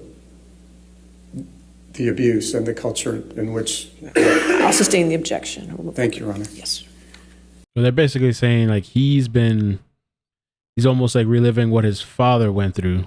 They're just talking about his childhood. Did your mother recover after she took the pills? Yes. She continued to not be well, but she recovered. And after that time, did she ever take more pills than she should have? She did, but she didn't do it to the degree that she had at that point. And going back to the incident that you described, do you know where Johnny was at the time your mother took those pills? Johnny was home. Did there come a time? Oh, excuse me. I'm sorry. I think he was sleeping at the time. I think he woke up when Mom came out and the ambulance came. So he saw all of that. Yes. Objection, foundation. Did he see that? She said she testified he was in the home. He was in the home, but was she in the home? I guess. How did she know? So I'll sustain to foundation. Thank you. Did there come a time when Johnny left his mother's house? Yes. And after Johnny, what did Johnny do when he left the house? Objection, foundation. All right, I'll sustain his foundation if you want to lay a foundation. Were you in communication with your brother at the time? Yes. He came and lived with me for part of the time. So I think that. So what did your brother do after he left your mother's house? He lived in different places. He lived with me and he lived with another family. Did you and Johnny continue to communicate with your mother, Betty, after you both left the home? Yes. Yes, we did. And after what you have described, why did you and Johnny continue to communicate with your mother? Objection, foundation is to Johnny. I think she's already laid the foundation. They're very close. She was in communication. I'll sustain the objection if you want for this particular question. Why did you continue to communicate with your mother? Because she was our mom and we loved her. I mean, we knew, even when we were younger that things weren't, they didn't feel right, but what we understood was that, Mom had her own upbringing, so she had her own past and the way she was raised would affect the way she lived. And so she, in our mind, she was doing the best she could do. We sort of treated it like she did the best that she could do with the tools that she was given, from her life in the past. And what we decided to do was we just decided to get new tools. We chose different tools from that. And when you say we, to whom are you referring? I'm referring to Johnny. Objection, foundation. I'll overrule that objection. All right, next question. Thank you, Rona. Did you ever live with your mother again after you and Johnny had left the house? I did live with her briefly. She had gotten diagnosed with asthma when we lived in Florida, and she needed to move to a drier climate. So Johnny moved her to California, to Palm Springs for the drier weather. And I moved also so that she wouldn't be alone. So I lived with her for a period then. And if you could just please elaborate on what role, if any, Johnny played in your mother's move to Palm Springs. He was the only reason the move could happen. He purchased her a home and paid to have everything moved out there. Did there come a time when your mother ever left Palm Springs? She moved from Palm Springs to be a bit closer to where Johnny and I lived in the LA area. She lived there for a bit, and then ultimately she went back to Kentucky. Her siblings were still there, and a couple of them weren't doing well, so she wanted to be closer to them while she could. And after she moved back to Kentucky from Palm Springs, did there come a time when your mother became chronically ill? Yes. When was that? 2011. Would you please describe briefly what her health condition was as of 2011? In 2011, she was living in Kentucky, and we received a call that she had been diagnosed with the final stages of Parkinson's.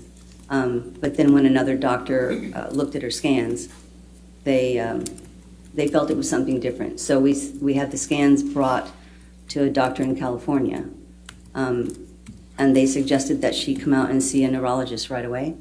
So Johnny got a plane, a private plane, and he and we flew to go pick her up and bring her back to California to start seeing the doctors. And when she moved back in 2011 to California, was that a permanent move? It became basically a permanent move.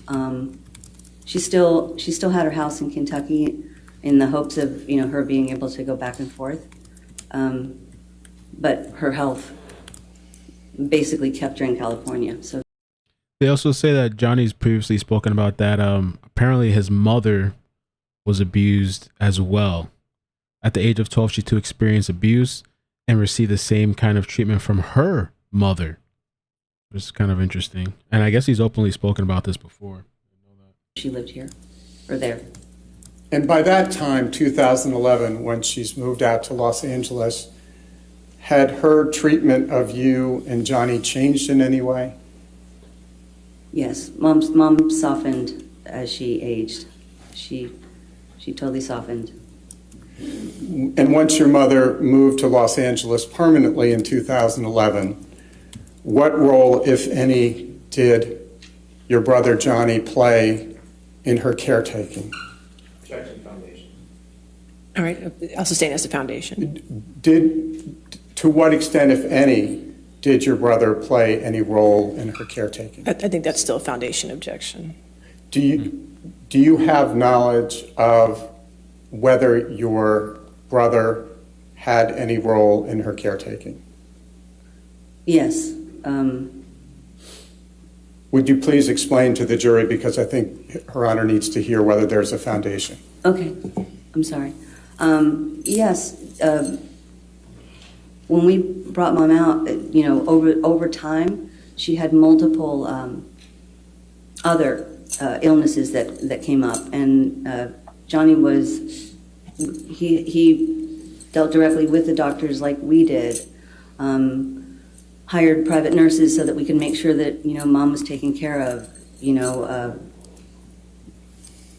He basically, Johnny was he took all financial responsibility for anything and everything that Mom could need or want during this time. All medical care, doctors, hospitals, nurses. How do you know that? I was directly involved. Is it fair to say you saw Johnny do those things and have those interactions? Yes, I was there. I was directly involved in all of that. Did you witness your brother having any interactions with the doctors relating to your mother's care? Yes. How often, if at all, did your brother visit your mother, Betty, after she came to live in Los Angeles in 2011? Objection, foundation. Were you ever present with your brother and your mother when you all were visiting? Yes. Mom lived in a house that was basically across the street from Johnny. It was a house that he has on his street. And I was there, quite a bit. Johnny was pretty much down there every day, a couple times a day. Mom, like, she would see them all the time. One of her favorite things was watching Johnny take the kids to school and waving at them, because she never got to do that before. So, who were your brother's kids? Oh, Lily Rose and Jack. We'll get to that in a little bit. Did there come a time when the family was considering putting your mother in a hospice? There was. There were conversations with the doctors that we should start to consider that, since we weren't 100% sure with the variety of conditions that she had, what we needed to do. The idea of hospice was something that felt like, since we didn't know a time frame, the idea of introducing new nurses or something, at a certain point in someone's life where they recognize there's a difference, and that could be frightening for them. So we didn't want to instill any fear. Johnny's big on Mom not having fear. So instead, that's when we hired nurses, so that the nurses could be there 24/7. And and she would have people continuously throughout her life that she knew that they were friendly and cared for. Did you actually have a conversation with your brother about the possibility of your mother going into hospice? Yes. Did he express an opinion about it? Yes. Well, this is where it all comes from, because the idea of hospice, which is an amazing thing. But for someone who, when you don't know, with the variety of illnesses, you don't know what a timing is, the idea of introducing it, new people, is something that becomes almost a signal, and this was a very big discussion. This is why the nurses were hired. Was this just one discussion, or was it a series of discussions? Objection, calls for hearsay. I'm not asking for hearsay. I'm just asking about whether it was discussed once or a number of. I'll overrule the objection. Go ahead. Was this just one discussion, or were there more discussions among you and your brother about how to best care for your mother? We had continuous discussions. As a matter of fact, I mean, there were daily updates. He knew every day everything that was happening with Mom, whether he was in town, out of town because he was working or traveling. I made sure, because it's hard when you know that someone wants to be there and they can't. So I made sure to fill him in on everything. It's not offered for the truth of it. Queen says subconsciously people do marry women like their mother for a woman married woman like their dad. It kind of seems like it. I'll overrule the objection. Go ahead. Interesting things. Did you ever see Johnny's children, Jack and Lily Rose, over at your mother's house across the street from Mr. Depp? Yes. Ms. Dembrowski, I'd like to change subjects right now, if that's all right, and ask you to please tell us a little bit about your work life. Did there come a time when you worked in the entertainment industry? Yes. I started working when we moved from Florida to Palm Springs. This is why I lived for a short period with my mom. I got a job at one of the studios in Los Angeles. Which studio was that? It was Columbia Pictures. I was, my title was, I was an executive assistant to the executive vice president of comedy development. And what were your job responsibilities when you started there? I handled my executives' daily schedule, meetings, budgets, scripts, phone calls, and then in addition to that, we had there were 4 other executives, and they had assistants. So my desk was also to oversee those assistants, and when we had writers come in, I oversaw those assistants as well. It sounds like a big job. It was a good job. How long did you work at Columbia Pictures Television in that role? I think it was about 1.5 years.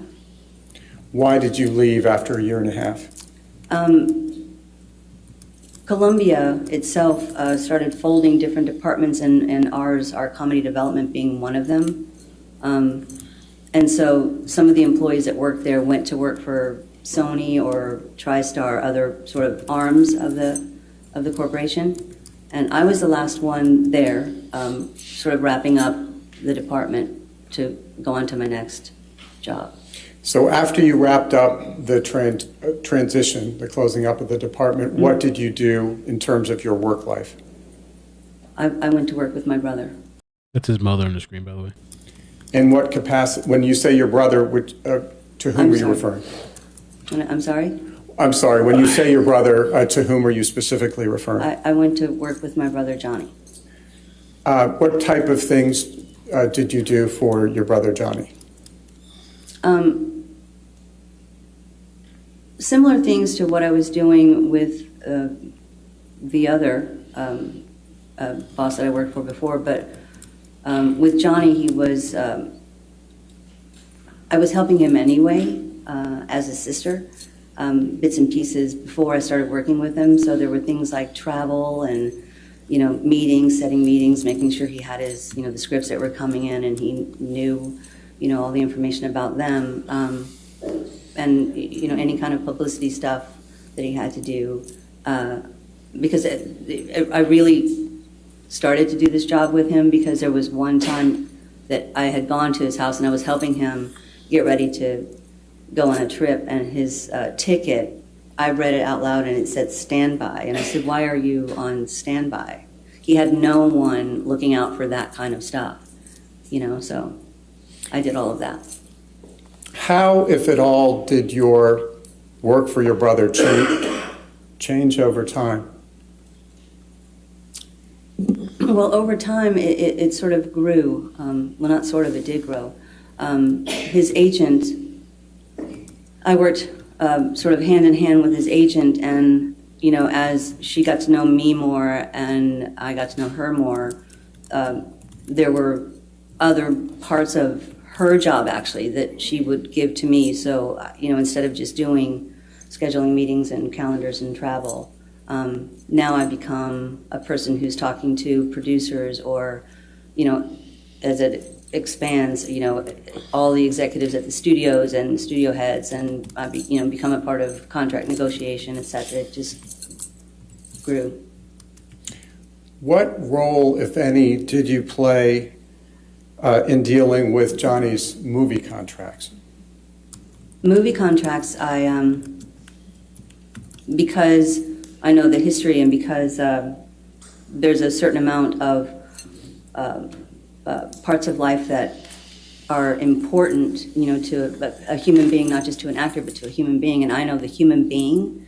I was part of mostly negotiating parts like there's an area called perks, and perks means anything and everything that an actor would need in order to perform his duties, and in order to to also move right to the location to do the duties. So I was part of all important dates that needed to be considered in a calendar, making sure the house was what he needed to have for the family, the travel to get there, making sure he had his staff, drivers, security, pretty much anything necessary was in that. Ms. Dembrowski, can you give the jury some examples of some of the things you put on the perks list?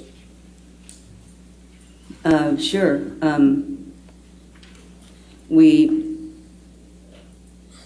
It was really important, as Johnny had a family, it was really important to be able to make sure that we were given the opportunity to find the right accommodations and the accommodations for the children, a house that, could, give them a home away from home with a garden, all the travel to make sure that they all get there.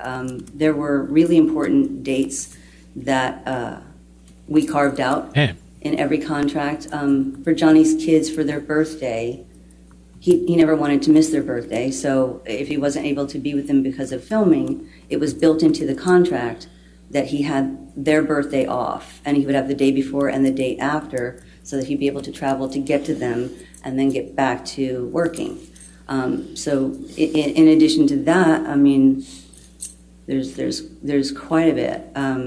We also had it built in that if he was to be away from his kids filming, if the kids couldn't travel and the family couldn't travel to be there, we had in his contract that he would be able to fly back to them from wherever he is every 2 weeks. So he didn't go beyond every 2 weeks not seeing his children.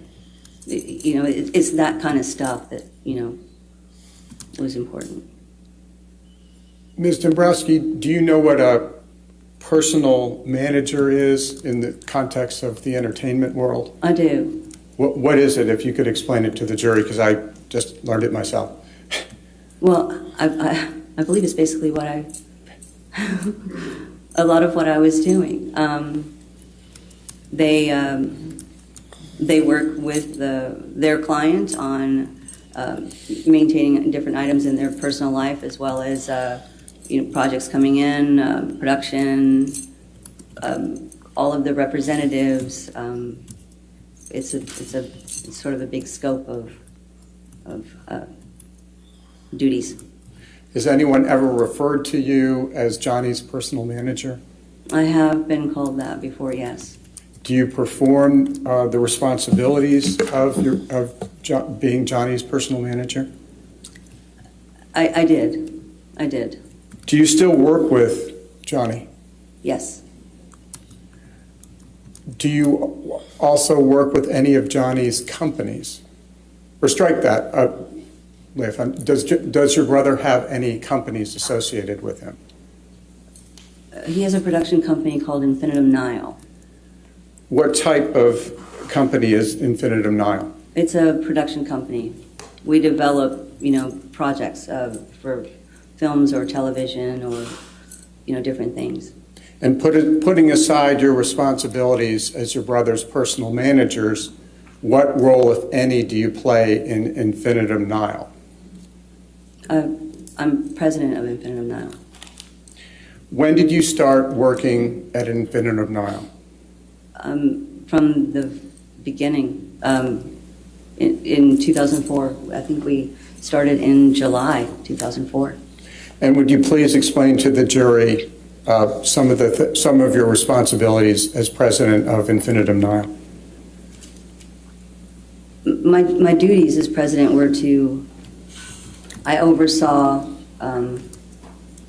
everything within the company, the staff, where we were developing projects where, maybe there's a book that people want to develop into a film or a TV show or different ideas. So I oversaw that, all of the development, their schedules with meetings with different people to take those projects out, to pitch. There's so many tasks to that job. Infinitum Nile is an American film production company founded by Johnny Depp, and it's run by his sister. It's founded in 2004. I don't know how to really lay them out. Ms. Dembrowski, when did the first Pirates of the Caribbean movie come out? I think it was 2003, I think. What was your brother's role in Pirates? He was Captain Jack Sparrow. Fair to say that was the lead? That was the lead. How did the first Pirates of the Caribbean movie fare at the box office? It did very well. I think it surprised people and did very well. People really, they loved, they loved the entertainment of it, the total ride. Did the success of Pirates 1 change Johnny's career in any way? I would have to say yes. The success of Pirates 1, it became, Johnny, with that role and other studios and everybody seeing the success of that film and how the audiences reacted to that character, there was a whole lot more people wanting to be in business with him. And did the success of Pirates 1 change his personal life in any way? Or his day-to-day life? It did. Because where prior to that, he was able to go out somewhat. He could, go to different stores, go to bookstores, go to restaurants. When Pirates 1 came out, after that, he was much more recognizable now. So many people loved that character, and so he was much more recognizable. So it became harder for him to go out in public without having a lot of people come around that, rightfully so, wanted to meet him. But then it also became really big, and so we had even people that were chasing in cars. So we had to, at that point, we had to get security team to kind of come in and help us manage how this all works. Who is Jerry Judge? Jerry Judge was basically Johnny's head security. When did Jerry Judge start coming to work with your brother? Well, we started working with Jerry Judge back in the 90s. Because Jerry had his own security company in London. And when we would go over there for press or premieres or whatever, Jerry was the one, that set everything up. And we became really close with him back then. And as things grew with Pirates, we brought him over more and more, for some of the items that we had, some of the work that he had, if it was a show or whatever, and brought him on, and then he started just working basically on every film with us after Pirates, probably right around that time. How long did Jerry Judge work with you and Johnny? Well, again, we met him in the 90s, so and around Pirates is 2003, and Jerry was with us up until we lost him.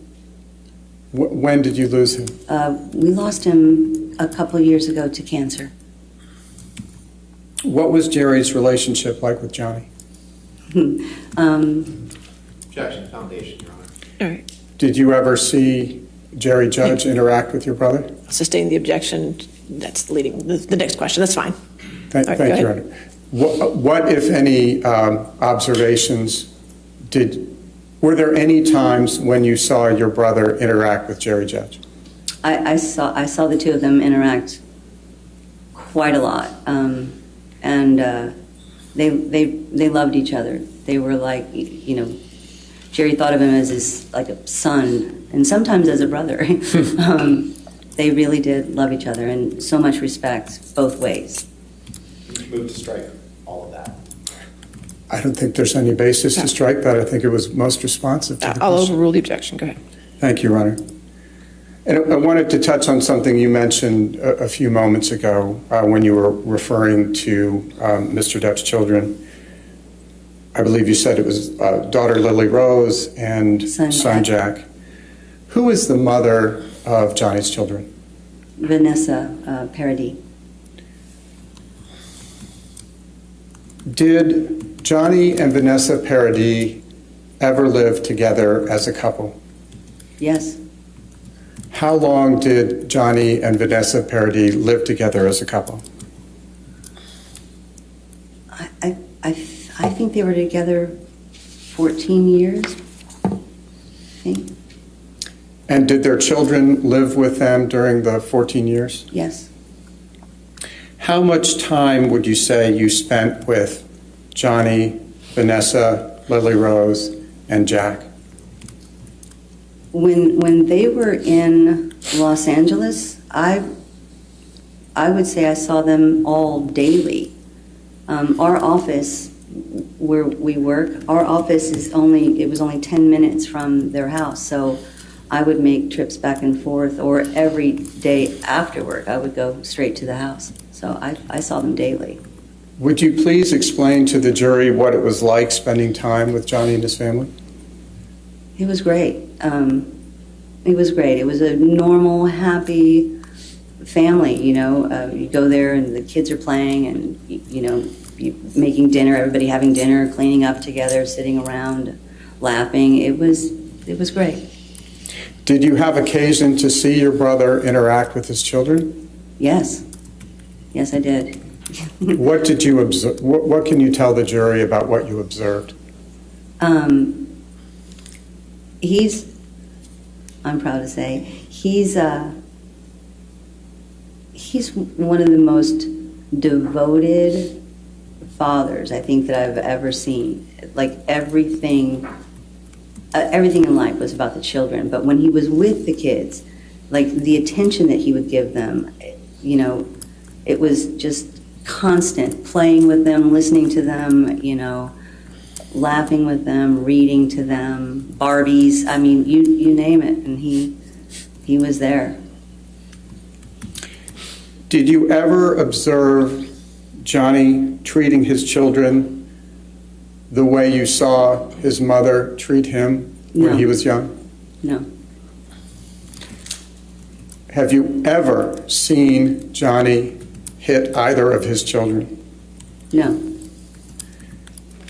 Have you ever heard your brother raise his voice at his children? No. You may have touched on it earlier, and if so, I apologize.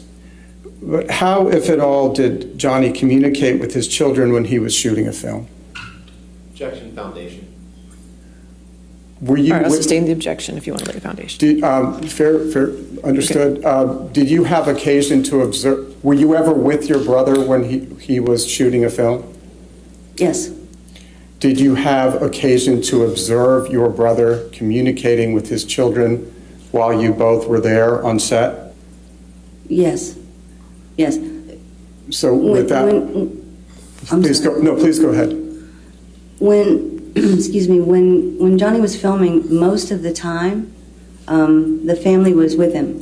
The family would travel and go, you know, it was like I said earlier, we would get a house and garden and all of that to make sure that there was a home. So his family was with him most of the time. What about when the children got older and they started going to school? Did that change in any way? It changed in that they didn't want to disrupt the children's lives when they were going to school. So if Dad had to go off and go work and the children stayed home, this is where we get into, we still maintained a home for the family wherever he was filming, you know, because they would, if they had the opportunity to come back and forth. But at the same time, Johnny would travel back every 2 weeks, you know, to see his kids. And when you say he would travel back, who was it who made those travel arrangements? I made the travel arrangements. Did you have occasion to observe Johnny interact with the mother of his children, Vanessa Paradis, over the 14 years they were together? Yes, I did. Would you please tell the jury what you observed about the interactions between Mr. Depp and Vanessa? Your Honor. This is directly relevant. I'll allow observations. I'll overrule the objection. Thank you very much, Your Honor. What did you observe about Mr. Depp's interactions with the mother of his children? They were a great couple. I mean, first you could see that they were friends. They just They were happy together. They they got along great. It was a happy, normal. I'll sustain the objection at this point then. Thank you. All right. Did you ever hear your brother yell at Vanessa? No. Objection. And Yes, sir. It's not leading. To what extent, if any, have Well, that wasn't the question, Mr. Chair. 404 is the main objection. Okay, I'll sustain on that objection. Next question. what, if any, violence did you observe between? I'll go ahead, finish your question first. Well, if I think you're going to sustain the objection, perhaps I should read. Maybe we should move on, yes. Okay. All right.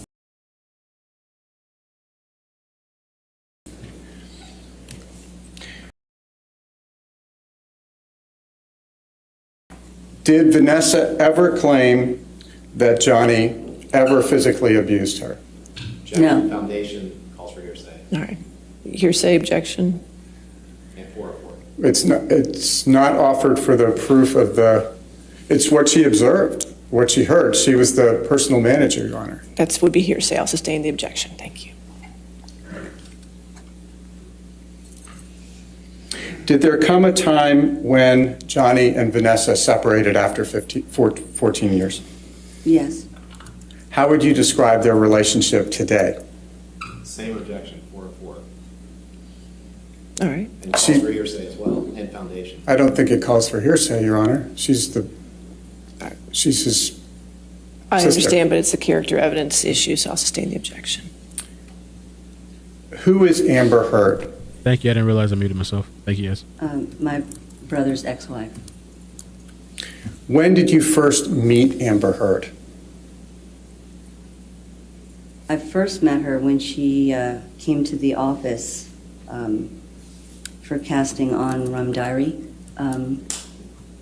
probably late 2008, I think, somewhere in there. Did you see Miss Heard on set? Yes. What, if anything, did you observe?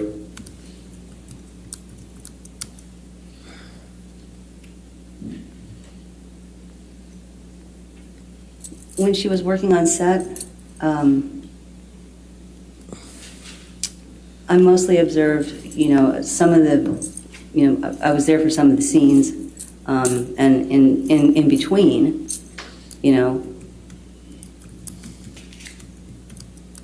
she was a bit sort of like, standoffish, had all, people, coming around her, but I don't really have that much time with her on set. When was Rum Diary actually released? 2011. Was Johnny in that movie? Yes.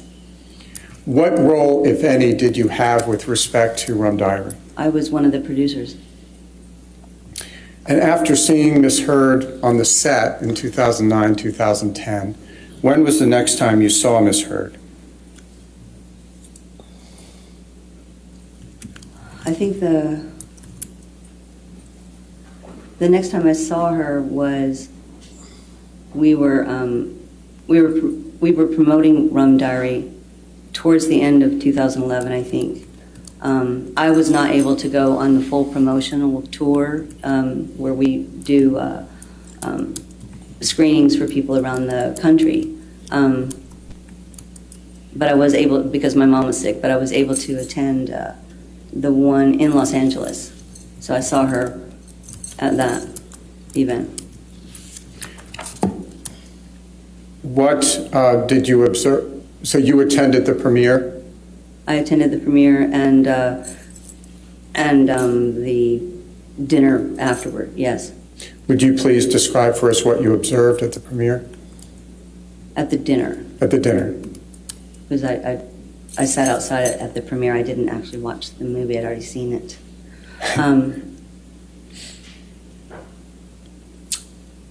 I sat at the same table with some of the other people involved in the cast. So I saw Johnny and Amber, they were seated together. I saw them talking quite a bit. And she seemed very friendly that night, yes. Did there come a time when you learned that Johnny and Amber were romantically involved? Yes. When was that? I don't recall exactly. I know it was sometime after the Rum Diary premiere. To what extent did you have occasion to observe Johnny and Miss Heard together early in their relationship?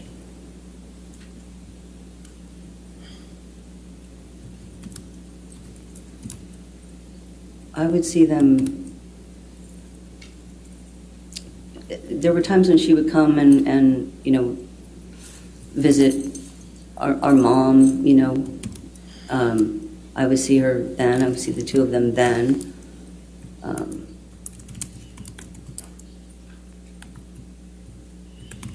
I didn't really spend a tremendous amount of time with her. Had you formed any impression of Miss Heard at that time based on your observations? I did. I did. Look, I didn't know her very well, and I would spend time. Like I said, she would come to my mom's house. I sat with her and my mom. Checked on 404. What was your impression of Amber? Based on her observation, she's describing what she observed, Your Honor. It doesn't matter. It's still 404. I don't think that's right, Your Honor. I think she's describing what she observed. Right. We want to approach for a moment. Let's start.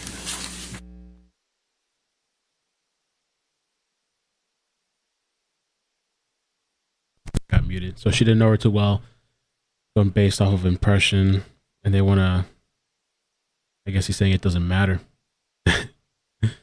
There were some interesting things too, because in court testimony, Johnny's ex Amber Heard has accused the actor of similar abusive behaviors, and she also made revelations about his frequent drug use.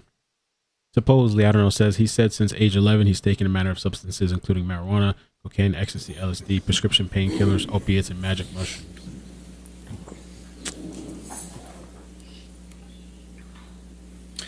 And some people, I was kind of wondering too, do you guys think this thing with his mother and all that, which he's spoken about publicly anyway, could this hurt or benefit him or both? You know, I don't know. Did there come a time when your brother and Miss Heard started to live together? Yes. And when did that occur approximately, if you recall? I don't recall the timing. Help. I don't recall the time frame. I believe they had moved downtown to the Eastern Columbia building, but I don't remember exactly when that was. What type of structure was the Eastern Columbia building? Was that a freestanding house or was it apartments? It's apartments, and he had the penthouses on the top floor. How many penthouses did your brother own on the top floor of the Eastern Columbia building? I think it was 5 apartments. Do you know who lived in those 5 apartments when your brother and Miss Heard went to live there? I know. I know who lived down there. I know Isaac, a friend of Johnny's named Isaac, lived down there. I know Amber's friend Rocky and her boyfriend lived in one of the penthouses. Amber's sister Whitney lived in one of the penthouses. When you say Rocky, are you referring to Rocky Pennington? Yes. And was her boyfriend Josh Drew? Josh Drew. Did Rocky Pennington and Josh Drew pay any rent to your brother? No. What about Miss Heard's sister Whitney? Did she pay any rent to your brother? No. Do you know why your brother allowed them to live rent-free in his in his at the ECB? Because they were. Hold on. I'm sorry, ma'am. I'm sorry. Foundation, we asked, do you know why? So if she knows, she can answer. I'll allow it all over. She was his personal manager. That's fine. Go ahead. Did you arrange for handling a lot of your brother's bills? I would give them to the business manager. Yeah. But I believe they were Amber's family and friends. That's why he let them live there.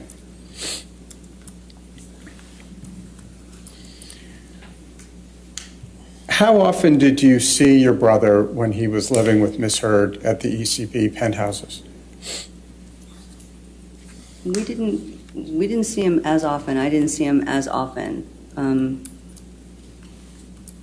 He pretty much stayed down there. He didn't come back, towards where we were in West Hollywood very often unless he had a reason to. And on those occasions when you did see your brother, what observations did you make?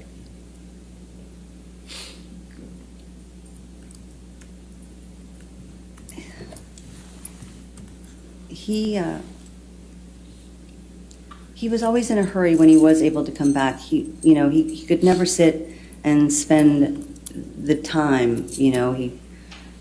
It felt like he was always trying to, get back downtown. He just seemed so much sadder. He did not seem himself. He was always his person was much just sadder. In that time period when your brother and Miss Heard were living at the ECB, did you have occasion to observe them together? On occasion. Would you please describe for the jury what you observed on those occasions when you saw your brother and Miss Heard together? I mean, there's different occasions. I've seen them together when they've come into the office. I mean,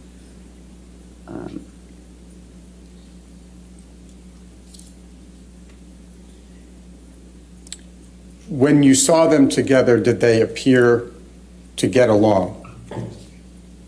Objection, Your Honor. Vague and leading. All right, I'll sustain this to leading. All right, next question. Did you ever witness them arguing? Objection, leading.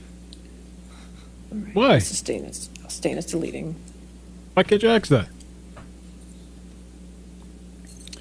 Did, it's in your obvious. capacity as Johnny's personal manager, do you know whether your brother and Amber ever traveled together? yes, they did travel together. There were, there were times when, when Johnny had to go do press or film, they traveled together. What type of travel arrangements did you make for the two of them when they traveled together? We would get a private plane that took them to whatever the destination was, and make sure that we had, the hotel accommodations taken care of. Part of what we did was to always make sure that we anticipated, everything. So we would do the travel, the hotels, cars, drivers. I would make sure that there was an extra hotel room, for trips when they would go. Why did you make sure there was an extra hotel room when Johnny and Miss Heard went on trips together? Because they're... Objection to the extent that the answer calls for hearsay. All right. I don't believe it does. Okay, that's fine. You can answer, ma'am. Oh, thank you. I booked the extra hotel rooms because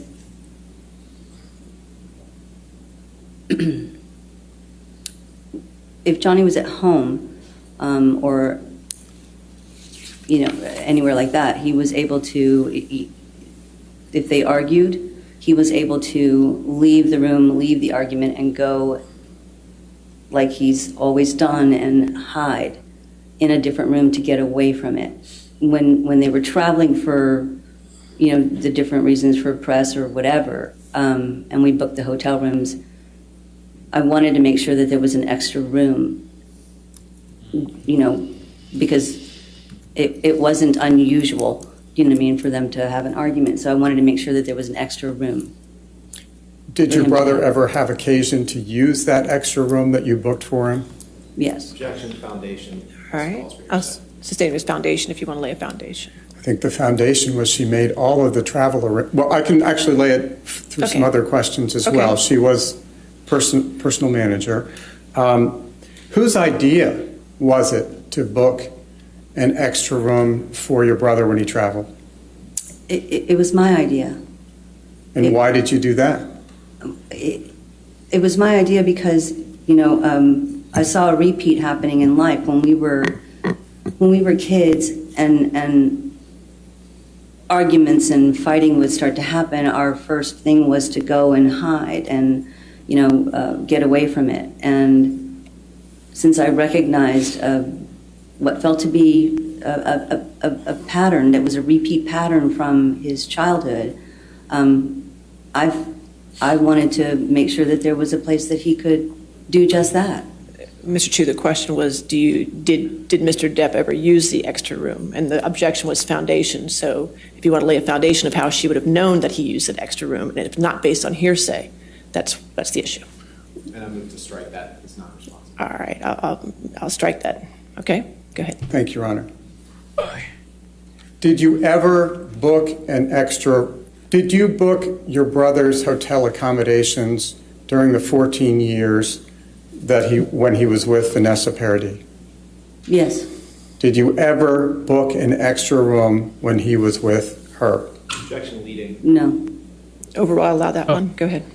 If you could repeat it, I don't think the jury heard that. I'm sorry. No, I did not. Did you ever hear your brother and Miss Heard argue? Objection calls for hearsay. Also, I was there hearsay if she heard it or not. Okay. So you may answer that. No. I guess. Did you ever see or hear any physical altercation between your brother and Miss Heard? No. What can you tell us about what you did observe of your brother and Miss Heard together?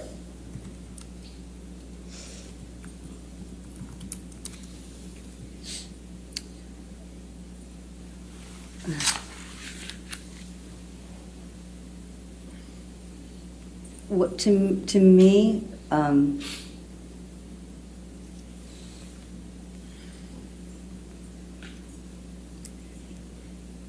when I saw them, to me, he was always trying to make her happy.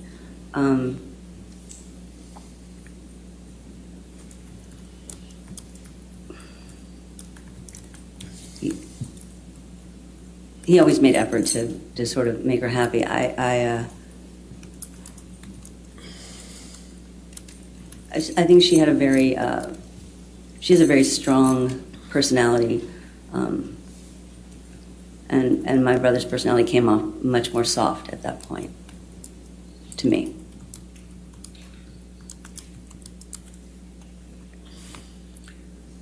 Did you observe any occasions in which Miss Heard was nice to your brother? Yes, I've seen her be nice to him. Would you please explain that?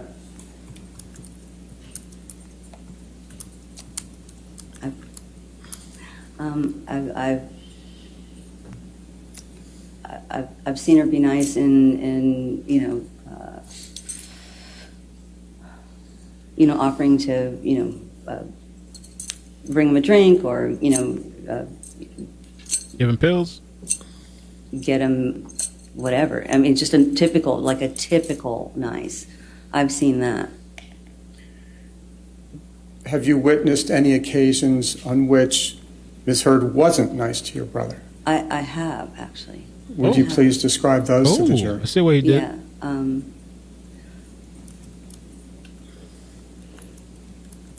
We had, I had on one occasion, because this one really stayed with me. On one occasion, I was at the office and I'd had a meeting with Dior, who had wanted to sit with Johnny and talk about, working together. And Amber had come in and asked if she was interrupting us, and we said no, and we weren't supposed to really talk about the meeting with anyone. But Johnny told Amber that I had just had a meeting with Dior, and that they were interested in him. Her reaction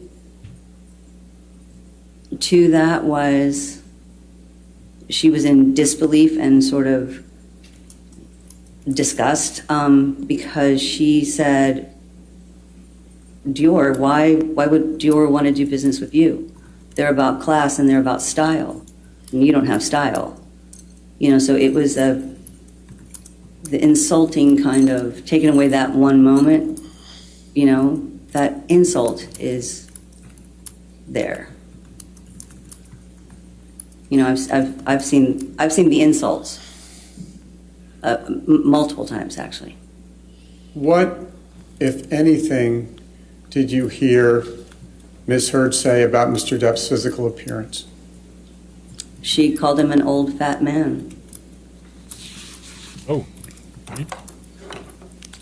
How did he respond?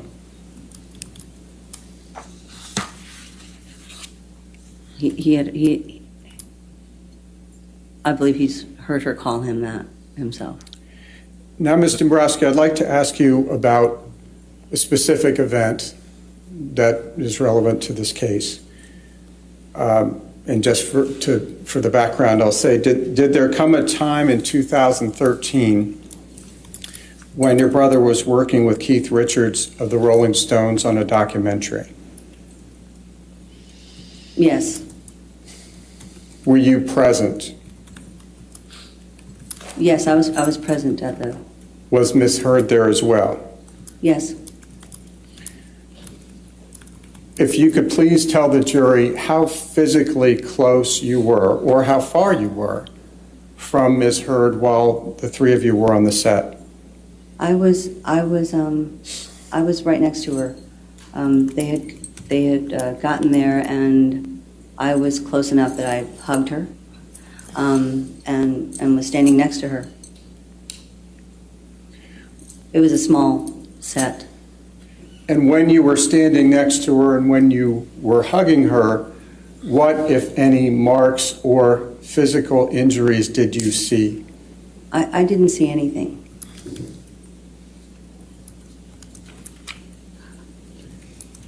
Did you observe your brother's interactions with Ms. Heard while the three of you were on the set? Yes. What, if anything, did you observe her doing?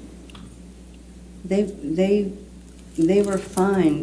She was laughing and happy and holding his hand and, leaning on him, hugging him.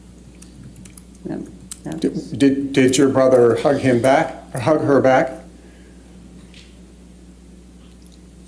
Yes, but it was mostly her hugging.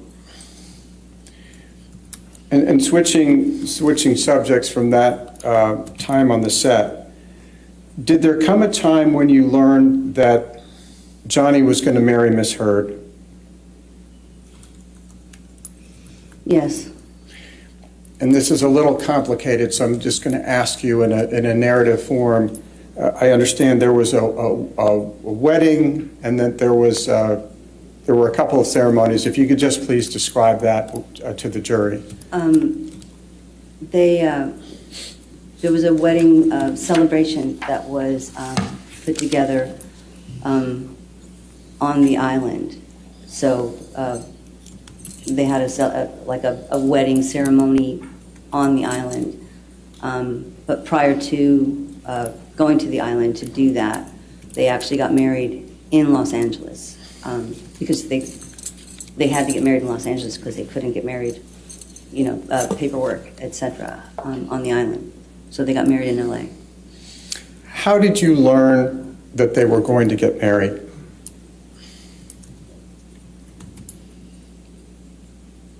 An announcement? We were already working on the celebration part, and I knew that the date was at some point they were going to pick a date to try to get married in Los Angeles, but I didn't know the actual date that had been decided until he called me, which was pretty much right before the date. What was your reaction upon hearing from your brother that he was going to marry Ms. Heard?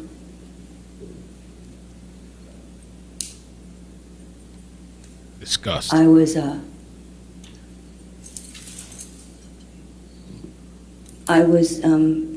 scared. I was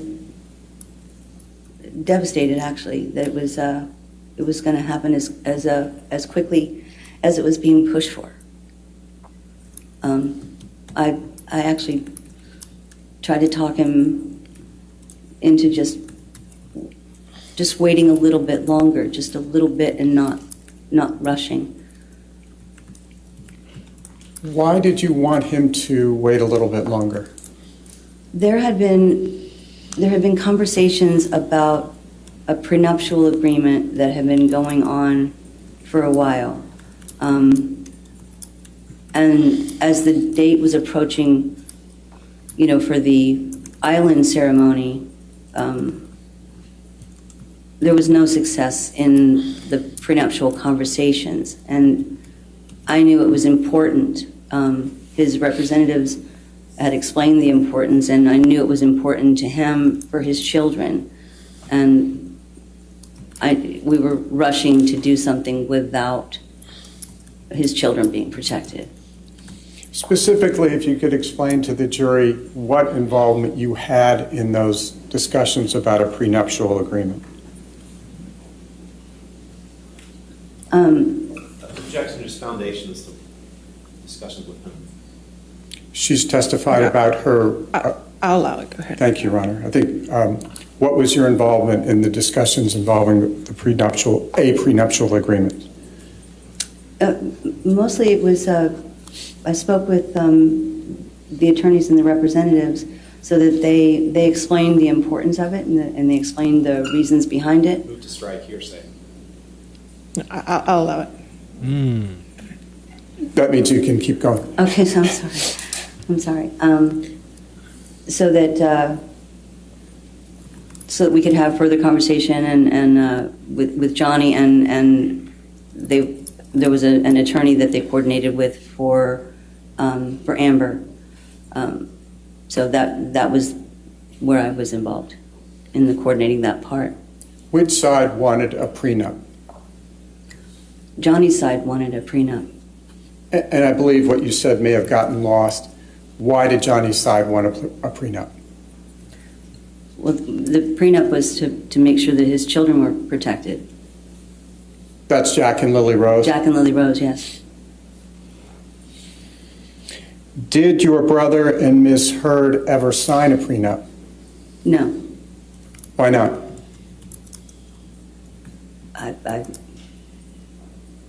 Amber didn't sign it. Did you end up, despite your misgivings, did you end up attending the wedding the ceremony between your brother and Ms. Heard on the island in the Bahamas? Yes, I did, but I also attended the actual wedding in Los Angeles. And that preceded the celebration in the Bahamas, is that correct? Yes.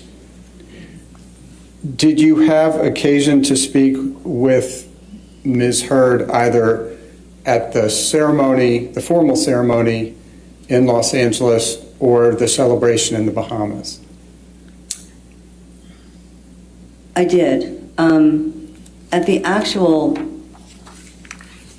ceremony in Los Angeles, they had the ceremony at our mom's house, and at that ceremony, I didn't have occasion to really speak with Amber. She, Rocky, and Whitney, I don't believe wanted necessarily to speak with me on that day. I did after the ceremony was done. I was standing not far from them, and they were having a conversation. They were having a conversation actually about, about should they leak the information that they had already gotten married at the house to the press, so that they could, maybe they didn't have to worry about the island when they did the celebration. And Amber actually reached out to me and said, because I was standing 7-8 feet away from her, asked my opinion, what I thought about that, which I basically said I didn't know why they would do it, since all the information for the island was already out, and it wasn't going to help them. I didn't know why they would want to leak it at all, but it was up to them. I saw her on the island as well, but on the island she was actually extremely friendly when I got there, because if I'm honest, I debated going. I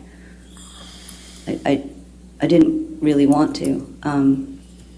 I almost didn't, but I took my dad. Dad wanted to go, and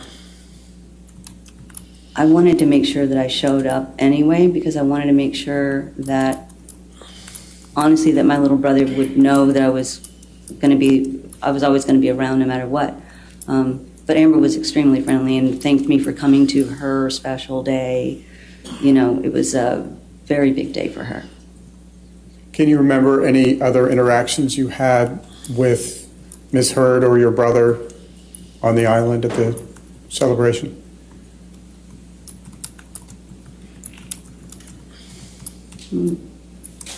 Interactions on the island? Not The really. island. And when was the next time you saw Amber Heard after the celebration on the island?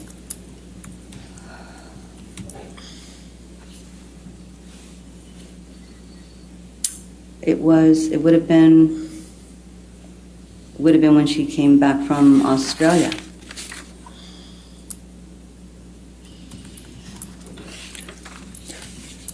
And I will get to that, Your Honor. Is it possible for us to take a very quick break? Sure. You still have quite a bit of direct left, I assume? I do have a fair amount, Your Honor. Okay, all right. Ladies and gentlemen, why don't we go ahead and have you take your afternoon break of 15 minutes, okay? Again, don't do any outside research. 15 minutes. Not talk to anybody about the case. I know you're going to hear me say it so much.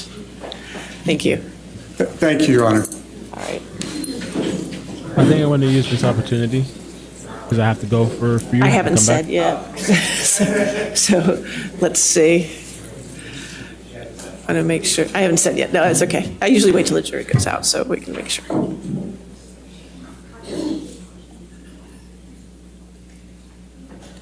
All right. So why don't we just go ahead and make it at 3:30 then? So it's close enough. Take 15 minutes for 3. Okay. Yeah, let me go do that. Yes. One request. Sure.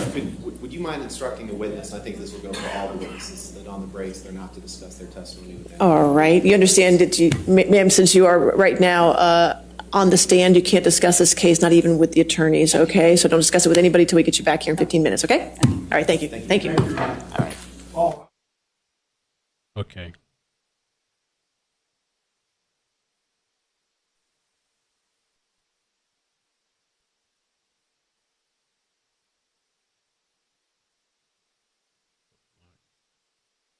Yeah. So I'll be right back, guys. I'm gonna go pick up my daughter, and then later I'm passing her off. So, but I need to just take the opportunity now.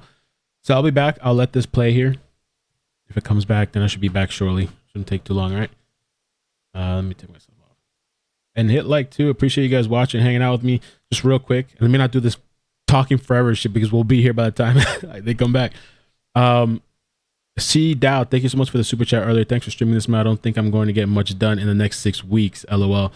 Lilac Peach has been a member for 2 months. Thank you so much. Hey Mel and chat. Thanks for all the hard work you do. Thank you, and I'll be back. All right. Don't leave me. Don't leave me. If you love me, don't leave me.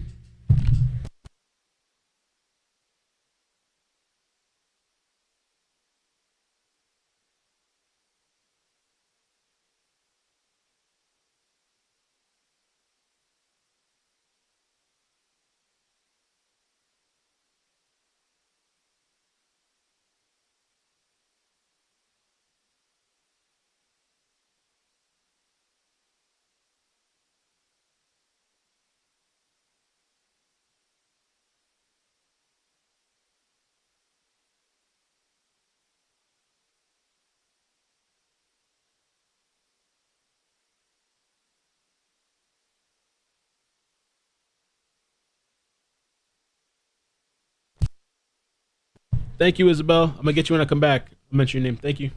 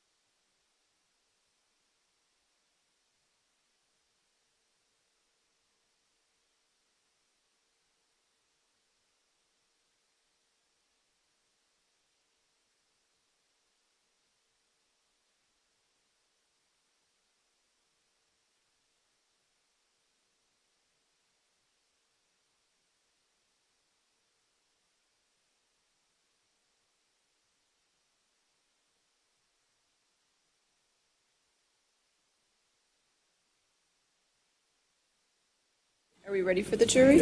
Okay, we ready? Yeah. Before he takes the witness back, Your Honor, you'll be pleased, we have that second order fully I am endorsed. very pleased. Yes, I'll put it in both my- of them are completed. That's great. I'll have an entry for my diary. Won't you, Ms. Ruby? Thank you. Thank you so much.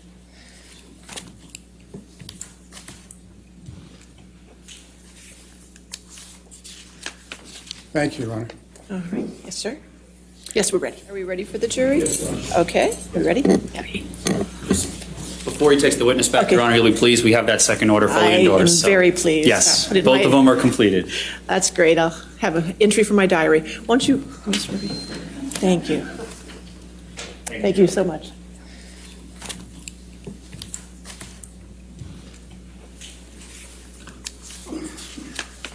Thank you, Your Honor. All right. Yes, sir. Yes, we're ready.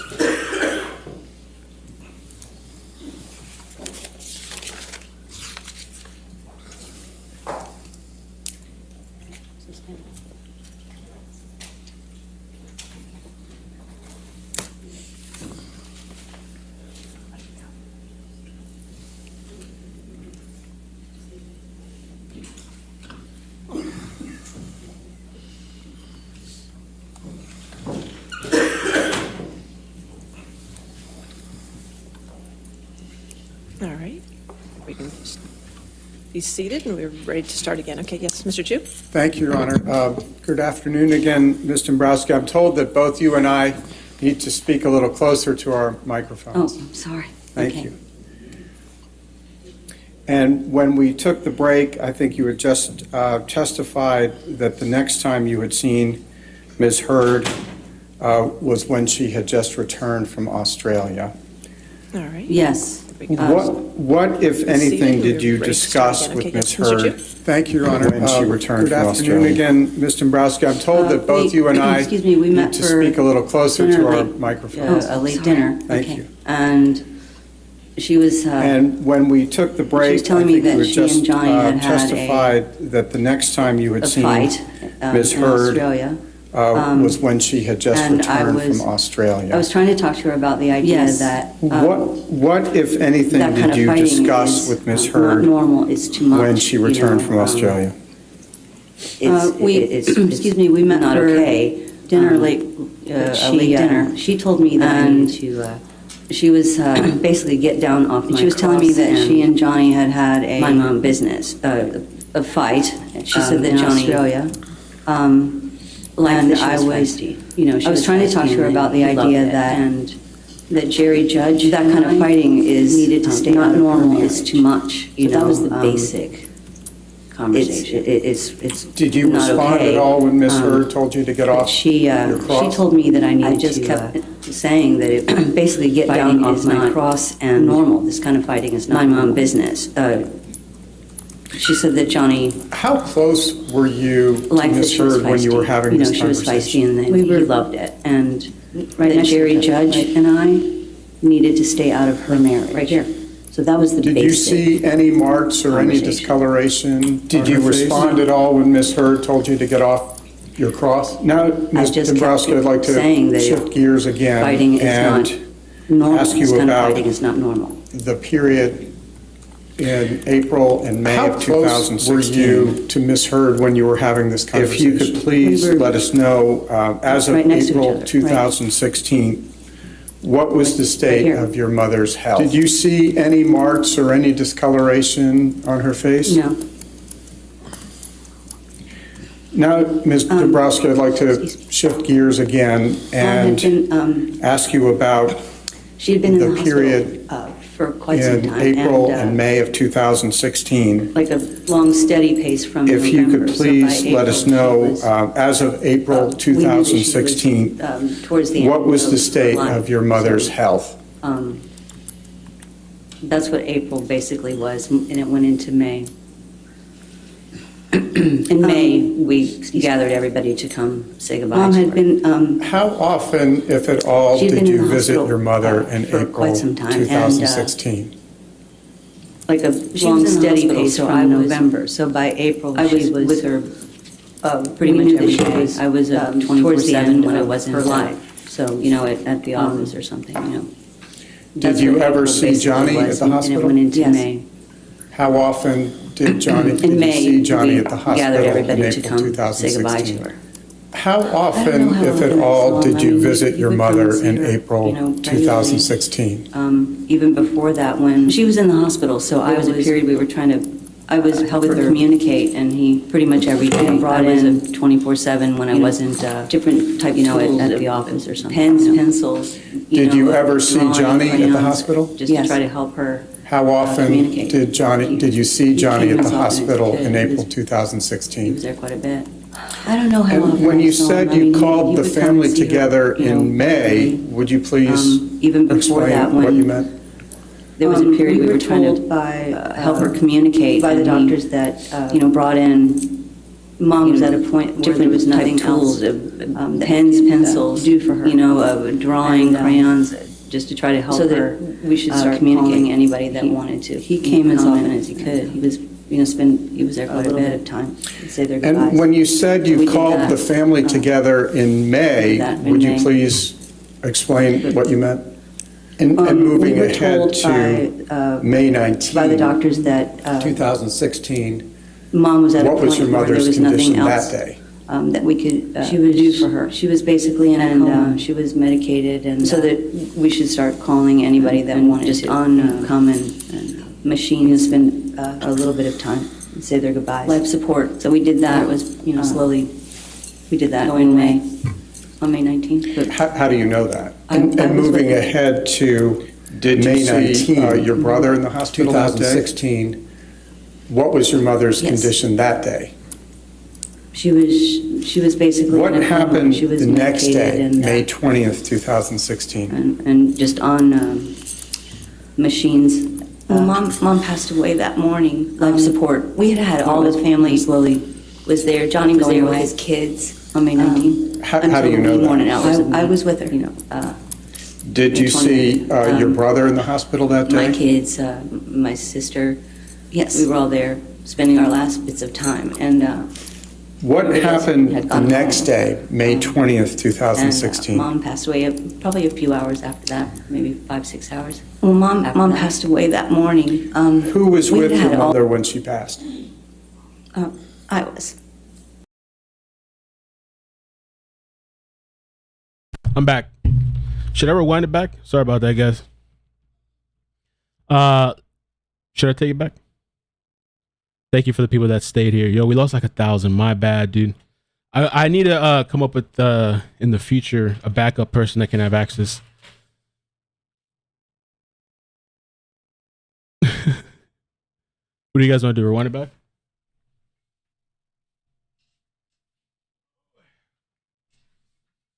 Keep it rolling? Okay. All the family was there. Johnny was there with his kids until the wee morning hours of May 20th. My kids, my sister, we were all there spending our last bits of time, and everybody else had gone. And Mom passed away probably a few hours. I mean, is it a lot? Should I take it back? Rewind? Some people keep saying, so do I do a poll? People are just over this shit. Keep going, keep going, keep going. Let's keep it going then.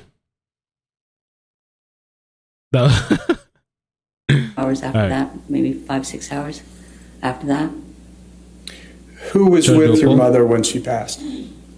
I was. Who, if anyone, told Johnny that your mother had passed? Sorry. Take your time. I did. I called him and I called my our other siblings to tell them. And I'm sorry, I know this is painful. How did Johnny react when you told him that your mother had passed? Well, he was sad, but there was there's a relief that suffering is done. So Tripping balls, my man. Let me do a quick poll, I guess. he was mostly trying to make sure that I was okay, and I was going to leave and not stay there and sort of take on everything. by myself. So he asked about how you were doing. Oh, yes, that became quite a big topic. Yes. Not much Ms. missed. Dembrowski, did you see Johnny the next day, Saturday, May 21, 2016? I did. I had I believe that happened. I'd gone to his house the night we lost Mom. I think we all kind of gathered our children, right? And I had my sister with me, so I had driven her back on the Saturday, and we were going to go to the funeral home. So I was while I was waiting for her, I went to go check on Johnny and see if he was okay, and wanted to go. And did you check on Johnny Saturday morning, the 21st? Yes, I went. Yeah, keep going. I went to see 91%. him because he was. We had talked about maybe he would also go to the funeral home, but when I got there, he seemed upset because he and Amber had been fighting.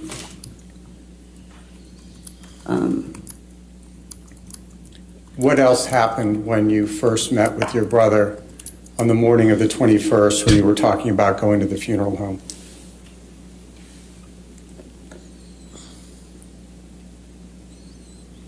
I went to go see if he was going to go with us. I got there, he was upset. Excuse me, because they were fighting. I got upset because of the day that was chosen to fight. But I went ahead and left and went to the funeral home with my sister, and then came back that evening. Why were you upset about their fighting on that day in particular? We had just lost our mom the day before, so I feel like that there might be the need for a little compassion, no fighting on that day. Did Johnny end up going with you to the funeral home that day? No, I went ahead and went, and he was gathering his stuff because he had to go pick up some items because he was going to go on tour.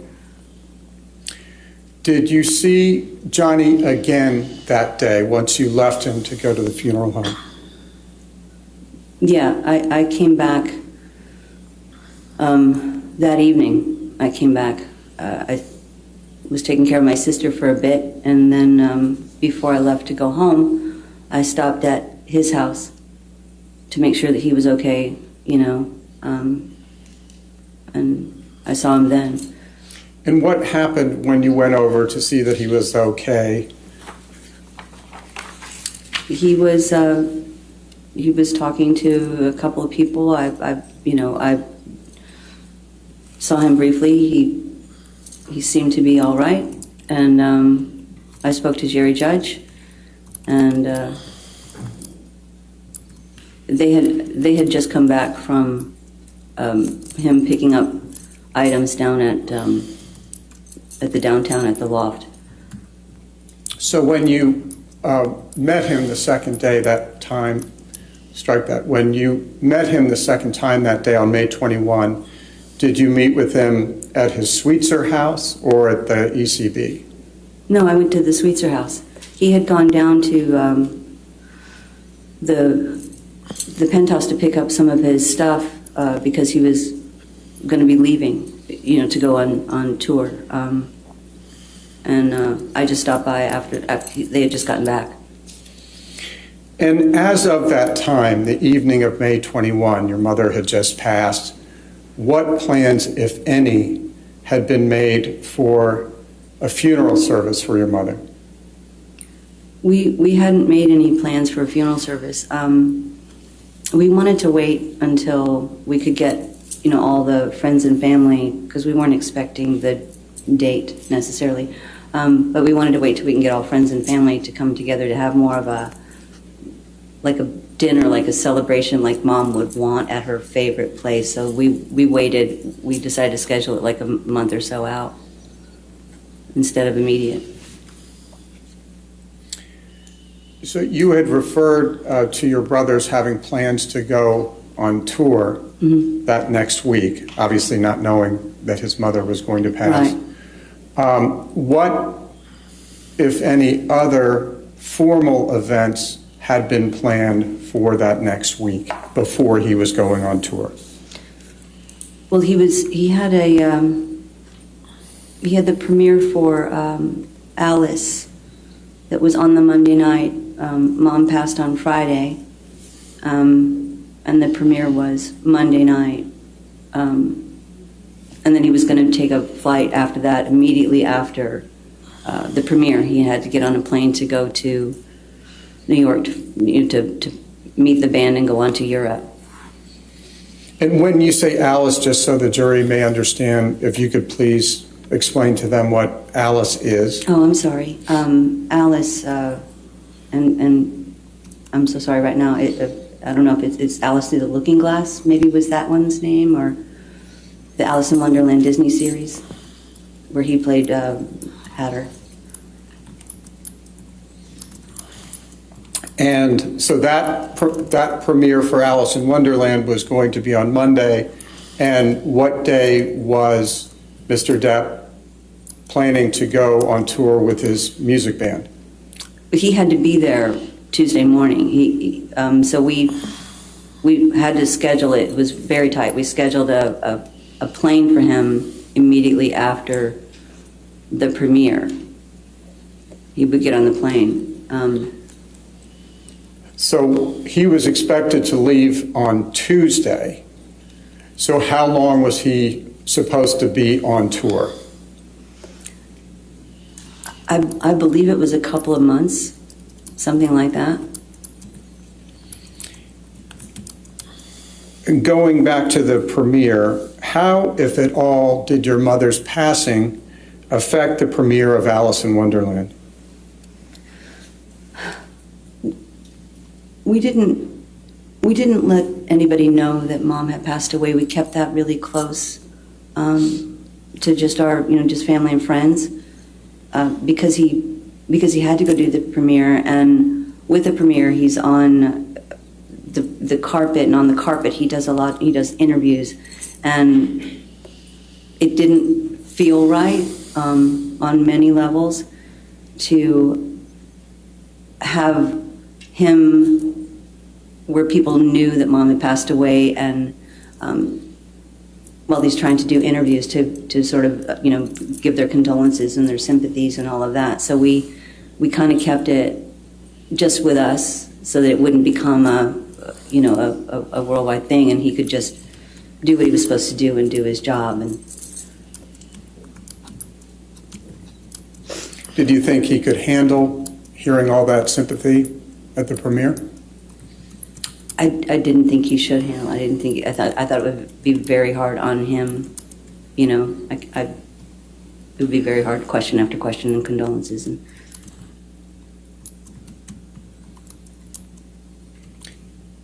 did there come a time when Ms. Heard filed for divorce from your brother? Yes. When was that? I learned that she had filed on the Tuesday morning. After that premiere, the Tuesday morning, I was at the funeral home and I got a call from the attorney to let me know that she had filed. Where was Johnny when you learned that Ms. Heard had filed for divorce? He was already in New York and getting ready to travel to Europe for the tour. How did you react initially when you heard from Mr. Depp's attorney that Ms. Heard had filed for divorce?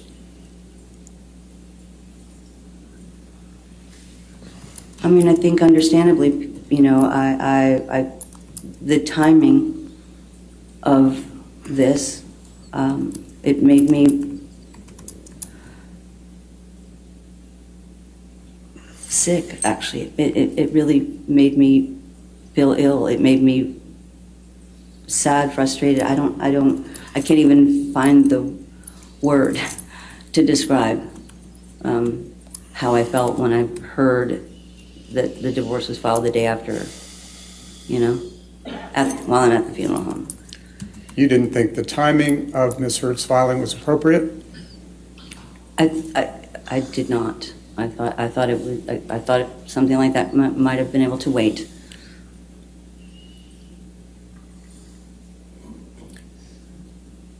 Did there come a time when you learned that Ms. Heard had also filed for a restraining order against Johnny? Yes. Yes, I think I heard that also from the attorney. I believe the day before. It was a Thursday, I think. I learned that one. So this was 2 days after your brother had left for New York? Yes. Yes, because I was shocked at that.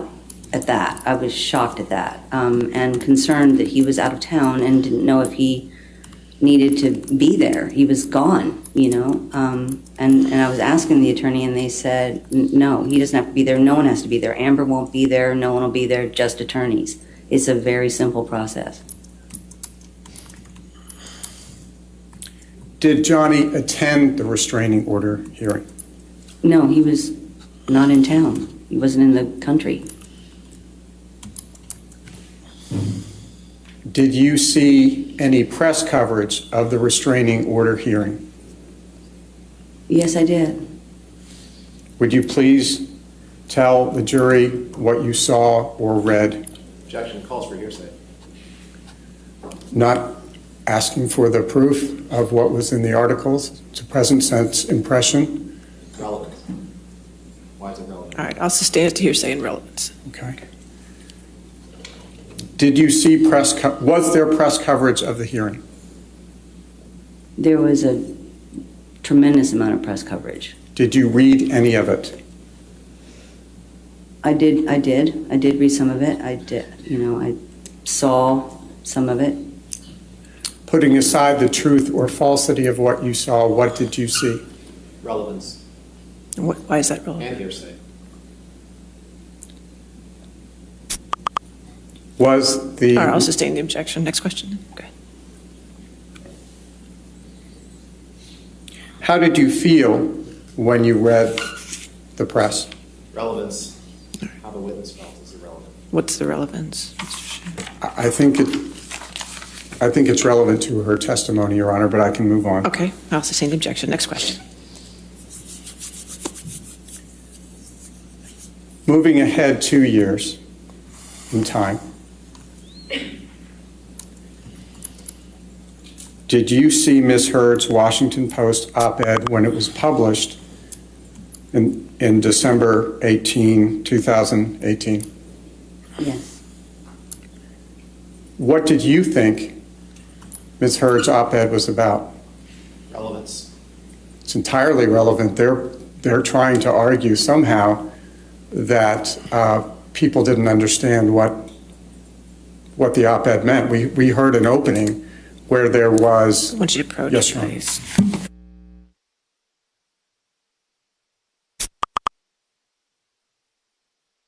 Still trying to kind of catch up a little bit with what's going on.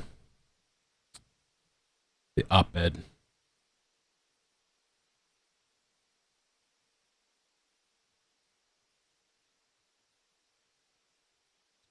I had some things pulled up here too. My bad about that though. Yeah, I didn't realize I had the backup thing playing at the same time. I left the thing unmuted.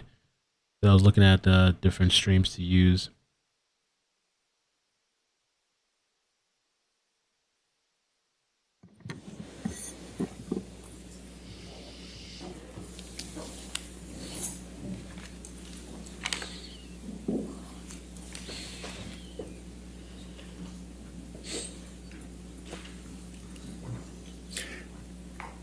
Ms. Dembrowski, have you had any discussions with your brother about the op-ed?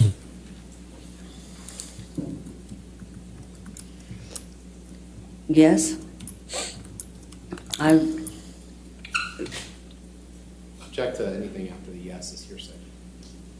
I'm not sure if it is or not. It's a yes or no question. Okay, all right, next question.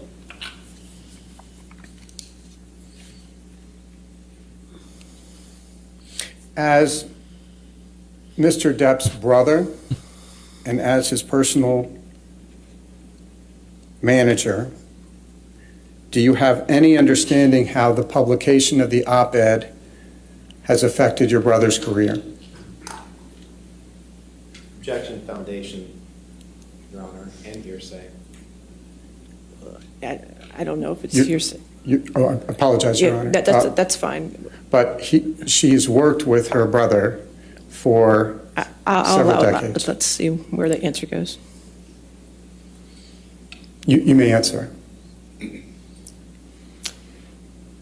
I'm sorry, would you mind asking it again? Do you have an understanding of how the publication of the op-ed has affected your brother's career? Yes.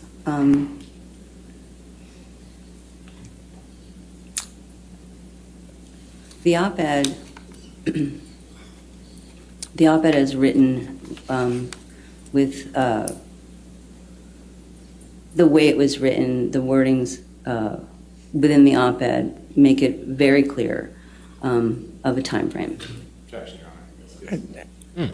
The director to answer that question again. Maybe you should ask it again. How has the publication of Ms. Heard's op-ed, putting aside for a moment its relationship to your brother, its references to your brother, how has it affected his career? I believe there's a negative effect on anyone's career when there's accusations, as there have been.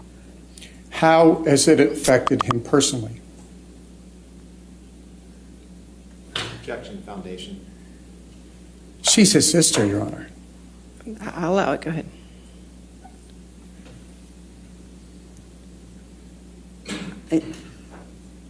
Personally, I know he doesn't want people to feel that he could ever be that type of person, which he isn't. And to know that actually that is something that is attached to him now, which trickles down to his children, where I think that part, more than anything, is the part that has bothered him, the fact that his children have to, have this in their life.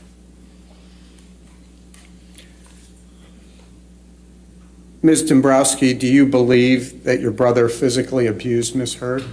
Objection, Your Honor. Relevance, foundation. I'll sustain the objection.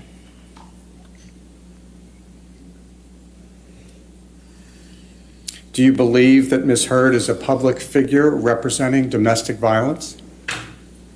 No, I don't. I believe the opposite. Excuse me. I'll sustain the objection. Thank you, Thank Ron. you. You can strike that answer, please. Thank you. We heard it.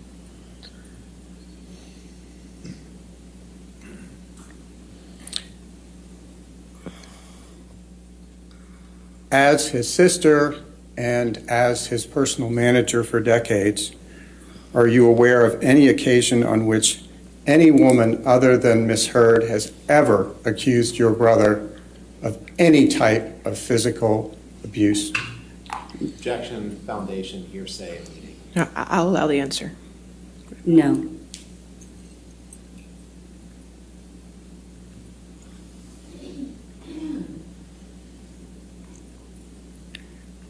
How has Ms. Heard's op-ed impacted your life?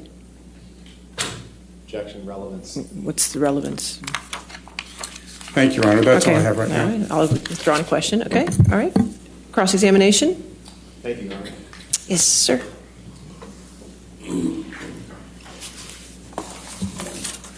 Yeah, I don't think they're gonna. What time is this going till today? You guys think like 5 maybe? One more hour? And we didn't even get to the other side, right? Well, this is. Good afternoon, Ms. Dembrowski. Good afternoon. Okay. So I believe we covered some of this, but just want to make sure. So you're employed at a company your brother owns, right? Yes. It's called Infinitum Nile? Yes. Is that right? And it's Mr. Depp's production company? Yes. And you're the president of that company, right? Yes. And that is your only source of income, correct? I have other projects that I work on the side. It's your only job, right? It's my full-time job, yes. Right. I see what you're doing. Job-wise, you don't have any other sources of income other than Infinitum Nile, right? Other projects, I have the opportunity with other projects to make more money. All right. I see he's kind of trying to say like you have an interest in this besides brother financially. Your Honor, may I approach? What he's All trying right, to if you do. could just show counsel what Sure. you're approaching with. It's your only source of income, right? Kind of pressing her a little bit. I was kind of curious to see what was going to happen here. All right. It's 402. Yeah, it's 402 here Just also. giving I think he's just giving copies, Mr. Chu. Hi, man. What's up? Who said Kate? Thanks assume for it covering would this, Mel. Great job. Thank you so much for the super chat. Thank you. Oh my God. I see Yes, two. please. Somebody said psst while you were gone. Thank you for the super chat. Status quo. And Isabel Lamy, thank you so much too for the super chat.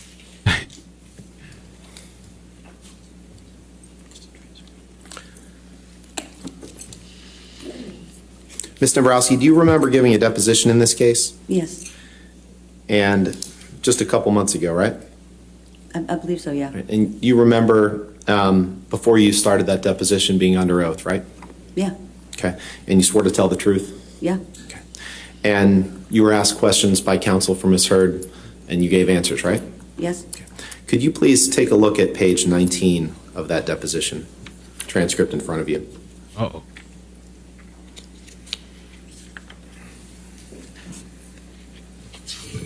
I'm sorry. Oh. Yo, I thought that was like growling for a second. I was like, damn, what was that?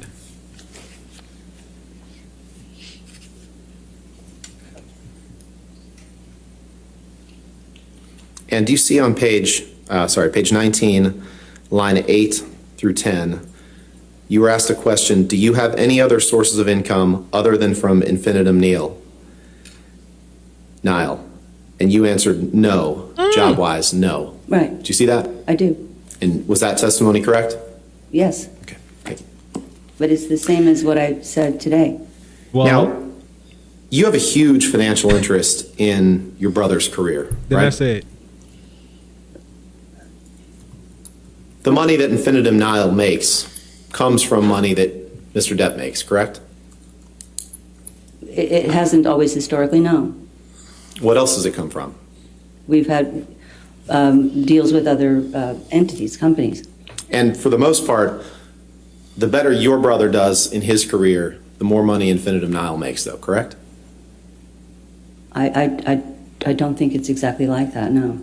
And you have your brother has done projects that Infinitum Nile has been the production company for, correct? Yes, And you have a financial interest in that company, correct? I'm an employee. Are you employed by his other companies as well? I'm employed by Infinitum Nile. Are you employed by the other companies that your brother has? No, Where do you receive your paycheck from? Infinitum Nile? Infinitum Nile. And you have a financial interest in how Infinitum Nile performs financially, correct?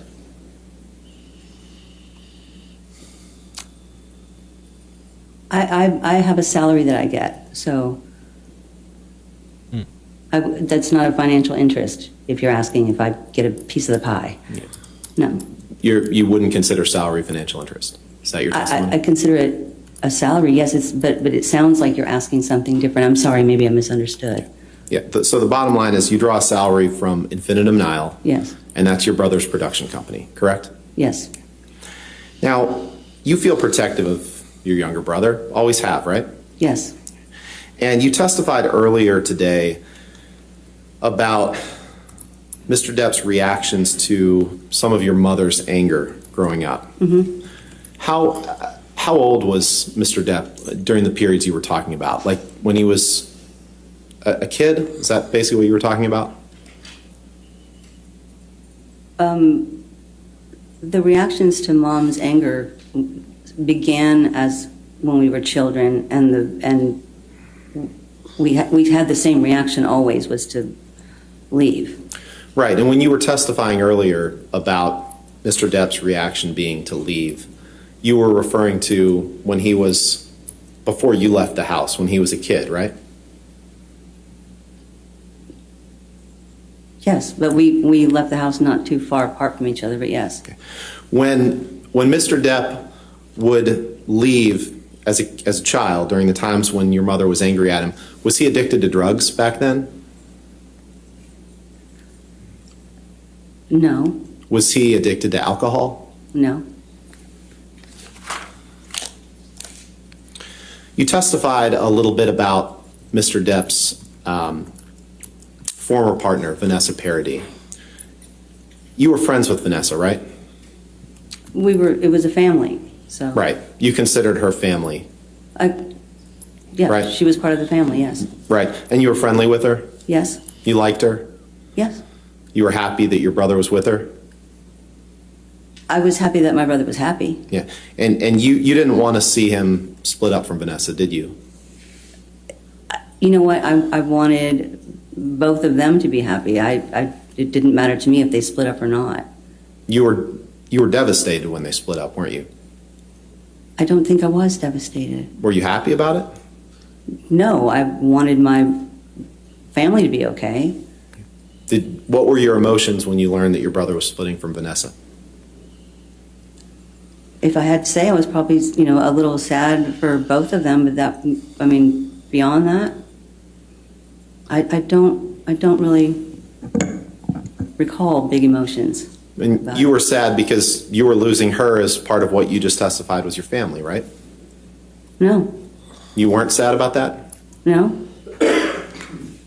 Now, on May 21st, 2016, you were asked some questions about that, and I know your mother's passing must have been very tough, so I'm not going to ask specific questions about that. I'm going to ask questions about the next day just to make sure that I had your testimony right. Can you remind me, you said you saw your brother the morning of May 21st? I stopped by there at some point in the daytime, in the early part of the day. Approximately what time? I honestly don't remember. Was it before lunch? I don't remember the timing. It was just daytime. It was daytime. And you testified that when you stopped by there for the first time that day that you were upset because it seemed like he and Amber had been fighting. Is that what you said? I said that they had been arguing. And I've said that I didn't love that they were arguing on. It was a horrible day to argue on. And that was, your testimony was that you were upset that they had been arguing when you stopped by that during the daytime, right? Okay.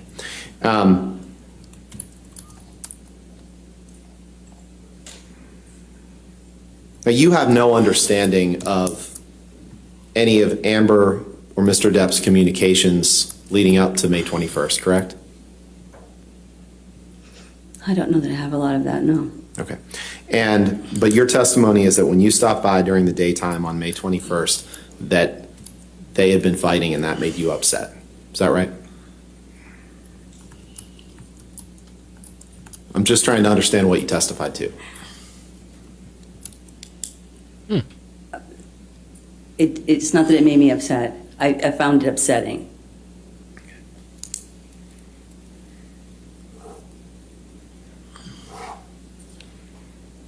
Did you ever become aware that they hadn't actually seen each other or communicated at all before he came over at 8 p.m. on May 21st? There you go, got one. Foundation. She's testified that she... I feel like this attorney that's representing Amber, the guy talking, he's doing better than this guy sitting next to Johnny. I mean, I don't know. I mean, the other lady that Johnny has, she's doing well, but this guy, to me, is kind of lackluster. Somebody text me about that, too. What do you guys think? said that they were fighting earlier in the day. I'm asking her if she ever became aware that they hadn't actually seen each other or talked that day. I'll allow the question. Just objection. Go ahead. I'll ask it again. Did you ever become aware that Amber and Mr. Depp hadn't seen each other or talked that day before he came to the Eastern Columbia building the evening of May 21st? No, I just know that what I understood was that they had a fight, whether it was over the phone or, Lindsay. I don't know. They were arguing.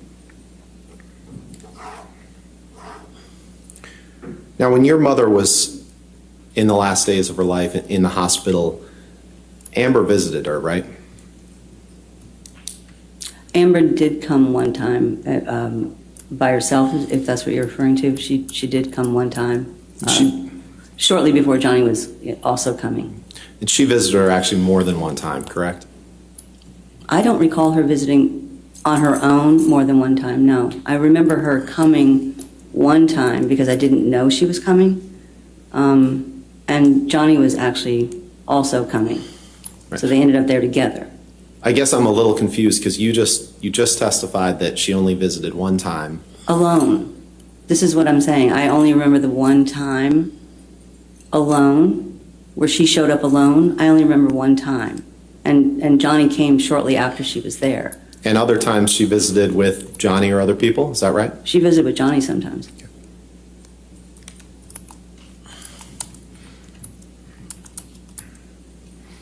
During the time that Amber and Johnny were together, you became aware that he was using drugs and alcohol excessively, correct?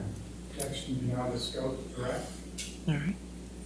Your Honor, she's testified to what she observed during their relationship. I think it's within the scope. Your Honor, I think her testimony is that she's never observed Mr. Depp using drugs. I think this is beyond the scope. No, I'll overrule the objection. You can ask the question. You open a can of worms.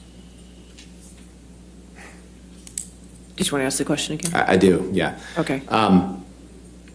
During the time that Amber and Johnny were dating, did you become aware that he was using drugs or alcohol excessively?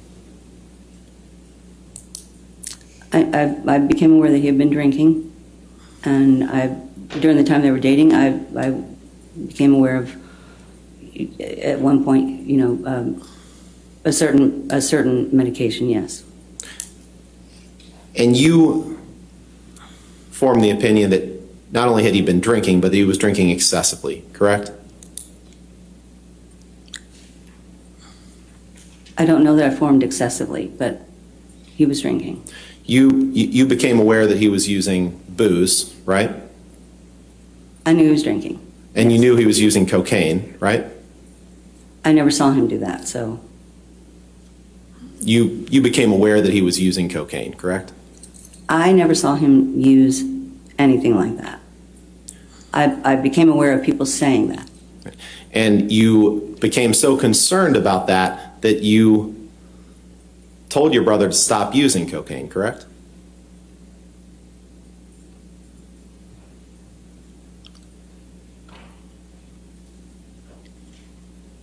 I don't know that I remember telling him to stop using cocaine. I think I might have told him anything that he was doing, he should stop doing. Heather, can you pull up Exhibit 214, please? Oh, what are they pulling up? Curious. He's just poking holes and trying to take away any kind of, credibility. But, I mean, the drug use has been Your Honor, I'll obviously move for admission before it's published to the jury. For a long time. Just wanted to make sure it wasn't going to be on their screen. I guess anything to help.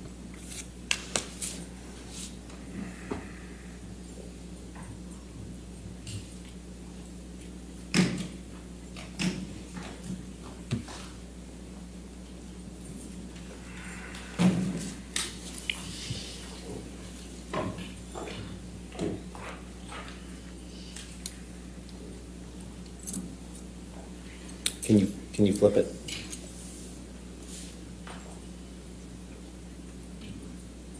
Shelly. Damn, she is straight up. I need some coke.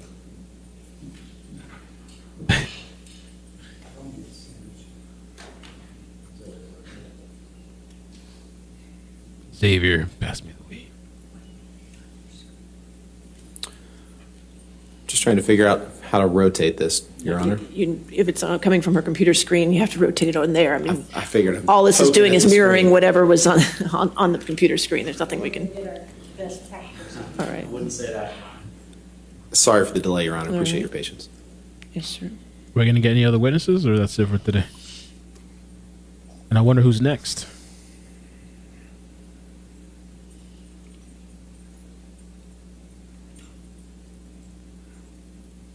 Damn, supposedly they're saying it could go up to like 6 weeks, man. So they gotta go through everything. Text messages, calls. But Mayor, the issue is what's on the screens, Okay. not on the laptop, so that's the difficulty. Okay. I wonder if did they ever analyze the poop? Like forensics, can you do that? Can Unplug they it do and plug like it back a in just to see DNA test or something? Was it too late already by that time? to the system. Maybe the house cleaner threw it away.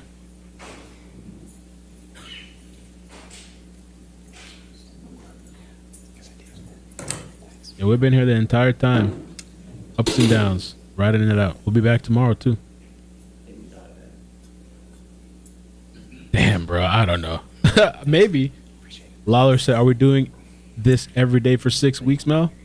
If you guys come like today, All right, I think we have it. We'll keep it going. You turn it off and on, it works at everything. That's right. That's the secret. We're going. It's a long time. I'm gonna have a hard time going through the audio. I don't want to listen to the 2-hour audio. It was dreadful listening to Amber for 2 hours complaining. Like, oh my god. Okay. They mentioned the poop. At some That point looks we're gonna better. talk about the poop, I guess.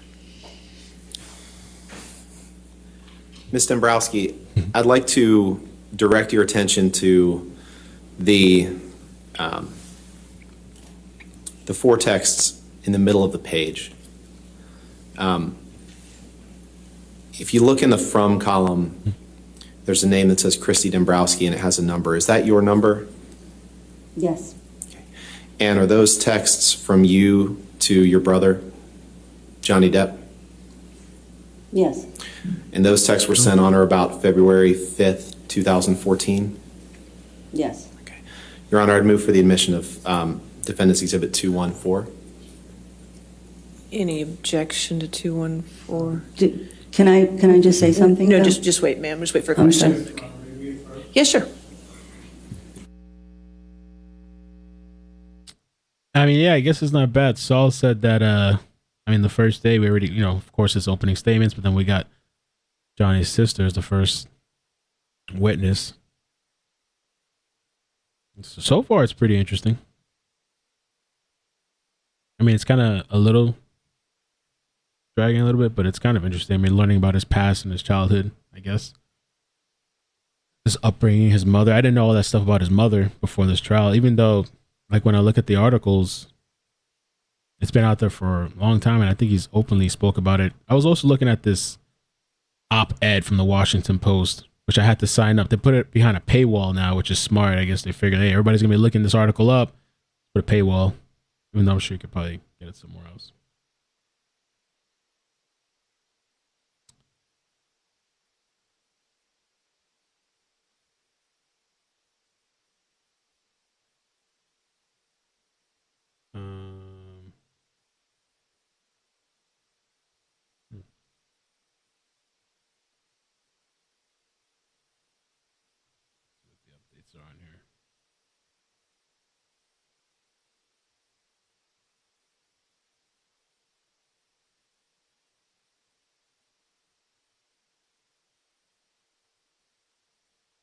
And somebody sent me a bunch of things. Let's see. Is this related to the case? Oh. Beaver, I got your text messages. I'm trying to understand all the messages you sent me.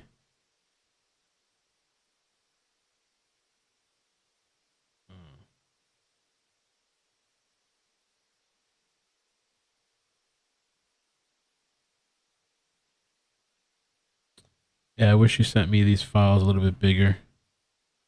These are the documents.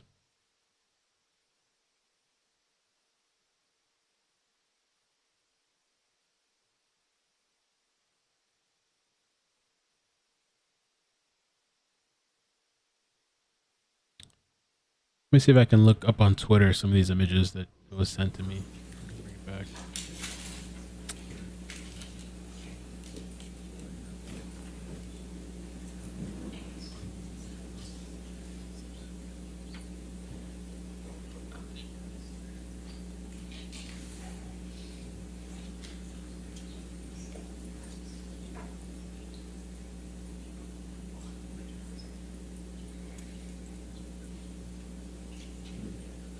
That is true. There was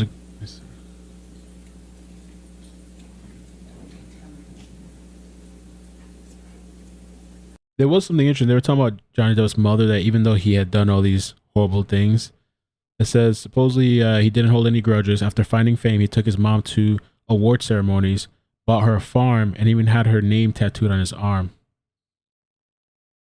She also said that he said remarks about his mother. He said, at her funeral, supposedly, my mom was maybe the meanest human being I've ever met in my life. And he talks about child abuse, being often beaten, all things being thrown at him, including ashtrays, even a phone. Still took care of his mom, I guess.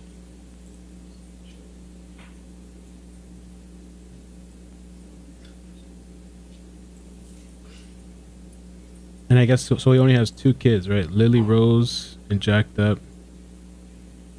And that was with one of the exes of Vanessa. Was he married to Vanessa? I forgot. Vanessa Paradis was the ex-wife.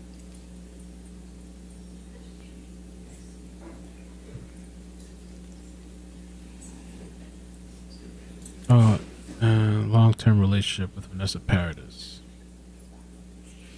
Damn, they spent 14 years. Wait, spent 14 years from around 1998. Okay. Apologize for the delay, Judge. All right, so you're moving in 214, we'll receive it redacted? Yes, Your correct? Okay. Over objection? Just long-term relationship? And you wanted to publish just the redacted parts, correct? Yes, Your Honor. Okay. That's fine. Right now, you just have the dates up. Is that what you want to start with? Yes, Your Honor. Okay. You can publish Thank that to you. the jury. Okay. Ms. Dembrowski, I just because we can only show part of this page, do you see that these, you just testified these were text messages between you and Mr. Depp, right? And do you see that these text messages were sent on February 5th, 2014? Yes. The bottom 3? Okay. And those bottom 3, you just looked at when we saw the whole page, and I know it's a little cumbersome for the jury not seeing that, but you testified that the bottom 3 were text messages from you to your brother, right? Yes. Okay. Heather, could you just scroll to the right, please? That's good. Thank you. Oh. So on February 5th, 2014, you sent 3 texts to your brother. You sent one that said, stop drinking, right? Mm-hmm. You said one that said, stop Coke, right? Yes. So I assume you weren't talking about the soft drink, right? It doesn't appear to be. You were talking about cocaine, correct? You lined her up. I don't know what these are in reference to, so. You know! I remember they brought this up at my deposition. Oh, okay. And these are something that they're, I don't know, I don't know if there's more context to them. I don't know what they're in reference to. I know what they say, but I don't know what they're in reference to. And what they say is that on February 5th, 2014, you were telling your brother, Johnny Depp, to stop using cocaine, correct? No, I wrote those words, but that's what I'm saying. I don't know that I was telling him to stop doing that. You know, in context, it would be different. It could be a different scenario. Well, let's take it word by word. Coke, when you wrote Coke, you meant cocaine, not the soft drink, right? Yeah. Okay. And when you wrote pills, you meant prescription pills, right? Yeah. Okay. So you were telling him on February 5th, 2014 to stop drinking, stop Coke, and stop pills, right? Stop Coca-Cola. I wrote the words. And did you have any reason to believe when you wrote that Mr. Depp had been on a bender recently? I don't recall writing this, so I don't recall the context of it. I understand that the words are there, but I don't recall the timing or the writing of it. I don't recall anything about it necessarily. You weren't joking when you wrote that, right? It wasn't a joke, right? I probably was not joking, but you know, maybe I was repeating something that someone else told me to write. You were telling your brother to stop drinking. He's doing a better job than the other guy, I think, so far. He's just trying to poke holes and take away their credibility and stuff, but like he's lining her up too, though, you know? And he's kind of shaking her up a little bit. I mean, we know about his drugs, but you know, he's just tearing her apart, I guess. Stop cocaine and stop pills because you believe that he had a problem with drinking cocaine and pills, correct? I didn't believe he had the problem as much as someone else was trying to make me believe that he had the problem. Did you have any reason to believe that Mr. Depp had been on a recent bender? I didn't witness benders. I don't, you know what I mean? So I'm not involved in the benders.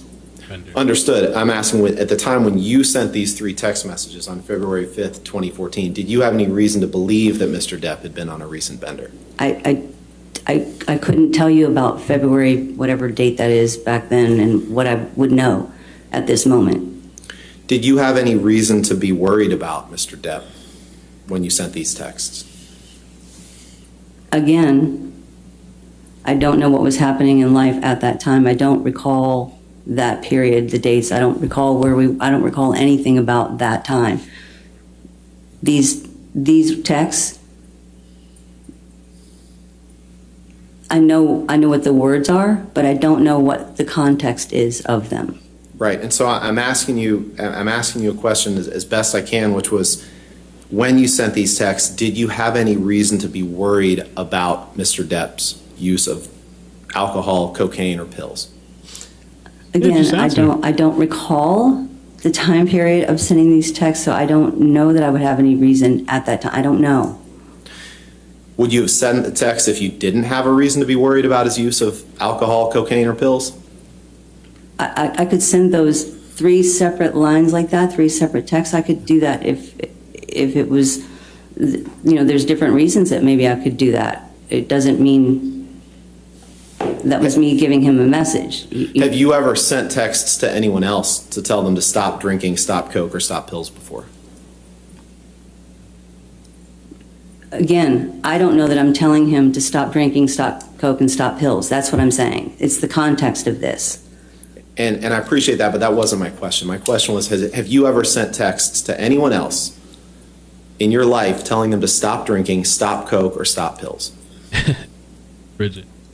I don't believe I've ever told anybody to stop doing any of those things in a text message, but I also don't know that that's what I was doing here, is what I'm trying to say. But you wrote those words to Mr. Depp, right? I wrote those words. I'm surprised too. There's no interjection here. I guess he's really grilling her.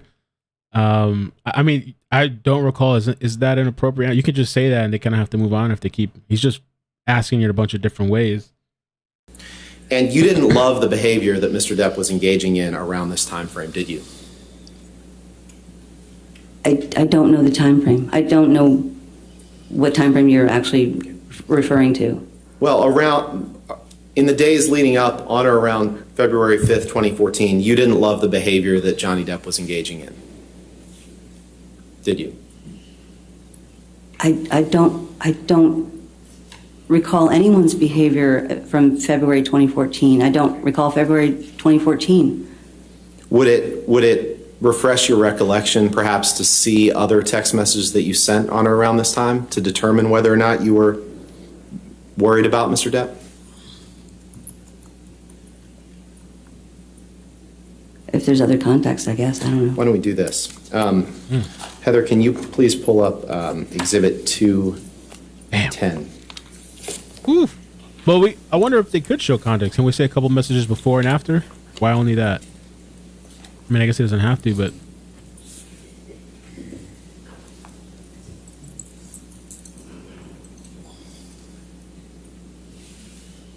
hey, I can say I'm here for it. This is interesting, kind of entertaining. I don't know. I mean, I know Your Honor, it's, may I approach? serious for them, but it's so interesting to watch this stuff live. Oh, do we got a hot mic situation? Thank you. Let's see here. SoCal Renee Gal, thank you for the super chat. Thanks for streaming this, Mel. Justice for Johnny. Thank you.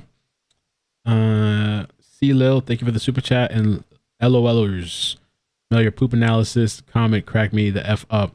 I hope you do follow this case daily. I'll be here, so listening for your jokes. Thanks. And tomorrow, these next couple of days are going to be a lot easier for me too. When I have to be rushing out in the morning or in the afternoon, I can be here. Tonight, I'm just going to like clean up and get things in order, just to have a bunch of things ready, for, like lined up for tomorrow. Snacks, drinks. And been interesting.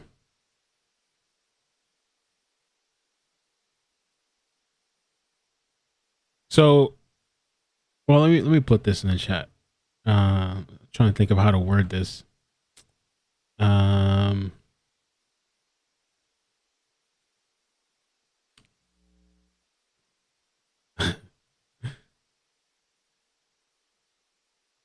Do you think? Let's see. Let's see.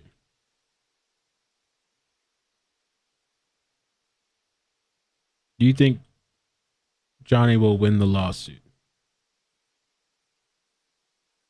Because he kind of, I guess he has somewhat of an uphill battle, kind of, isn't it? Like he has to prove that what she said was a lie.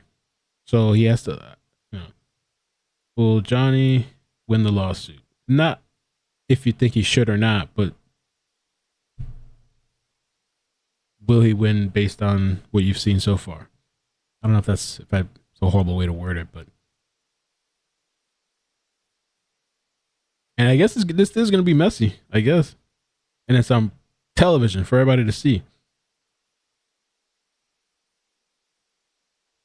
We do have a nice group of people, that's true. The chat is pretty lit. That kills me every time when I'm reading and watching. Sometimes I'm just reading. I'm not even watching, so I'm like, I got to focus on what they're saying. Victoria, thank you so much for the super chat. Appreciate it. Gracias.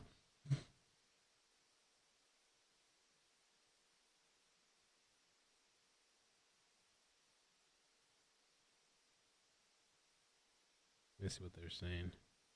All right, so about 80% say that he will win.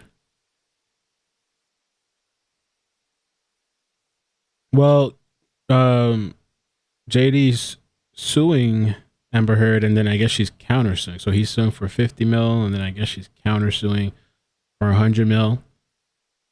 And I wonder how that works. Like, does the judge just at the end decide whether he gets it or not, and then after whether she gets it or not?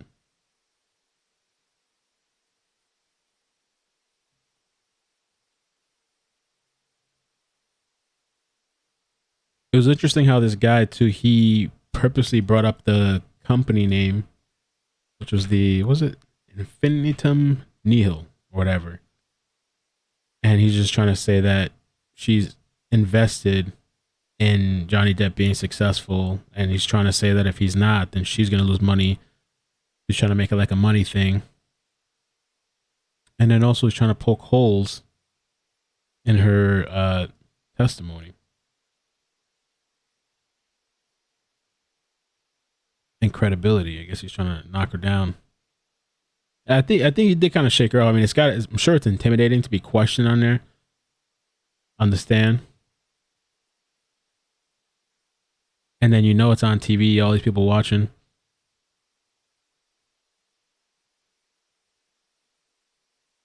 Yeah, I think they do need to step up. Johnny's team, I don't know what's up with his main guy there. They need to step it up. I don't think it's looking good if it's just. Ms. Dembrowski, do you recognize this document as a text message chain between you and Amber Heard on February 3rd, 2014? Yes. And you see the chain starts at about 5:20 p.m., right? Yes. And there's messages from Amber to you are the ones on the right, correct, in blue? Yes. And messages from you to Amber are the ones in gray on the left, right? Yes. And if you go, well, take a minute and just read that first page, please.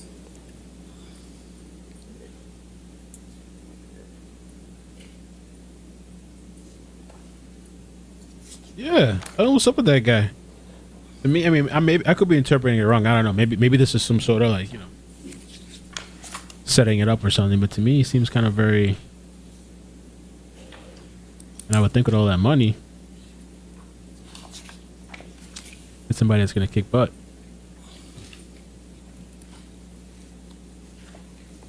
Does this refresh your recollection about a text conversation you had with Amber on or about February 3rd, 2014? Well, I can see this as our text exchange. Okay. And does this refresh your recollection about concern that you may have had about the behavior that Mr. Depp was engaged in on or around that time?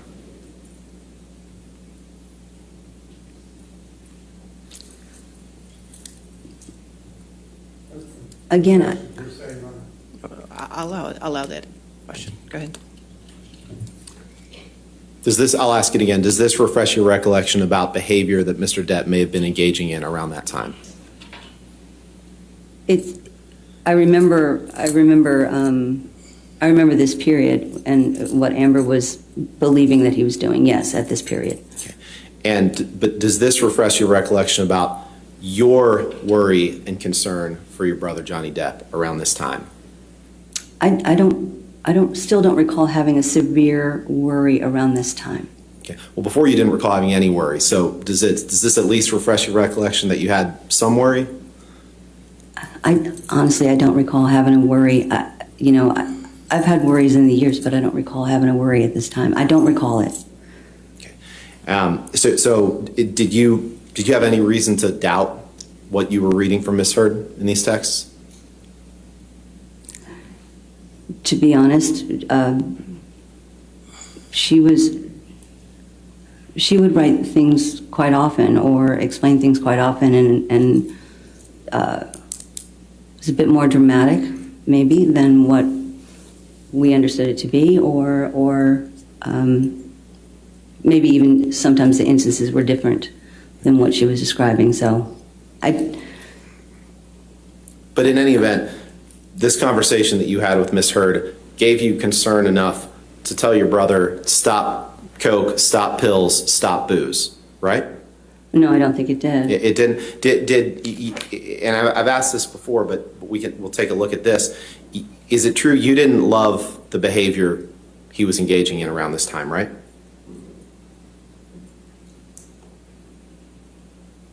Again, I didn't witness a lot of the behavior that people are talking, that.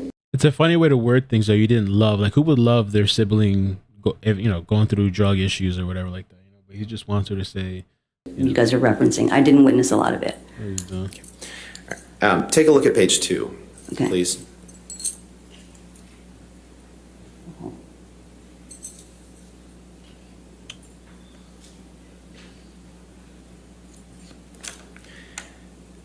And just take a minute to read that, and then I'll have some questions about both of the pages. Mm-hmm.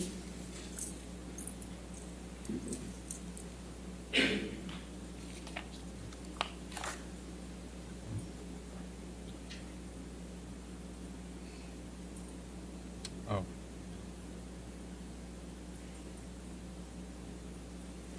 Okay. What you had been told by Ms. Heard on the first 2 pages of these texts gave you concern about Mr. Depp's behavior and made you not love anything that he was engaging in behavior-wise around this time, right?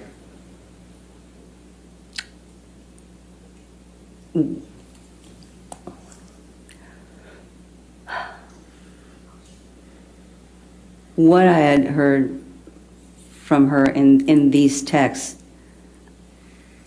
I didn't really love where life was at the time. Your Honor, I'd move for the admission of these 2 pages in their entirety for the reasons that we discussed, both as impeachment of the witness.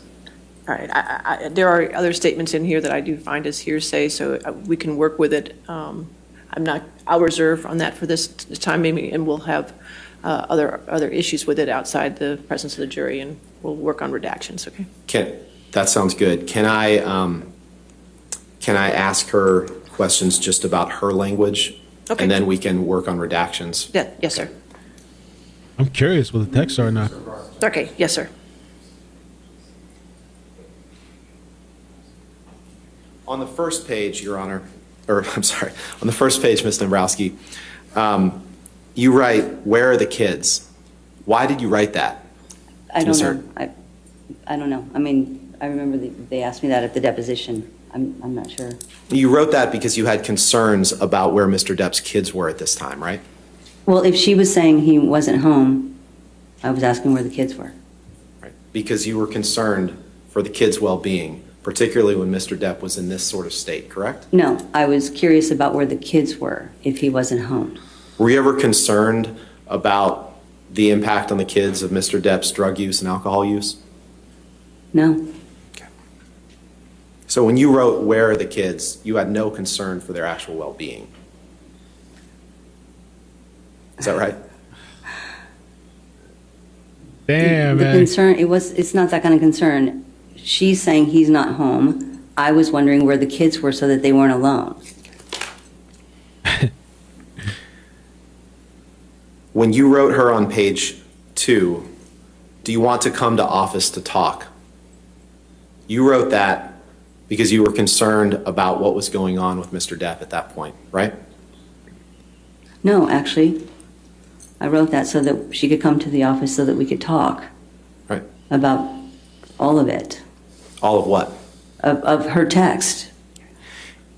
Your Honor, I'd ask for permission to publish the bottom text on page 2 that I think... It's not up here. You just mean her text. Sorry.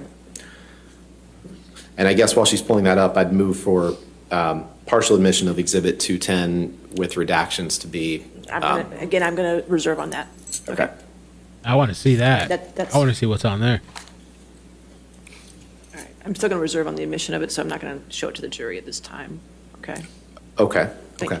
Let's take a You can break ask your and get a questions. redacted. Okay. Let's take a break. When you wrote Miss Heard on February 3rd, 2014 at 5:42 p.m., Ms. Dembrowski, "Worry about everything." You were telling her to worry about everything and all the types of behavior that Mr. Depp was engaging in at that time, right? I was not telling her to worry about anything. That's the way I wrote that. Sounds like I say, I worry about everything. You're saying that you're worrying about everything? Is that right? Yes, as a whole. Okay, so in contrast to what you testified a few minutes ago, you actually were very worried around this time frame, correct? I was worried about what life was. That's what I had said. Right. And the life that you were referring to here, what was going on in life was Mr. Depp's drug and alcohol abuse, correct? What was going on in life was someone who constantly wanted to point out some sort of drug and alcohol abuse. Is that unfair for a spouse not to want their husband to abuse drugs and alcohol? It's not unfair at all. So was that a negative to you that Miss Heard didn't love that? I'm sorry? Was that a negative to you that Miss Heard didn't love Mr. Depp's drug and alcohol abuse? Was that unreasonable of her? To me, it was exaggerated is the problem, so. It was exaggerated. But you testified that you personally have no personal knowledge of your brother doing cocaine. I never saw him do it, no. Okay. But you had enough concern to text him, stop doing coke, stop the pills, and stop the drinking, correct? No, I really don't think that's what I was doing with him. And what were you telling? You weren't talking about the Super Bowl, right? You were talking about drinking. I understand. I understand. But the way it's written, and I know my writing, the way it's written, I don't feel like what I was doing was me giving him an order to do that. I wouldn't typically do that.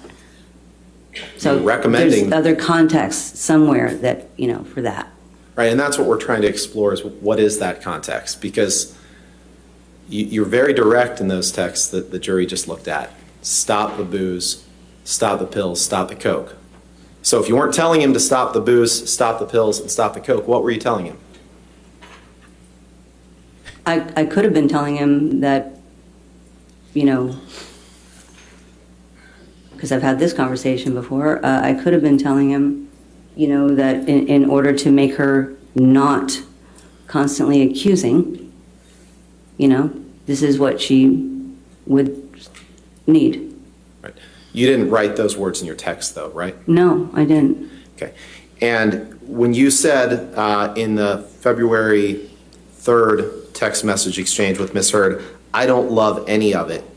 I really want to be able to talk with him. That was you expressing concern about Mr. Depp's drinking and drug use, correct?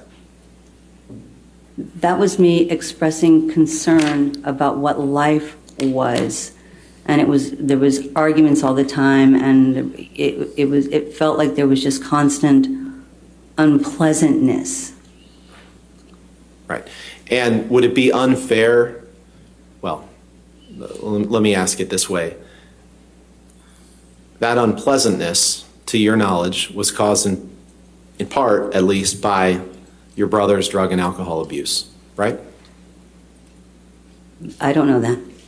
Did you ever reach your own conclusion that your brother had a problem with drugs and alcohol?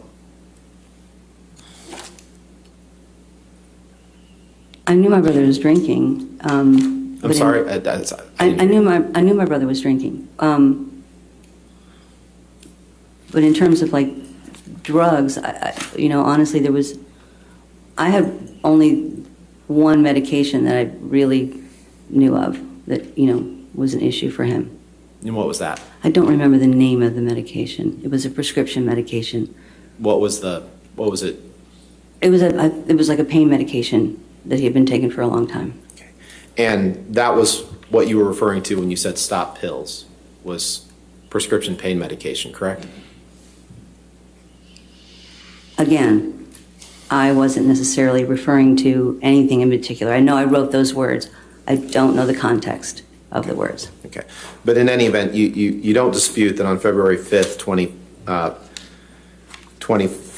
whatever date that was, on February 5th, 2014, you wrote to your brother, stop drinking, stop coke, stop pills, right?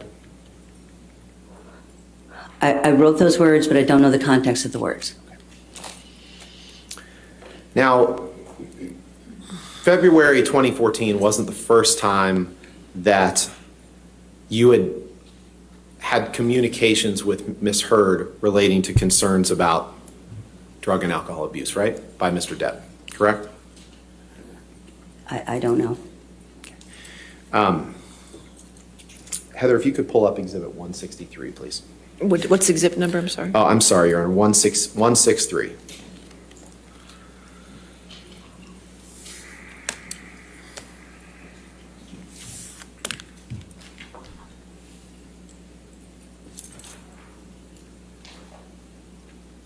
What did I just miss? They said opiates or something? Or what did it say?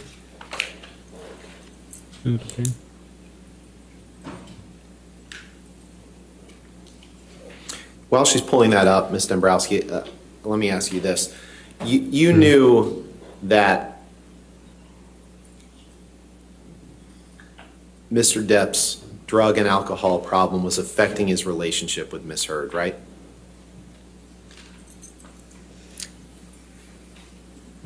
I knew that she would say that. I mean, I knew that she would say that she had issues with, him with drugs and alcohol. And you knew from those communications that it was negatively impacting their relationship, right? Oh, pain meds. Pain meds.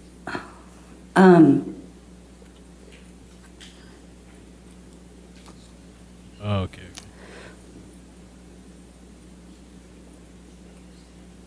I knew that she would write me about them, you know, and I knew that she would. I know that she would, you know, try to talk about them. But, and I know that she would say that they were negatively impacting. I don't know that that was the whole situation that they had going on. To be honest, though. Well, you didn't disbelieve her when she told you that, right? When she told me what you just testified to, that drinking and drugs were negatively impacting their relationship. You didn't disbelieve her, right? Oh, I didn't necessarily think it was true, no. You didn't think it was true? That it was negatively impacting their relationship? Mm-hmm. I didn't necessarily think it was 100% true, no. Well, you just said true and then 100% true, so True. I'm trying to figure out I'm trying to figure out where you're going with this. Or is it your testimony today that you never believed Miss Heard when she would talk to you about Johnny's drugs and drinking? No, I think you're taking it to an extreme. Well, that's what I'm trying to get at. I'm sorry if I am. So just explain to me what is. That's not your testimony. So. I think she exaggerated things quite a bit. But you tried to help Amber deal with Mr. Depp's drugs and drinking, correct? I tried to make sure that I was helpful to Amber as best I could, yes. Okay.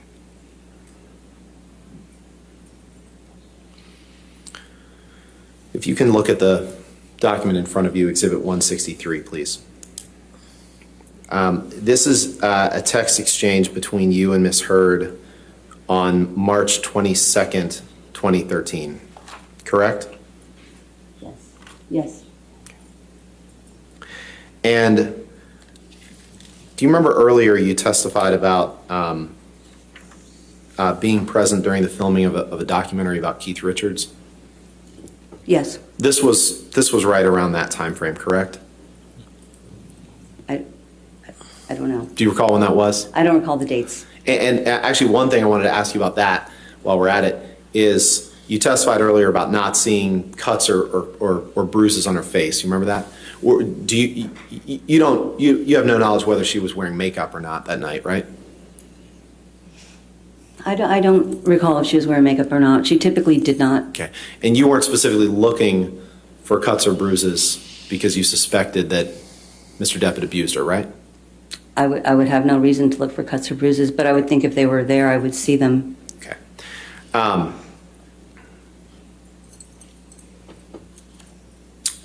So if you look at page 1, Exhibit 163, and Your Honor, I'd move for permission to publish. No, Your Honor, we object. I'm going to sustain that objection. I figured you would. But Okay. Can I do the same thing and ask her about her words to Miss Heard? And then we can, reserving the right to publish it to the jury, You depending can on ask Your if Honor's it ruling. refreshes her memory about Right. the conversations you're trying to discuss, Sure. yes. Thank you. So, Ms. Dembrowski, do you recall having a conversation with Miss Heard on or about March 22nd, 2013, in which Miss Heard was expressing concerns to you about Mr. Depp's behavior? No, I don't recall dates, so no. Okay. Why don't you go ahead and take a look at this document, please? And let's start with, just tell me when you're done with page 1, please. Mm-hmm.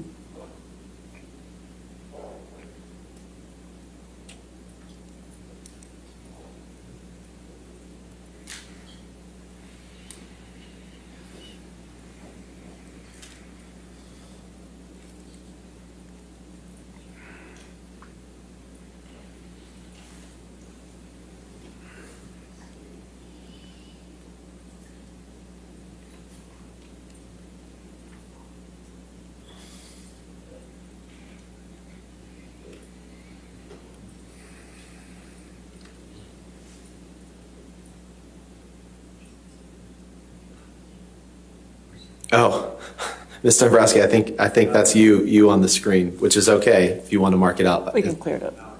We got it. I didn't. Oh, I'm sorry. Oh, okay. Doing their own redactions. Okay.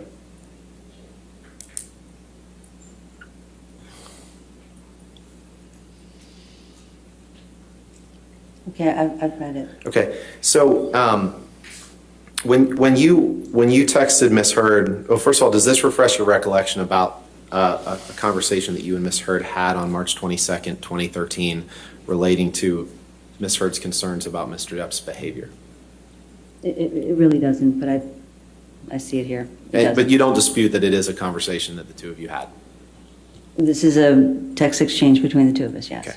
When you wrote, "Don't be sorry," exclamation point, I am not completely sure if what is going on or why, but I don't love what it is. What did you mean by that? I'm not 100% sure. I believe I probably meant, once again, how life was. Right. Life, including Mr. Depp's conduct toward my client, Amber Heard, right? Yeah. Okay. And when you wrote, "It is sad and I am sorry you guys are going through this. I'm here if there is anything I can do." You were talking about you were sad that they were going through the challenges that drugs and alcohol on behalf of Mr. Depp were posing to their relationship, correct? I'll allow it if she can answer. I don't think that I'm saying that I'm sad about that. I'm saying that I'm sad, about whatever it is that, that they're going through, but I don't know exactly what it is that they're going through. Right. And right, two texts underneath that, Ms. Heard tells you what they're going through, right? She does go into James Terry. What they I'll have to call you back. And then below that, you say, "I think with anyone in that place, confrontation unfortunately doesn't help, and sometimes conversations can seem like confrontations." Do you see that? Mm-hmm. Were you suggesting to Ms. Heard that she shouldn't have a conversation with Mr. Depp about what drugs and alcohol did to him because it could seem like a confrontation? No, I was not suggesting that at all. What did you mean by it? Honestly, what I was trying to do is trying to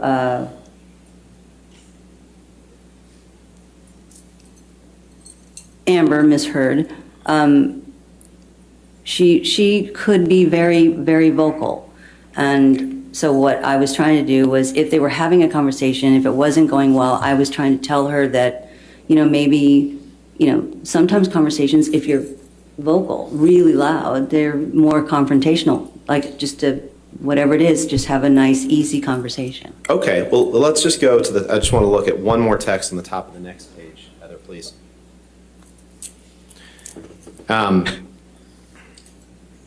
When you write Miss Heard on March 22nd, 2013, you say disagreeing, reasoning, nudging, all can seem like confrontations. I am not sure of the volume or when some is likely to wear off, question mark. Mm-hmm. First of all, when you were talking about volume or when some is likely to wear off, you're talking about drugs or alcohol, correct? She said in the text prior, right? I'm asking what... That's the problem. No, I understand. I'll sustain the objection. And I'm asking what you're referring to, without referring to Ms. Heard's text prior, when you say, I'm not sure of the volume or when some is likely to wear off. What are you referring to? I don't know. I mean, that's what I'm trying to say is, she had all kinds of things that she said in the text prior. I'm referring to, like, volume of, even just voices, that even you can see where I say, like, the nudging and all of that. There was a certain way that you learned to try to talk with Amber to keep things calm. And when you said once, I thought she was. All right, finish your, Mr. Chu, that's fine. Thank you, I appreciate it. I understand, I'll let her finish her answer. That's fine, Mr. Chu. Thank you. She's frustrated. There was a certain way that, ultimately you learn to talk to Amber. She's having to like reach over and be like, hey, come on. To sort of keep things calm. So you would pacify her. You would sort of, just go along with all of her conversations, whatever, so that we would placate her all the time to keep things calm. That's what we did. And so when you said disagreeing, reasoning, nudging, all can seem like confrontations, were you telling Ms. Heard that she shouldn't voice any concerns about her significant other's drug or alcohol abuse? voice any concerns to who? To him.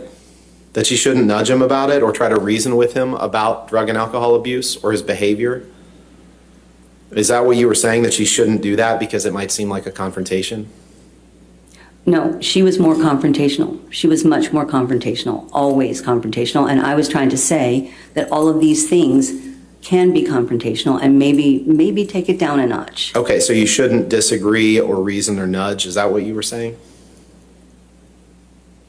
No, in the way that I know that it would be done. She was much more. She wasn't there wasn't a comforting conversation. I'm sorry, Bernard. Were you done with your answer? I think so. Okay. Or do you believe that disagreeing with someone or trying to reason with them or nudging them justifies them getting abused? All right. As to foundation, I'll sustain as to foundation. He's going out there with it. Do you have any have you ever disagreed with or reasoned with or nudged anyone in anything in your life? This is hypothetical. All right. I mean, these are the words that she wrote. I know. These are the words that she wrote to my client. Disagreeing, reasoning, nudging, all can seem like confrontations. I'll allow the question. Thank you. I'm sorry? Have you ever disagreed or reasoned or nudged with someone in your life? Yes. Okay. Do you believe that doing any of those three things would justify your being abused? Your Honor, this is... I'll sustain the question. Okay, thank you. All right. How much more do you have? Probably a little bit. A little bit. Yeah, Okay. Since it's probably 5 an hour. o'clock. All right, about an hour. Okay. All right, ladies and gentlemen. Since it's 5 o'clock, we're going to go ahead and release you for the day. Okay. Just a reminder, as always, please don't do any outside research. Don't talk to anybody about this case. Wow. Don't look at the news. Don't watch anything on TV. Don't read the papers. And and just have a good, calm, peaceful night, okay? And we'll see you tomorrow bright and early, okay? Thank you. Lord almighty. Do you guys want to do some calls or move it on? I'm afraid to call this guy James. This is what I heard on the phone. I was like, this guy's going to get me shut down.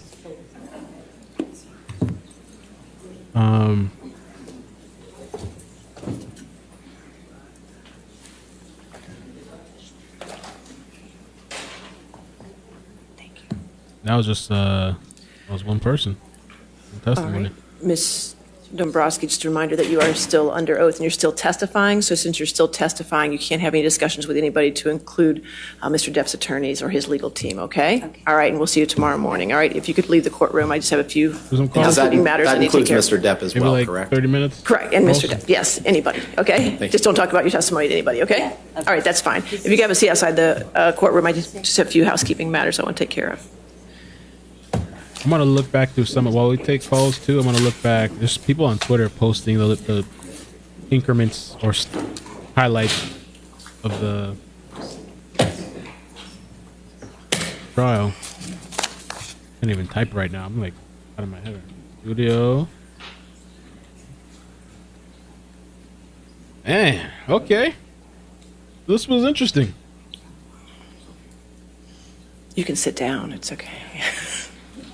If you want to stand up, that's fine. I just want to... Let me finish this one issue first, okay? I'd appreciate it. All right, going back to the text. So on 163, are you still trying to admit that into evidence? That was the last one. Yes, sir. All right, there's an objection to that. Okay, good. All right. Yes, sir. Anything further to say on 163? Well, I think, yes, two things. At a minimum, Ms. Dembrowski's text should be able to come in because those aren't hearsay, even if we have to redact out all of Ms. Hurd's text, which, if that's what your Honor's ruling is, we can. The problem is, and the reason I think it's not hearsay, it's impeachment under 607A7. I understand your impeachment issue, and I understand that, and that we'll go back to 210, and I think there's an issue with impeachment there. But here I don't see any impeachment basis to have the extrinsic evidence in. You got the testimony in, but I don't see a basis to have the extrinsic evidence in. And I would still ask that her text come in, not through impeachment. They're not hearsay. They're probative to this case that she's expressing concern. And even if the jury can't see the context, because she can't see, they can't see. Since they don't have the context, I'm not going to allow them in, so I'm going to deny, I'm going to sustain the objection to 163. As far as 210, the only impeachment basis was when she testified that she didn't recall anything about a bender or him being on a bender. So I think for impeachment purposes, just the only part that comes in is the, as far as Ms. Heard's text, is the JD is on a bender, and not even the last part. You guys want of to it. hear from us? That's it. Okay. Everything else would have to be redacted. Sure it does. 60787. Want James there? I'm going to allow that, just that one part. That one part of everything else gets redacted as far as her text. Ms. Dembrowski's text can come in, except you have to get rid of her identifying information as far as her phone number. Okay? And just to be clear, so we don't. That's it. For the record, we also checked. Okay, I understand. Also speculation. Okay. All right, that's fine. Noted. Thank you. You want it redacted out the word offender, not the last two words. That's exactly right. Not the last two words and not the sentence above it and not any of the sentences below it or any of the other texts, but Ms. Dembrowski's text come in, but you got to just take out her phone number for me. Okay? So if you can give me, you owe me that, and I'll allow the redacted one into evidence, and you can owe that to me tomorrow, okay? And you also owe me 214 tomorrow too, correct? Yes, Your Honor. One on that one. Can we skip this? If we columns that correspond to the text that you That, as long as the personal identifiers was what the objection was. So if you could do that for just the 4. Yes, sir. Thank you. And get rid of the others. Okay. All right. That's all I had. Yes, ma'am. You had something. May we approach? Okay.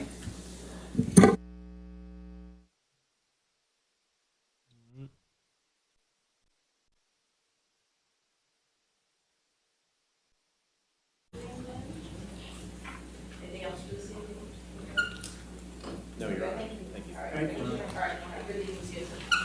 All right, let's call James, and then I'll open up the lines. I think I'll open up the lines for like 30 minutes, and then I think we should cut it so tomorrow we can kind of come back fresh. Let me call him. Let's see. Lord Almighty, say a prayer before I do this call. Wait, how the hell do I call? What do I call?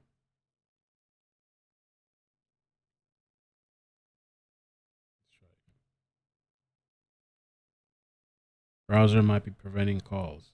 Why?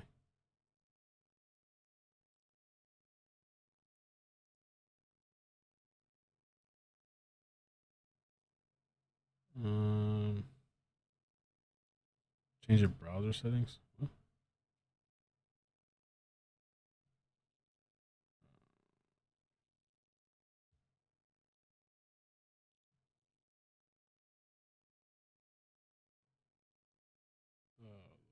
Give me 1 second. Hold on. I don't know why this is not working.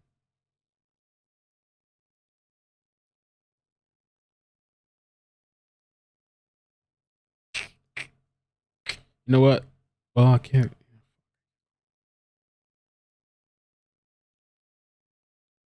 Not going calls. Bless you, baby. This is so weird that it's doing this now. Okay, change your browser settings. My devices. Turn on web.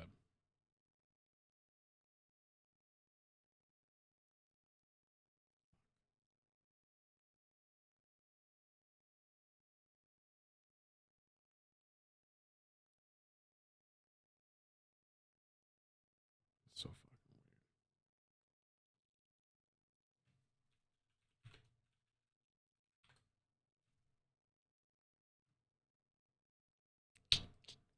All right, let me close everything out.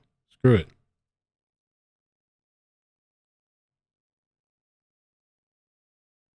They're part of the conversation, but they're not. It's not directed to them at that point. Then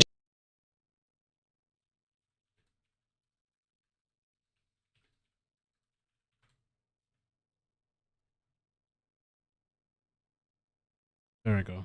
That's so weird. I don't know why I was doing that. I just closed everything out.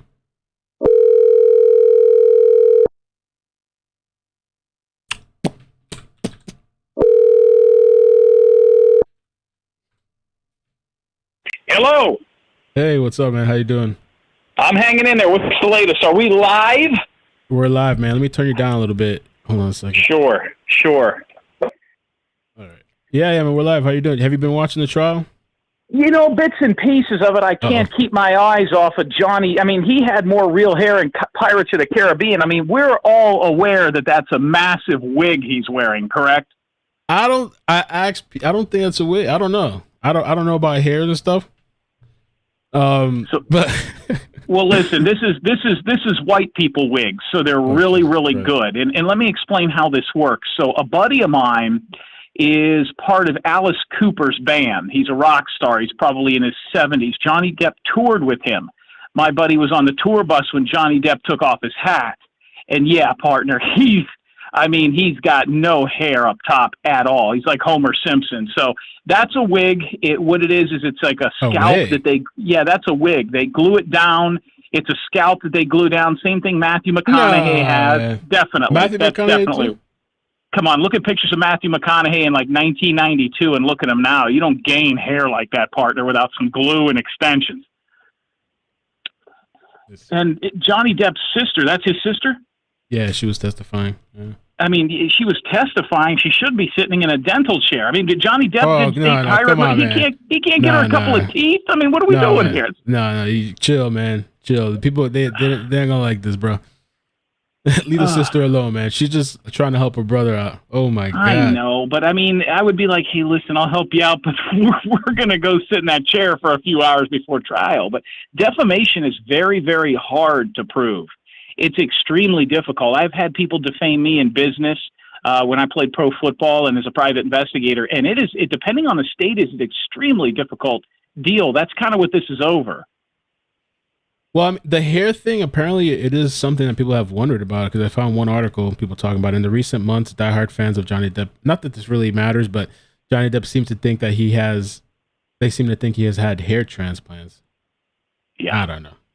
Yeah, Kevin Costner, all of them, partner. My brother works in Hollywood. He tells me, who does and who doesn't, but yeah, if anybody thinks that that's his real hair at 70 years old or 64 or whatever he is, you got another thing coming. I mean, there's no way that's his real locks. But Tom Brady went in for a hair transplant too. If you look at the different, they all go to the same doctor up in Massachusetts. But hey, listen. Long story short, defamation. It's tough, man. That's a tough go round.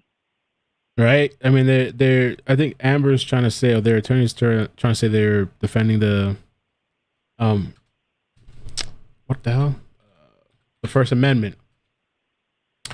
And that it goes against that. Right. Well, here's how this works, at least in my history with this. I had some people when I was playing pro football defaming me. This tells you how long ago it was, on message boards. And we found out who they were through IP addresses. First of all, in some states, you only have a year to go after people for a defamation suit. The statute of limitations on a defamation suit sometimes is 12 months. That's it. So by the time you hire an attorney, you get somebody served, you got to show a loss of wages.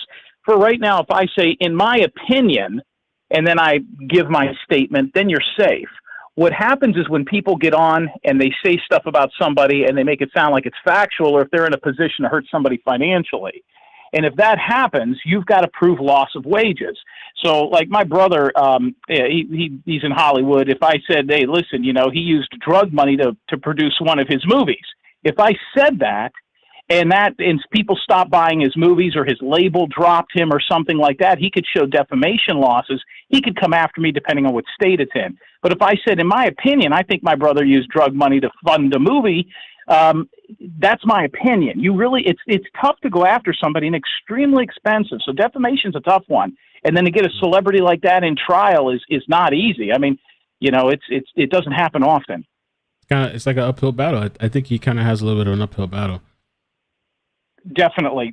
But if you could show loss of wages, if you could show that by doing that you're not, going to get the next movie, or you were kept from being in a movie or whatever. But it's almost bizarre to see him there, because he really hasn't done anything lately. Everybody thinks Johnny Depp was always a huge star. Johnny Depp was not always a huge star. He was a television actor. In fact, when I was a kid, he was on a show called 21 Jump Street, which probably most of your listeners right now remember as a movie that was a remake. He was in the tail end of that movie. That was a television show. And then he was gone for a while. You know, it wasn't until some of these movies became really big that he became big, but he did a lot of independent small films for a long time. Edward Scissorhands, I mean, come on. You know, nobody saw that. Right. That's a classic. You know? They want to know who you are. Somebody said, who is wants this guy? to know who I am? Who is this guy? Should I give a little bit of background, or do most of your listeners remember me from previous programs? You can give a little bit, and then I'm gonna, because I gotta take some calls and then I gotta go. But give a little bit of, like, the prior investigator. I do high profile missing persons cases. I'm a private investigator based out of Biloxi, Mississippi. My name is James Terry. You kind of gave me a little bit of run on this show when we found, and I give you credit for this too, when we found Gloria Alvarado in Detroit. It was a missing persons case out of Detroit. We found her in about 31 days. You helped me. You had me come on the show, and I do primarily missing persons cases, celebrity cases, and I specialize in minorities that go missing. And I'm still working on one case in northern Mississippi that just it's got me stumped, and it involves a girl named Lori Cockrell. But I own Gulf Coast Investigation based out of Biloxi, Mississippi, and I appreciate you having me on the show because it was an easy mystery to solve. That's ocelot on Johnny Depp's head. That's some sort of cat fur. There's no way that's white. No. All right, we gotta cut you, man. We gotta cut you. We gotta keep James. All right, thanks, bro. Take care. Bye. Oh my God. All right, let's do calls. Shit. Hey, I told you guys. I wasn't even gonna do it. I said it, but I think people were just kind of curious to know. I said it. All right, let me just call in real quick. I'd say we keep it to like 3 minutes. If just people have any afterthoughts, I'm going to look on Twitter too, some of the things that kind of stood out. What am I doing? Let me call in. We should wrap it up so we can come back tomorrow. Thank you for calling. I told you. That's James Terry.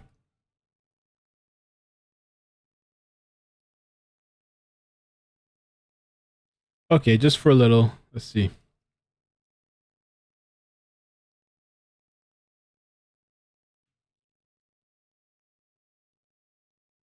Oh yeah, I gotta come back in here. I close everything out. The phone number is 954 something 787-3009. 954-787-3009. You want to give some of your thoughts before we head out? Appreciate you guys coming.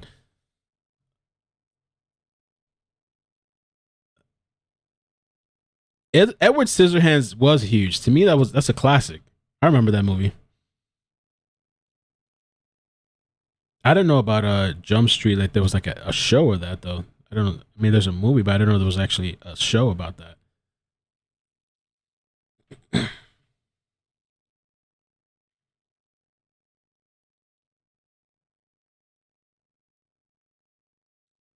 All right. Oh, let me unmute this too.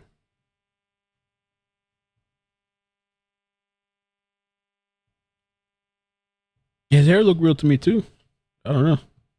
I mean, I'm not the one to about people's hair, but you got the Johnny fans riled up.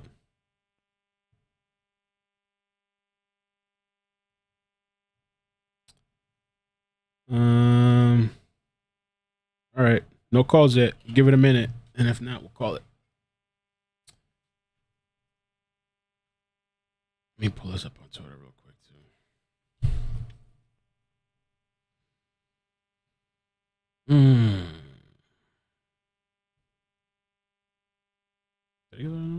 Yeah.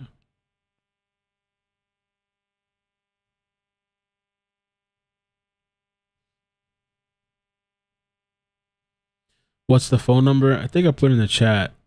I'll do it again. But you don't have to, no pressure though, because we could just move it for tomorrow. I'm good with that too, actually. Been there for a while. Maybe somebody could call in and balance out the my friend's call.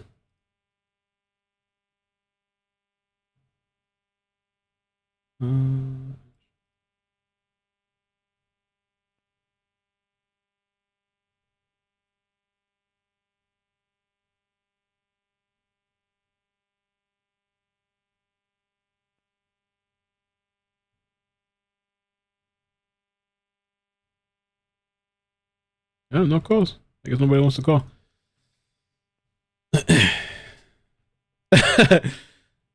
Dad said every time you have this guy on, I get a headache. He's kind of he's been on before with the Gabby Petito situation. Sleepy Hollow. I can't believe it. Well, Sting says, thank you for the super chat. You went from not sure about Amber to I wouldn't take anything from her. And under that's true. That is true, man. When I heard that, here, take your pills. Here's her. I don't know what she giving. Ambien, Xanax, something. But you can tell it seemed like she was coaxing him. Sting says, you went from not sure about Amber to I wouldn't take anything from her in under 30 minutes during the audio clip yesterday. It was so funny. We love you because you're genuine. Thank you and the team for your great work. Thank you. And I appreciate the mods coming through today. I know it was a really long day. BL, Jasmine, That Set, Chris Cross, Lindsay. I know Lexa was here for a while earlier too. Yeah. All right, I'm gonna close out the lines. No calls. All right, no calls. Okay. Unless it's my screen messing up. Oh, there is a call. Let's take this one call then. 972. How you doing? Where you calling from? Wait, hold on. Oh, they hung up. Hung up.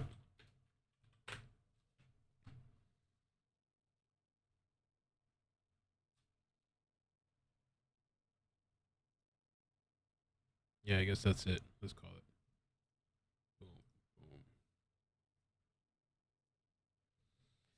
All right, so I guess we'll be back tomorrow morning. I guess it's at 10. I'm assuming it's the same. I mean, I'll check the chat. Oh, Silvio, too. I don't know if he's working. I forgot about Silvio. I don't really have much to say. I was like, it was interesting. I think the defense or whatever it is, Amber's attorney kind of tripped her up. But he kept asking the same questions over and over and over and over and over. And there was definitely a lot more objections from Amber's people. From Johnny's people, it didn't seem like there was many objections that were maybe they could have been. It seems like towards the end they kind of started a little bit, but it seems like the female attorney was kind of frustrated and like hunching over the desk, like, "Hello, we're gonna do something. Come on." And I don't think Silvio's really been watching this, so I don't know what Silvio's gonna say. Silvio, he texted me at 4:15, talking about, "Yo, there was a subway shooting." All right, that was from or he said there is a subway shooting. But you're working, aren't you? Hey, ¿estás trabajando? Yeah, I'm working, Dougie. Okay, I'll hit you up then. Later. Peace. I was, you got my message? Yeah, we talked about that this morning. Oh, okay. Yeah. You're live right now, bro. Don't say nothing crazy. Sorry, everybody. Yeah, I'll call you later, man. All right, we'll talk. All right, peace, man. All right, bet.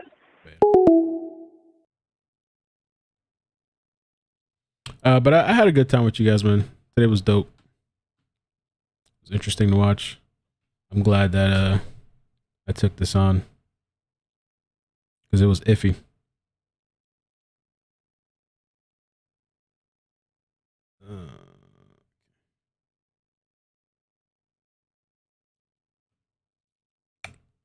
Ooh, I messed that up. I gotta fix that later. I don't know what I did there. Let me see. Oh, that's jacked up. Never mind.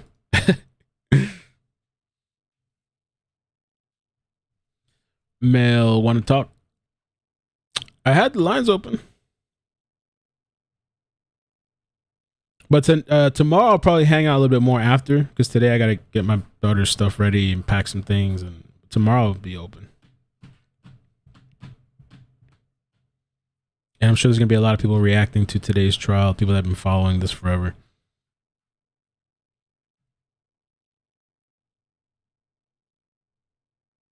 Oh, you want to do a poll for the hair? All right, let's do a poll.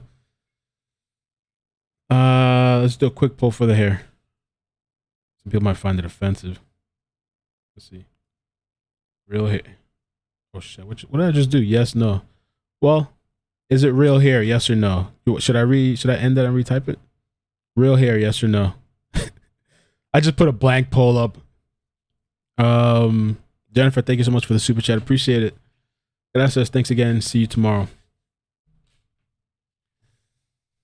Hey.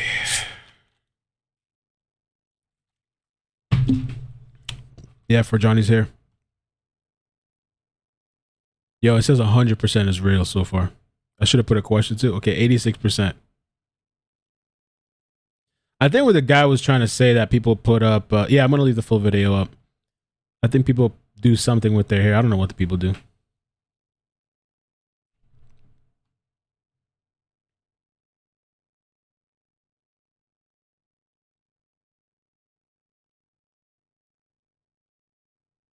I think it's real. I mean, it looks real to me. I'm not an expert.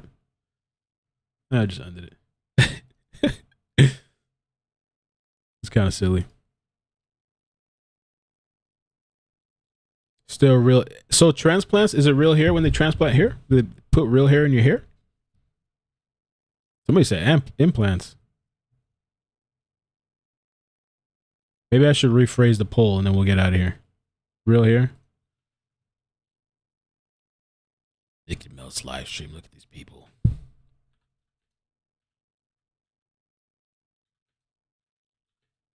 Is JD hair? JD's hair real? There we go.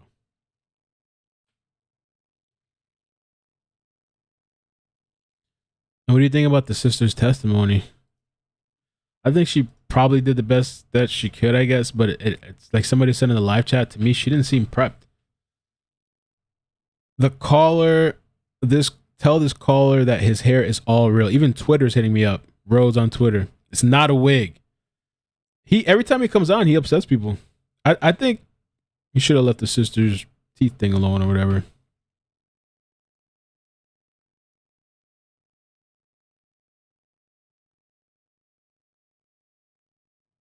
That's saying real hair. 85% real hair. Oh, that's true. I guess I should have done an I don't know option. Is Amber's hair real? I don't know. Yeah. What kind of water? This is one of my favorite seltzer waters. Sifo, whatever it is. It doesn't have all that. It doesn't have any sugar or anything. It's just naturally flavored. Whatever that means.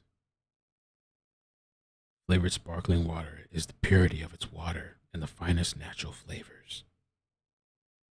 Could be anything. But the ingredients just say carbonated water purified by reverse osmosis. That's it. That's James Terry. You can find him online if you type in James Terry. He was in the news one time. He's kind of off the hinges. That's James Terry. And he did find a missing person. I covered it on the channel before. That's how I met him, is because I covered a story and then come to find out he's the one that found her. He was in a completely different state. And he was able to, the police couldn't locate her. Nobody could locate her. This guy in a completely different state located this girl and got her to come to meet somewhere to meet police. It's in the news though. Gloria Alvarado. Diamond says they graft hair using a punch tool that removes individual pieces of hair, including the follicle and the transplant, to new holes into thinning area, hence why the hair will grow. Oh, okay. Well, I didn't know that.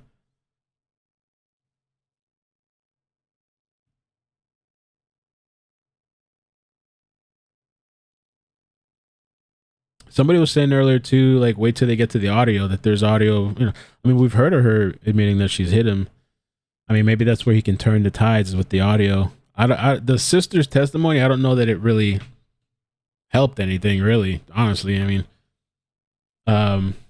it's good that what she did, she's trying to help out her brother, but, and what the drug thing, like the drugs is not a secret.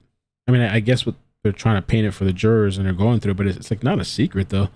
I don't know why I felt like it was dodging a little bit.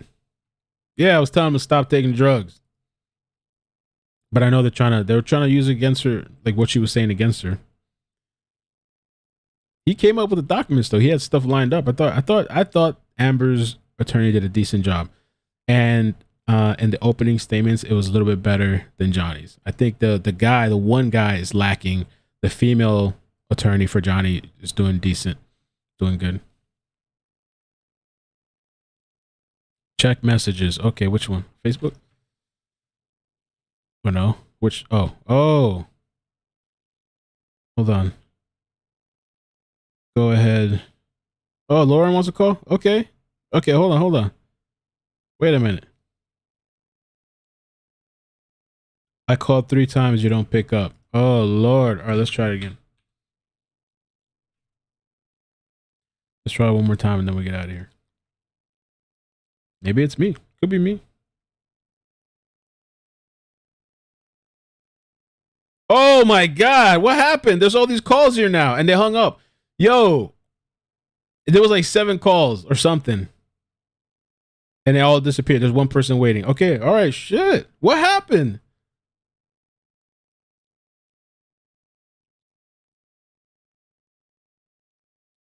All right. I'm sorry. Holy crap. I don't know what's going on my screen. Let's try again. There's Thank you for calling. All right. Let's try it again.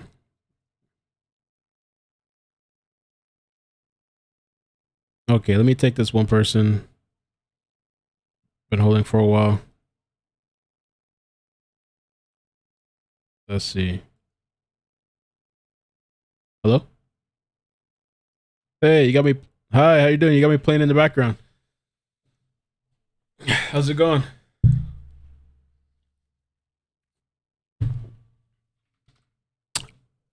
Oh, it's okay. Listen to me on the phone. Are you listening to me on the phone? Yeah, put the... Okay, amazing. Thank you.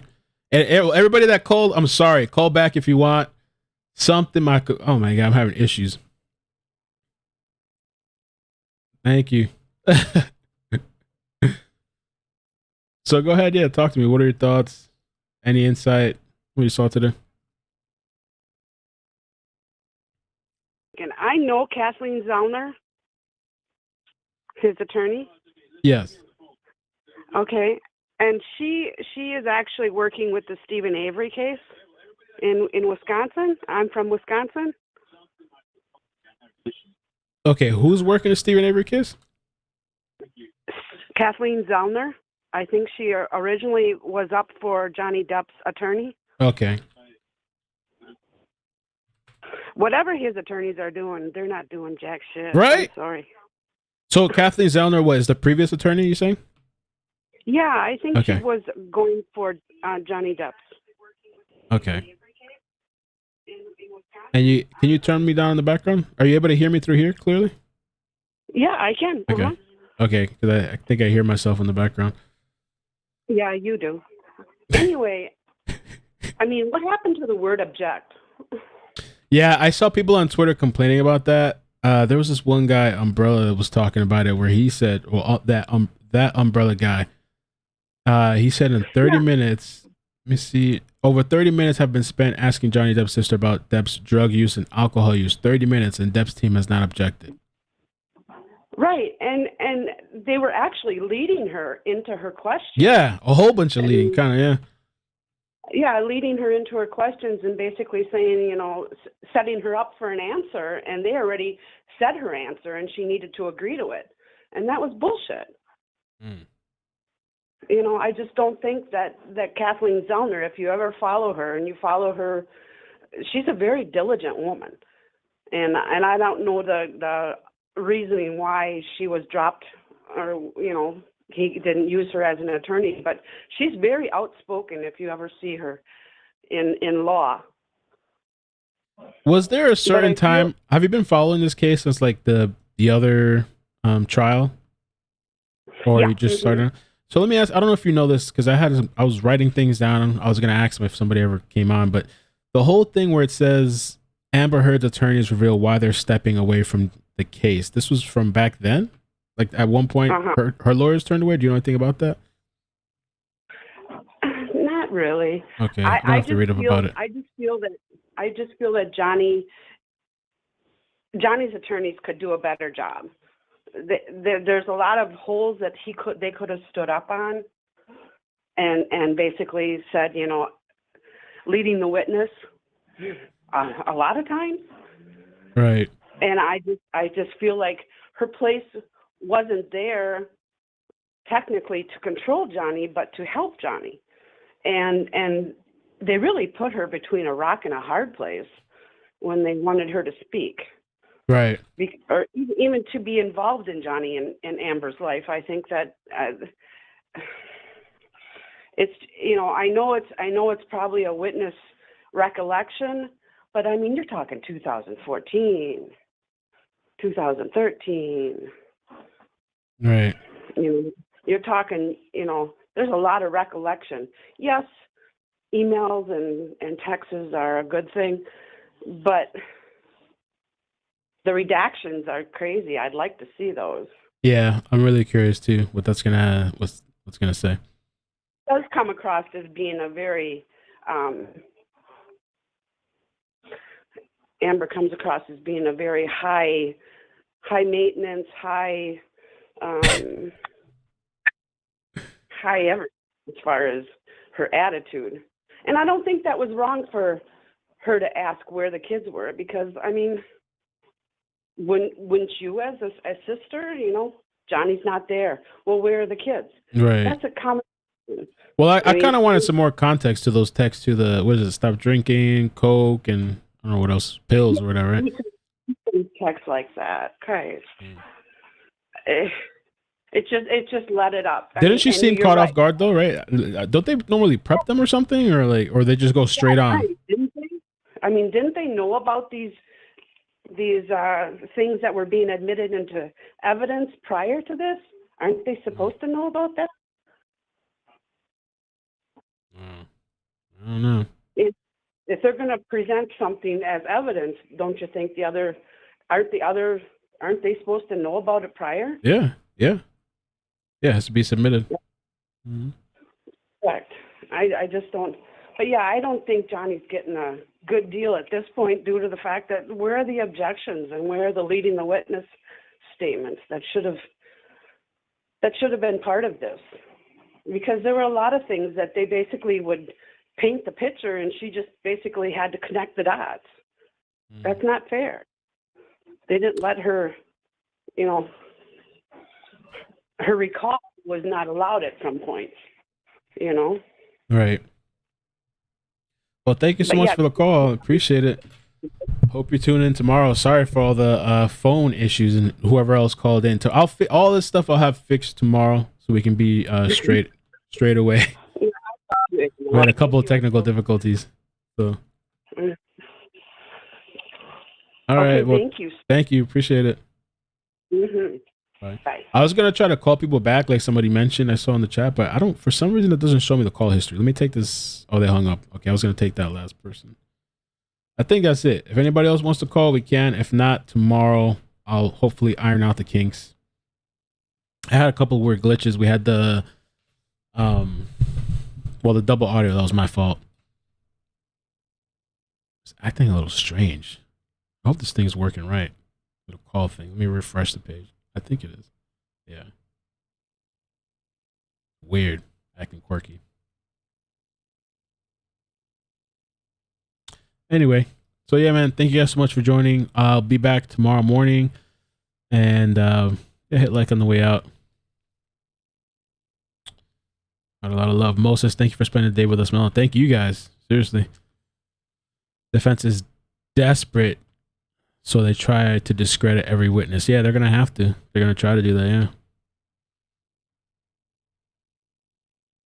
yeah. The thing is, too, like, if the if the jury really doesn't know, like, the whole story about the history of Johnny and stuff like that, and Amber, or just whatever, if they're hearing all this stuff for the new time, it could be shocking for them. You know what I'm saying? Like, it could be, if these people haven't sat down and read this stuff, and so let's just say they're hearing a lot of the stuff for the first time. There's two other callers. It could sway. Maybe it could have a bigger effect than we think on the jury, depending on how much they know. 201, how you doing? Where you calling from? Oh, hey, Camille. Hey, welcome. Are you one of the people that called before? No, I'm just calling Okay. in now. I'm Egypt Mania Thompson down in the comments. What's your name in the comments? I'm Egypt Mania Thompson in the Oh, comments. okay. Nice. Well, thank you for calling. Hey. Yeah, no problem. I apologize for my voice. I had strep about a month ago. My laryngitis hasn't gone away, so I apologize. No problem. Let's go. All good. But yes, I totally agree with the previous caller about Kathleen Zellner. I've also been following the Stephen Avery and Brendan Dassey case since day one. And yes, she did accept Johnny Depp's, whatever, I can't think of the word for it, but she did accept it. And unfortunately, she did have to back out because Stephen just recently wrote to the state legislation twice. So she had to back out and go back and help him.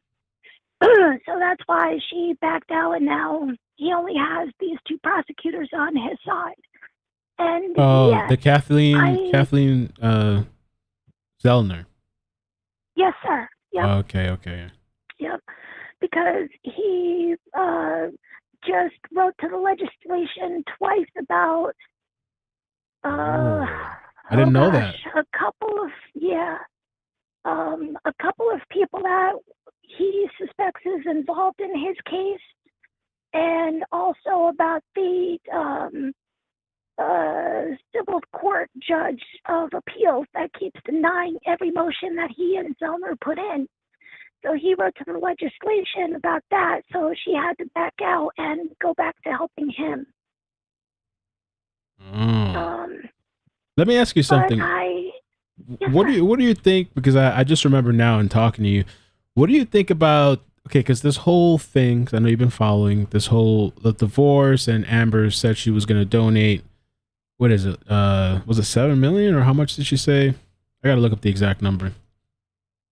I believe so. I think it was 7 million or 10 million. Yeah, and a lot of people were talking about that. A lot of people have been saying that she lied, she didn't pay it, whatever. And so now in the opening statements, I think I wrote down that this guy was claiming that supposedly she's been paying in increments, and that supposedly 250,000 was sent to the Children's Hospital, 250 to this Art Elysium or whatever it's called, and 350 to the ACLU, and that supposedly they're going to bring people to speak on it and try to prove it, that she has been making payments, but that she hasn't recently made any payments because she can't afford it. Honestly, I think that's a bunch of bull. Otherwise, she would absolutely have receipts. I think she would have dropped it a while back, right? Those payments, yes. Like if she dropped off a check, that would be on her bank statement, without a doubt, that it was cashed. Even if it was refused and it was a void, that would still be on her bank statements. But it appears like she absolutely has no proof, and she's only using these witnesses as hearsay. That's not proof. A lot of things yeah. Oh, I'm sorry, go ahead. No, go ahead. No. It seems like a lot of things are somewhat here. I mean, I guess a lot of them are like borderline kind of. I mean, I guess I don't know what they can prove. I mean, I guess all the audio, and I guess they're going to bring up the video too, because they mentioned that video, one of the infamous ones that we watched on the stream, where she's recording him and he doesn't know, and he's like breaking stuff or whatever, Yeah. Well, I mean, he did find out. I mean, because we've seen that he picked up the phone and started doing something with it when he found out that she was recording him. So, right. He definitely did find out. But what was going on previously?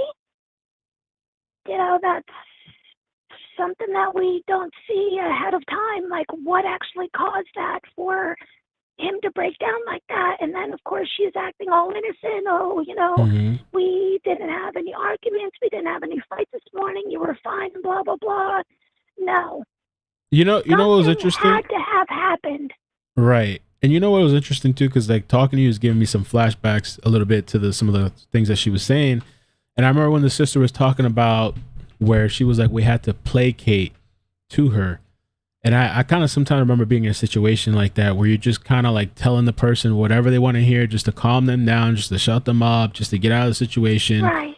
And it's, I don't know, maybe if that's what she was kind of saying or alluding to, but, making someone less angry or hostile.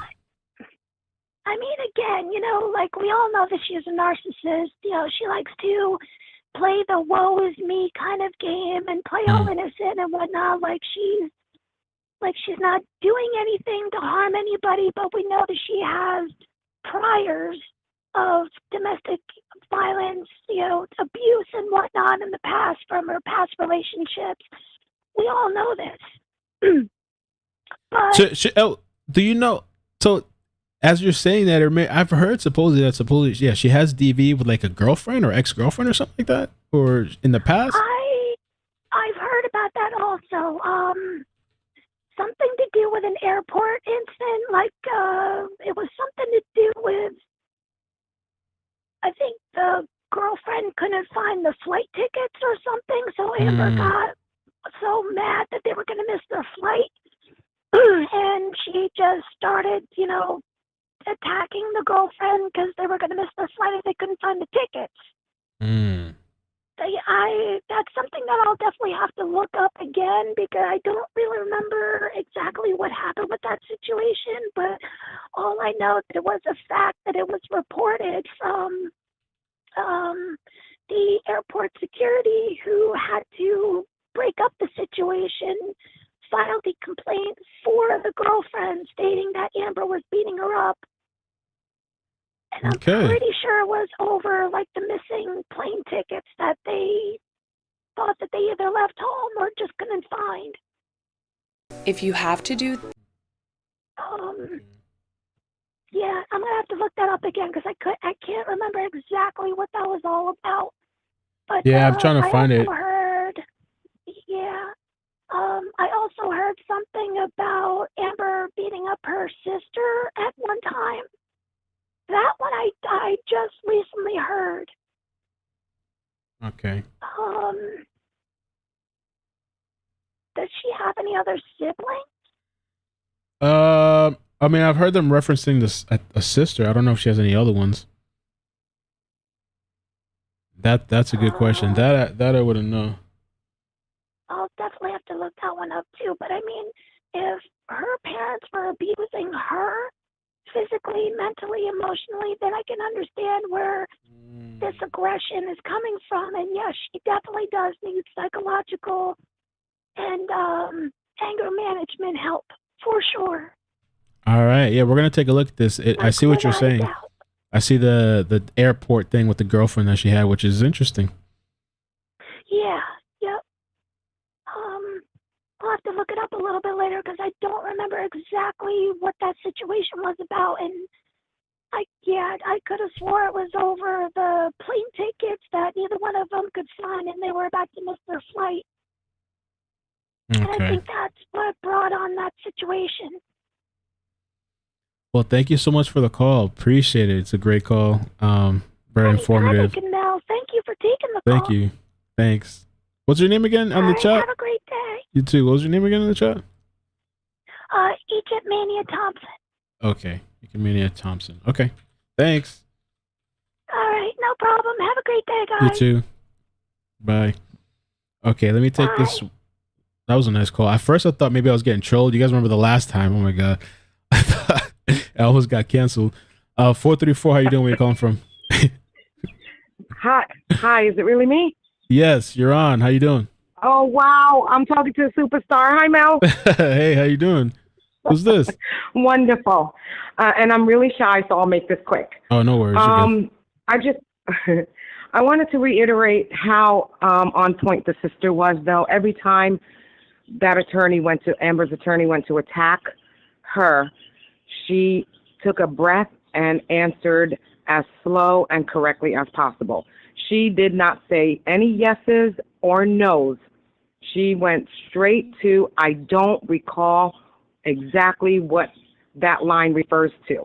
And when you have text messages like that, the in-between conversation has everything to do with how we react in a sentence back to them.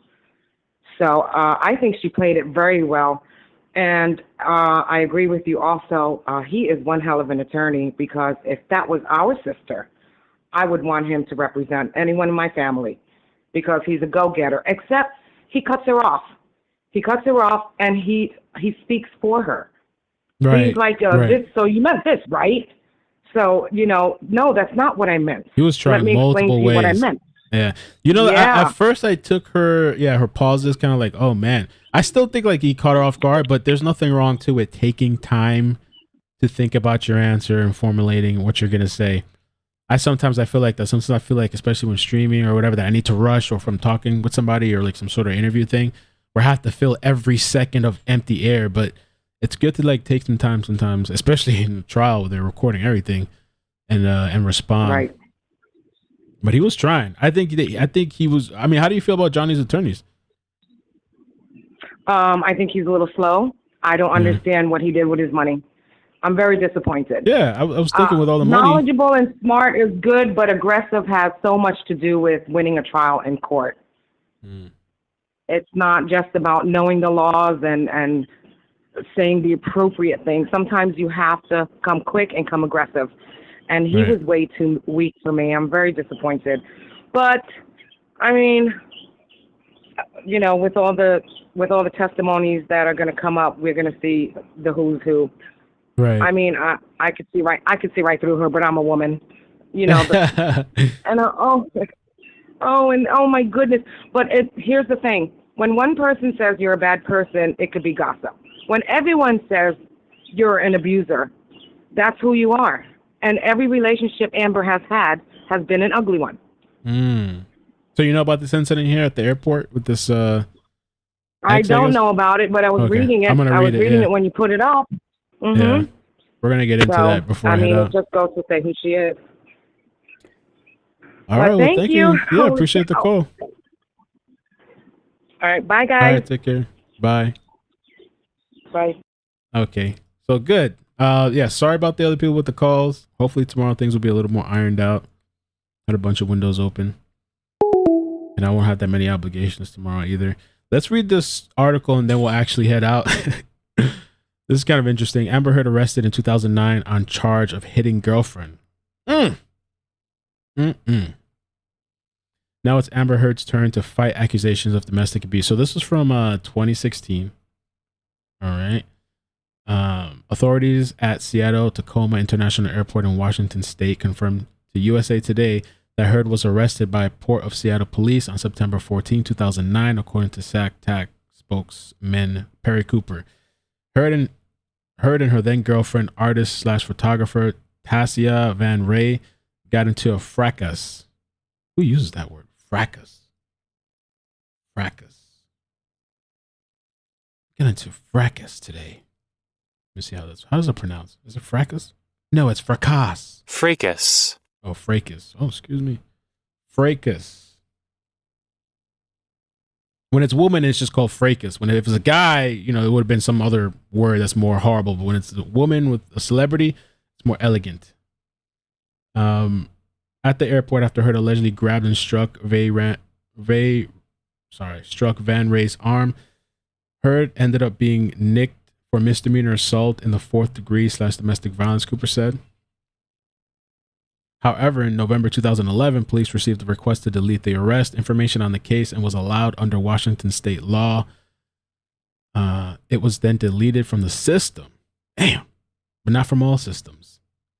After Heard was arrested and her mugshot taken, her case was assigned a number and she appeared in King County District Court in Seattle the next day on September 15, 2009.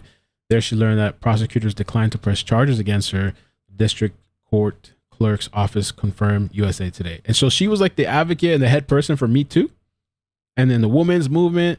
So according to this, you were beating people and all this kind of stuff, and even against your own, right? Because you're the Me Too, the women's movement, and you're over here having this incident of beating women. How does that make sense? Van Ray, however, says Heard was wrongfully accused and the incident was blown out of proportion. Oh, Lord, here we go. Spoke to in a statement issued by Heard's publicist Wednesday, did she get paid off? Van Ray said 2 cops misinterpreted and over-sensationalized the incident. Blame it on the cops.